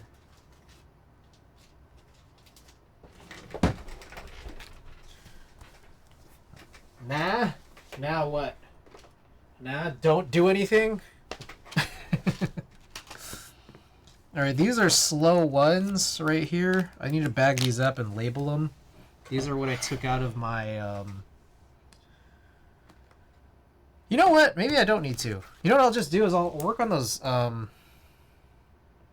I'll do it with these films here.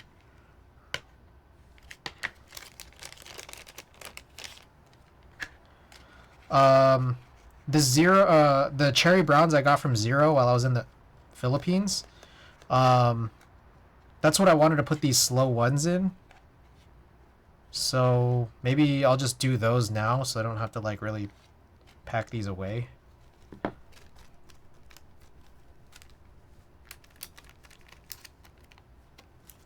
But I am going to put these over here.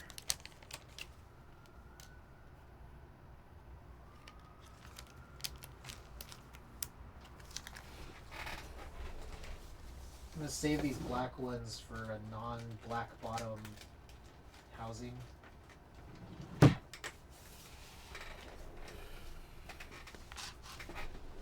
this over here.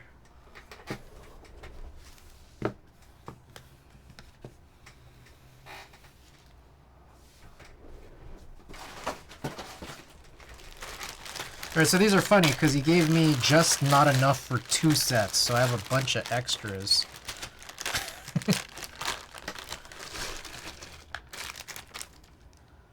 So I'm just I'll crack these open, and in the meantime, I'm gonna get marbles open, just to make sure. Let's see if there's any updates we need to download.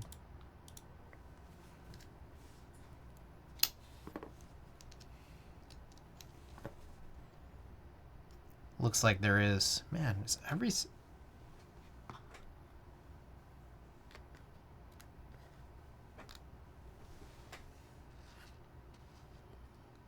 Why do they have so many updates? That's what I don't get. Why are there so many updates for marbles? It's ridiculous.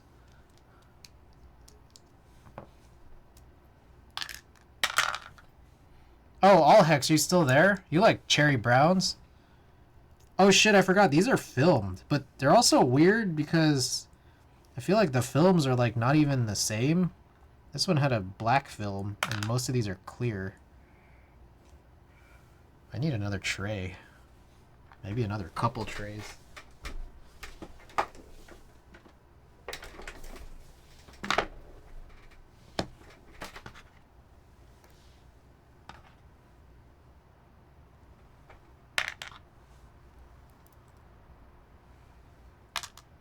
These don't look lubed.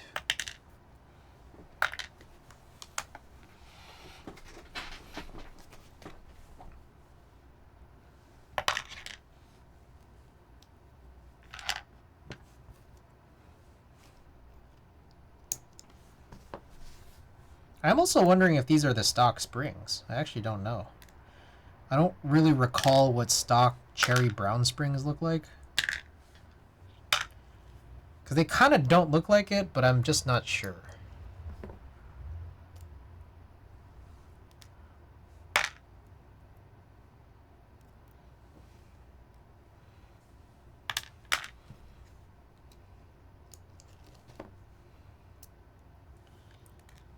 So, it looked like Zero had some level of tuning on this, if not at least just filming. But it's funny because these films are not the same. It's like different films. Some are clear and some are black deskies.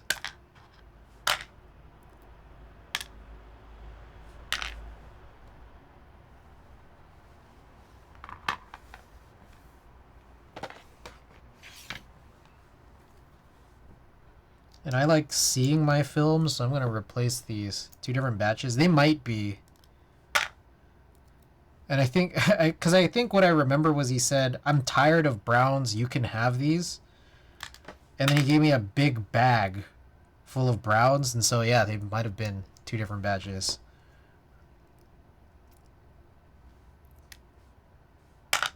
And on top of that, like, I think one of the things that happened was, it was supposed to be enough for like 2 60% at least.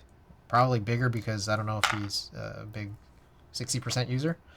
But then it wasn't when I counted it out. When I got home and counted it out, and he was like, oh shoot, I found the rest. They were inside of a numpad. Like a macro pad. So he might have he might have taken them from two different builds at least, and then used some of them for a separate small build. But then when he gave me what was remaining, it was just all jumbled into one.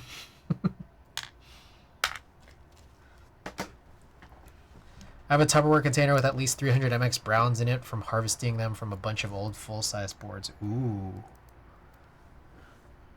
Are they like G80s or are they like, I don't know, 2010s pre-builts?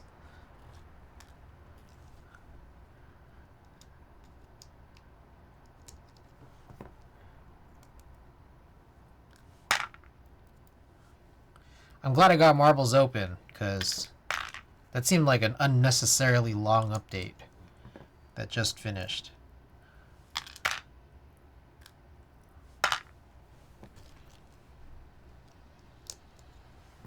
Shit, I'm kind of hungry. I started stream pretty early, because we're like over 4 hours in and it's only midnight. 200 of them are from 2010's pre-builts. One set of them are from 2006. Ooh. Do you like cherry browns, or did you take them out because you don't like them?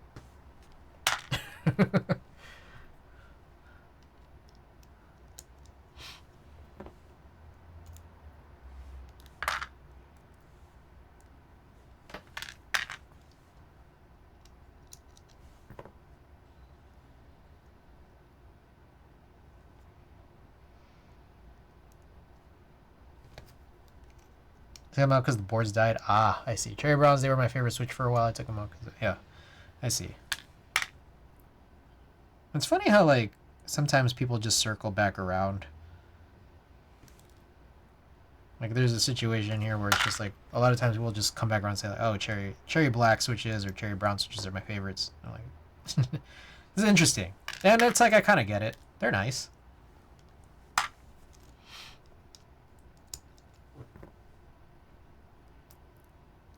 I mean, one thing worth checking, I think, on my side here is, do the back of the stems look the same on all of these? I gotta imagine, I think they're all hyperglides. These that came from Zero. I think he mentioned they were all hyperglides, but I do want to just check the stems and make sure that they do have like that hyperglide style rear. Would be useful to know.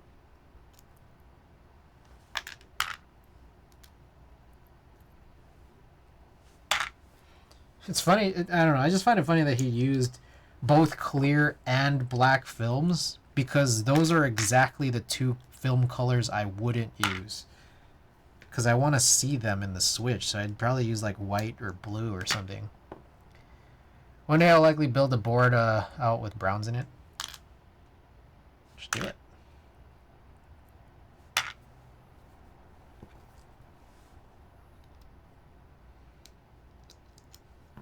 Fuck. I'll probably just microwave some frozen pre-cooked thing.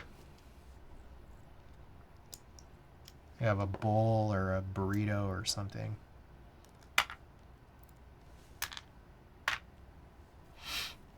I also have some MX Blacks from a 2007-2008 SteelSeries keyboard. Nice.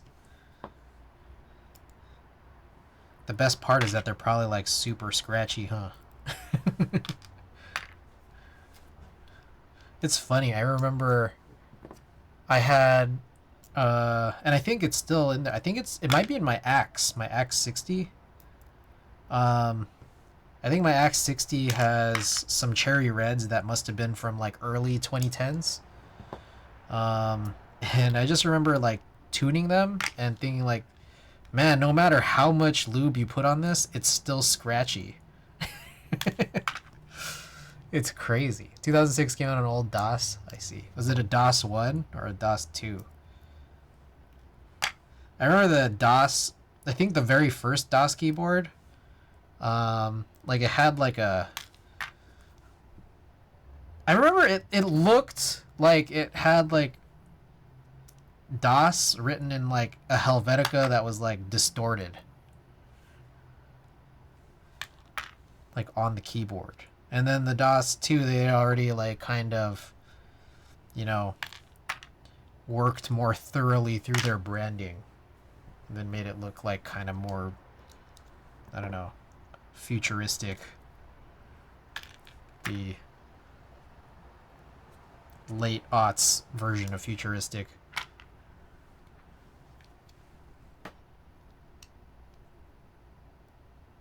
What I do remember was that the DOS 2 with that, like, I don't know, it was kind of like shiny or glossy. I don't know if that was like acrylic or whatever, but I remember the first time I'd heard that with Cherry Blues, I was like kind of impressed. And then what I kind of realized is that like that's only a sound you get from like it being in plastic, because you tried throwing in like, I don't know, similar like Cherry Blues or other click jackets and like, you know, metal custom keyboards, and it's like sounds like shit.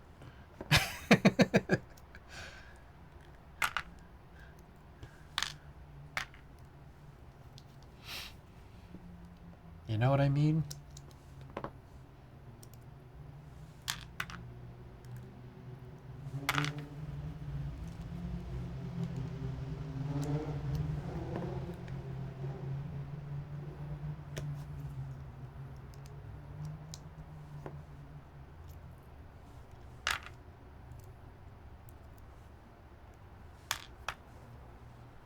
Little fib there, the DOS keyboard didn't die. I took the MX Browns out of it and installed and lubed some film Duroc T1s and gave that board to a friend last year, just starting with mechanical keyboards. Nice. That's a nice gesture.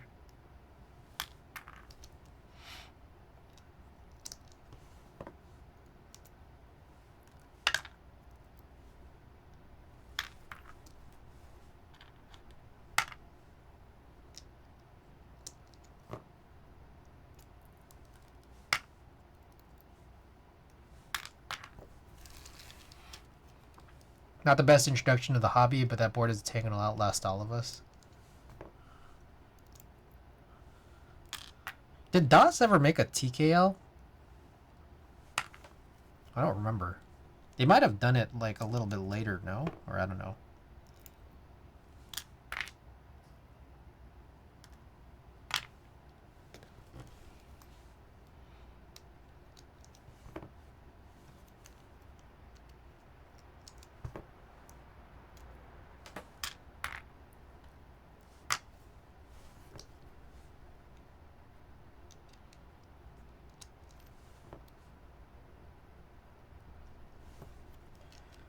Oh, also Klex is that message earlier. Same way everyone returns to white on black, black on white / beige. What's funny is that like I'll almost agree with that statement, but I kind of just wonder, is there anyone really returning to black on white? I don't know. For some reason, for all the people out there that think beige is boring, somehow I think black on white is like 1,000 times worse.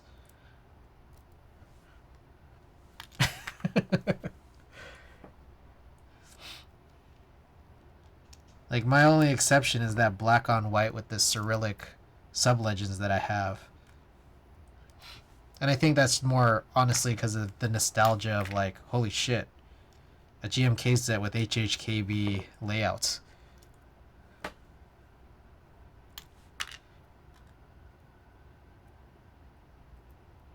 Not a fan of black on white either, to be honest. My SteelSeries 6V2 lasted 12 years in a welding shop hooked up to the waterjet computer exposed to horrible stuff plus water.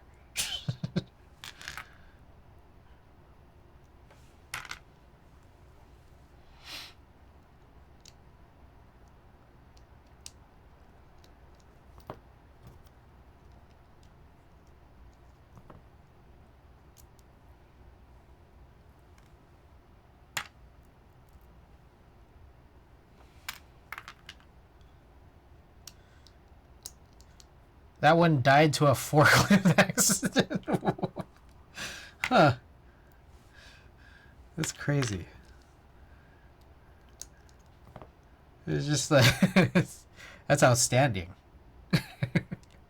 There's some irony there. Backed right over it.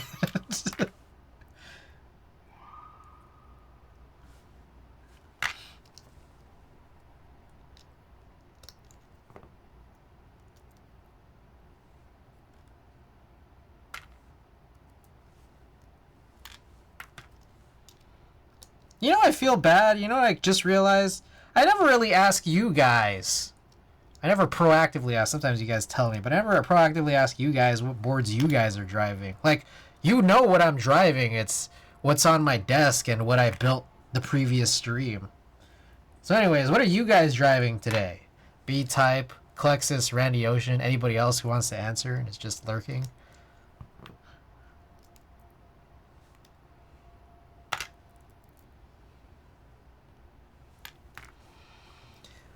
We're moving the table and the board came out the pallet and we were putting the computers on and I was picking up Unicorn R2. Ooh. Anybody get on that Kohaku raffle? I didn't. Hybrid Type S for the last 6 or 8 months. Ooh, just like plastic case. Odin V3 with Gateron cream sodas. Grin? What's Grin? I don't even know what Grin is. From the sounds of it, it's not an HHKB.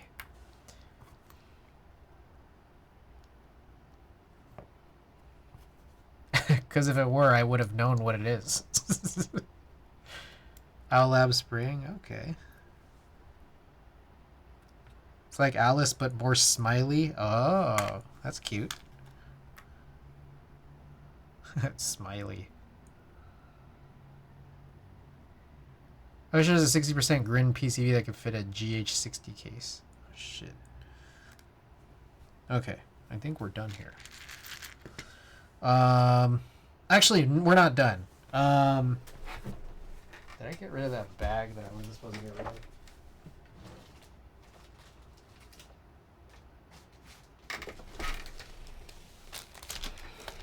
I wanted to check all these stems, make sure all the rears match.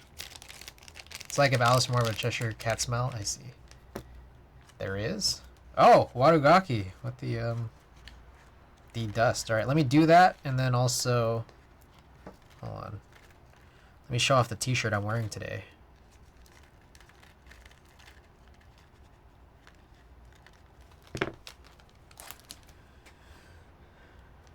All right, guys. Check out Wadugaki. They sponsor all the T-shirts I wear here.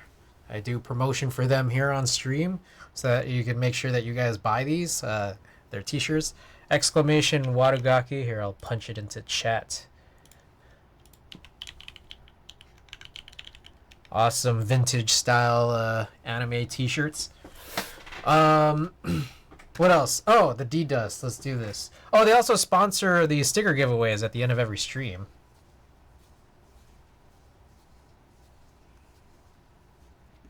Oh shit, there's light in the background. That's no good.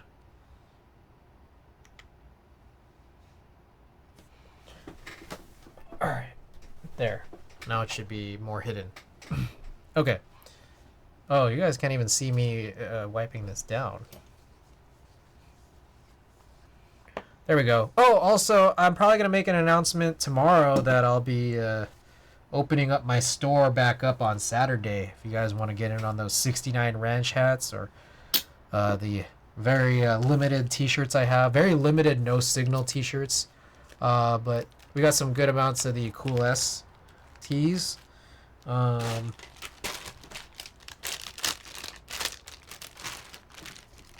didn't really need some of this. Okay.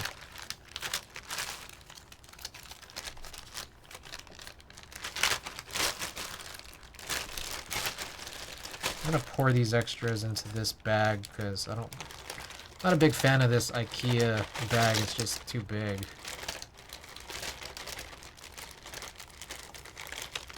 I think I could just buy some extra Hyperglides to just round this out for I don't know, a future build.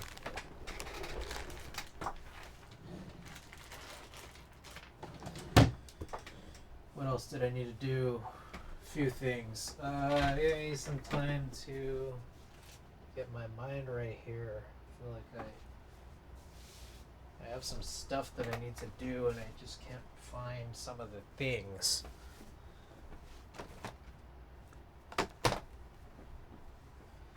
Damn it.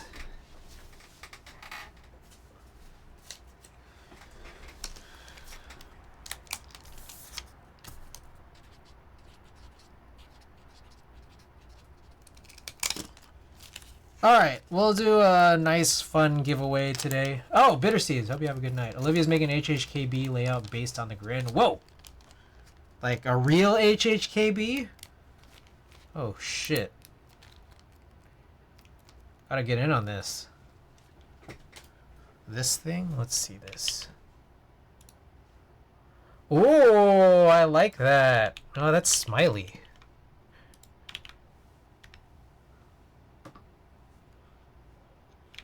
Oh, I'm a fan. I have Policium, I think Daraku Neko or someone else made one.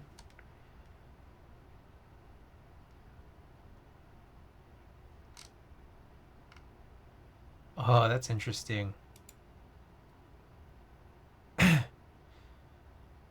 I see, so there's no numero on that.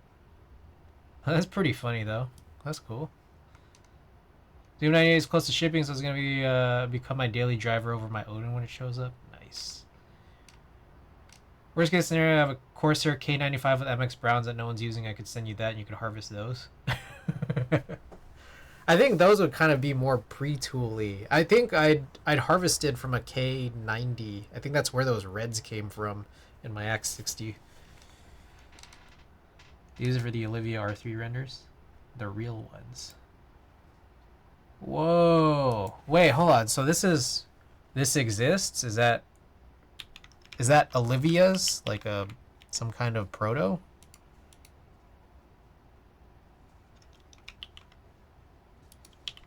Proto pieces? Proto or something, I see. That's lit. What meetup was that?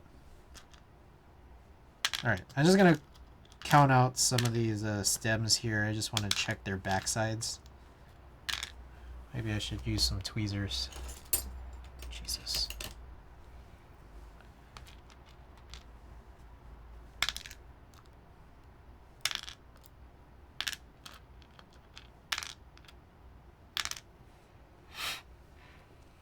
Too many MX Browns, just trying to pawn them off so I don't end up with more? I mean, I won't say no. I won't say no if you're trying to send them off. That was the NYC meetup. Kata, Heavy, and Marcia confirmed it's called the Curvy. Ah. That's cool. So the recent meetup, that was in what, like December or late November? When was that?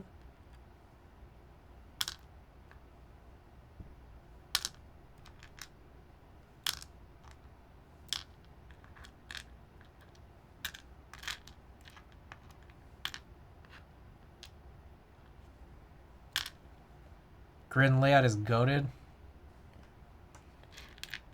Dang, I've been like totally out of the loop with that. I don't think I've really known that existed. If I'd ever seen that, I just might have just disregarded it.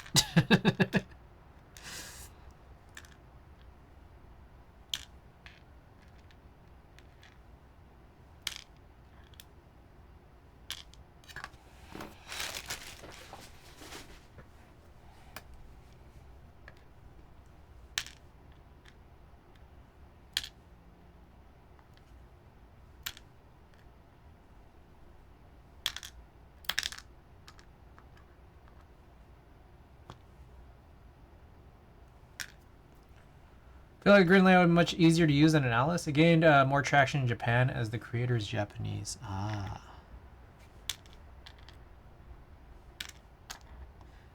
It's crazy how, like, I don't know. I feel pretty distanced from I guess more non-English speaking communities that are probably doing some cool ass shit, you know? Like I remember seeing some of that crazy, like, I don't know, there's some crazy Alice that Jace Belden had that he brings to some meetups. And that's like some kind of Korean board, but I know that like every now and then, like I'll just come across some crazy stuff on like Japanese keyboard Twitter, and it's like wild. So I sent my Envoy for a powder coat. It came back and the weight wouldn't fit. The coat was too thick, so I'm sending it back for a redo. But the color and texture is nice. Oh shit, that's crazy.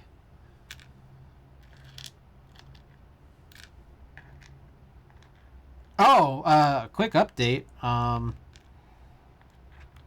Ashley has finished anodizing one of the 3 boards, and she wanted to send it back to me before she works on the other 2, just so I could, like, you know, approve. And thus far, okay, you know what was interesting was when she first got it, there's just a funny exchange that we had over Instagram DM. I hope that there's nothing in here that's really particularly private, so I'm just going to show off the screenshot wherever it was that it was. 1 second.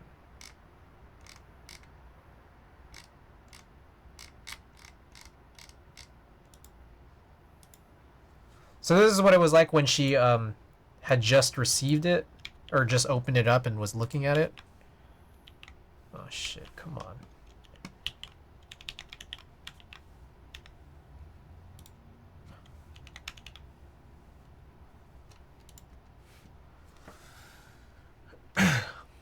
I can see why you're not in love with the finish. It's not bad, but definitely chalky, huh? Keyboard enthusiasts do not like this. She's like, I know you guys. I know you guys, and I know you don't like this.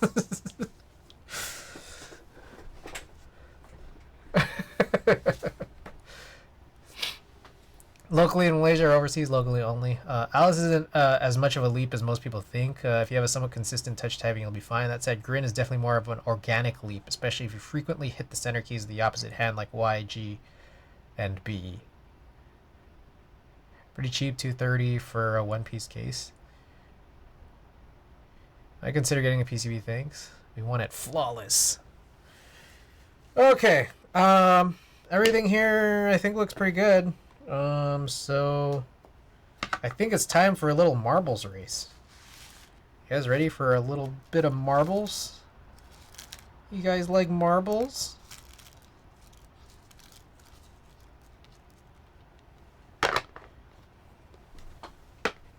Also got myself into flag football. Pretty interesting. Ooh. Flag gridiron American football or flag football? Flag soccer.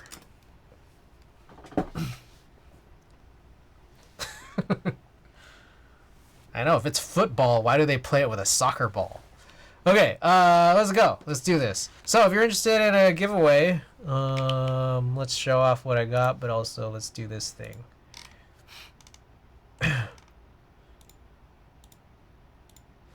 Okay, there's 2 fucked up Neanderthal stickers because I accidentally cut through a box where it was returned to sender.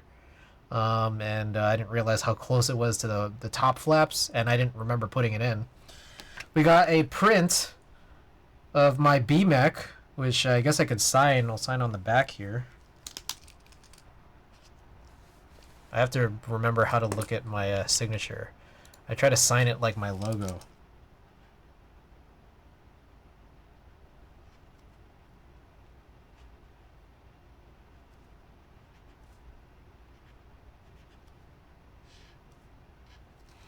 Okay. So a signed BMEC prints with the macro column blocked out. And then, let's put this away. Oh shit. Oh, fucker. a random stream sticker, and also your choice of one of these 4 Wadugaki stickers. So you get to choose. So, if you are interested in mint noises, welcome back.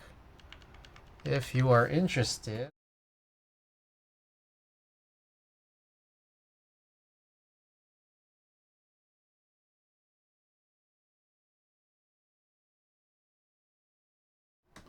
Which of these stickers do you want?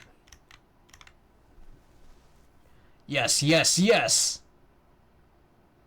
Nyan World is live, just saying. Anya's so perfect for my girlfriend. Alright. Let's rate whoever was doing cube stuff. Alright, Toby. Our good friend Toby is on, doing some switch looping. Okie doke. Alright, so I will be back Sunday night, California time, I think. Yeah, Sunday night, California time.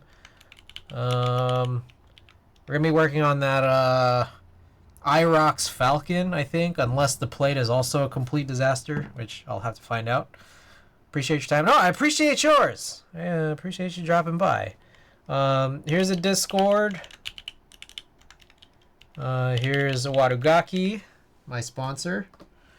Here's the raid message if you are subbed, and the raid message if you are not.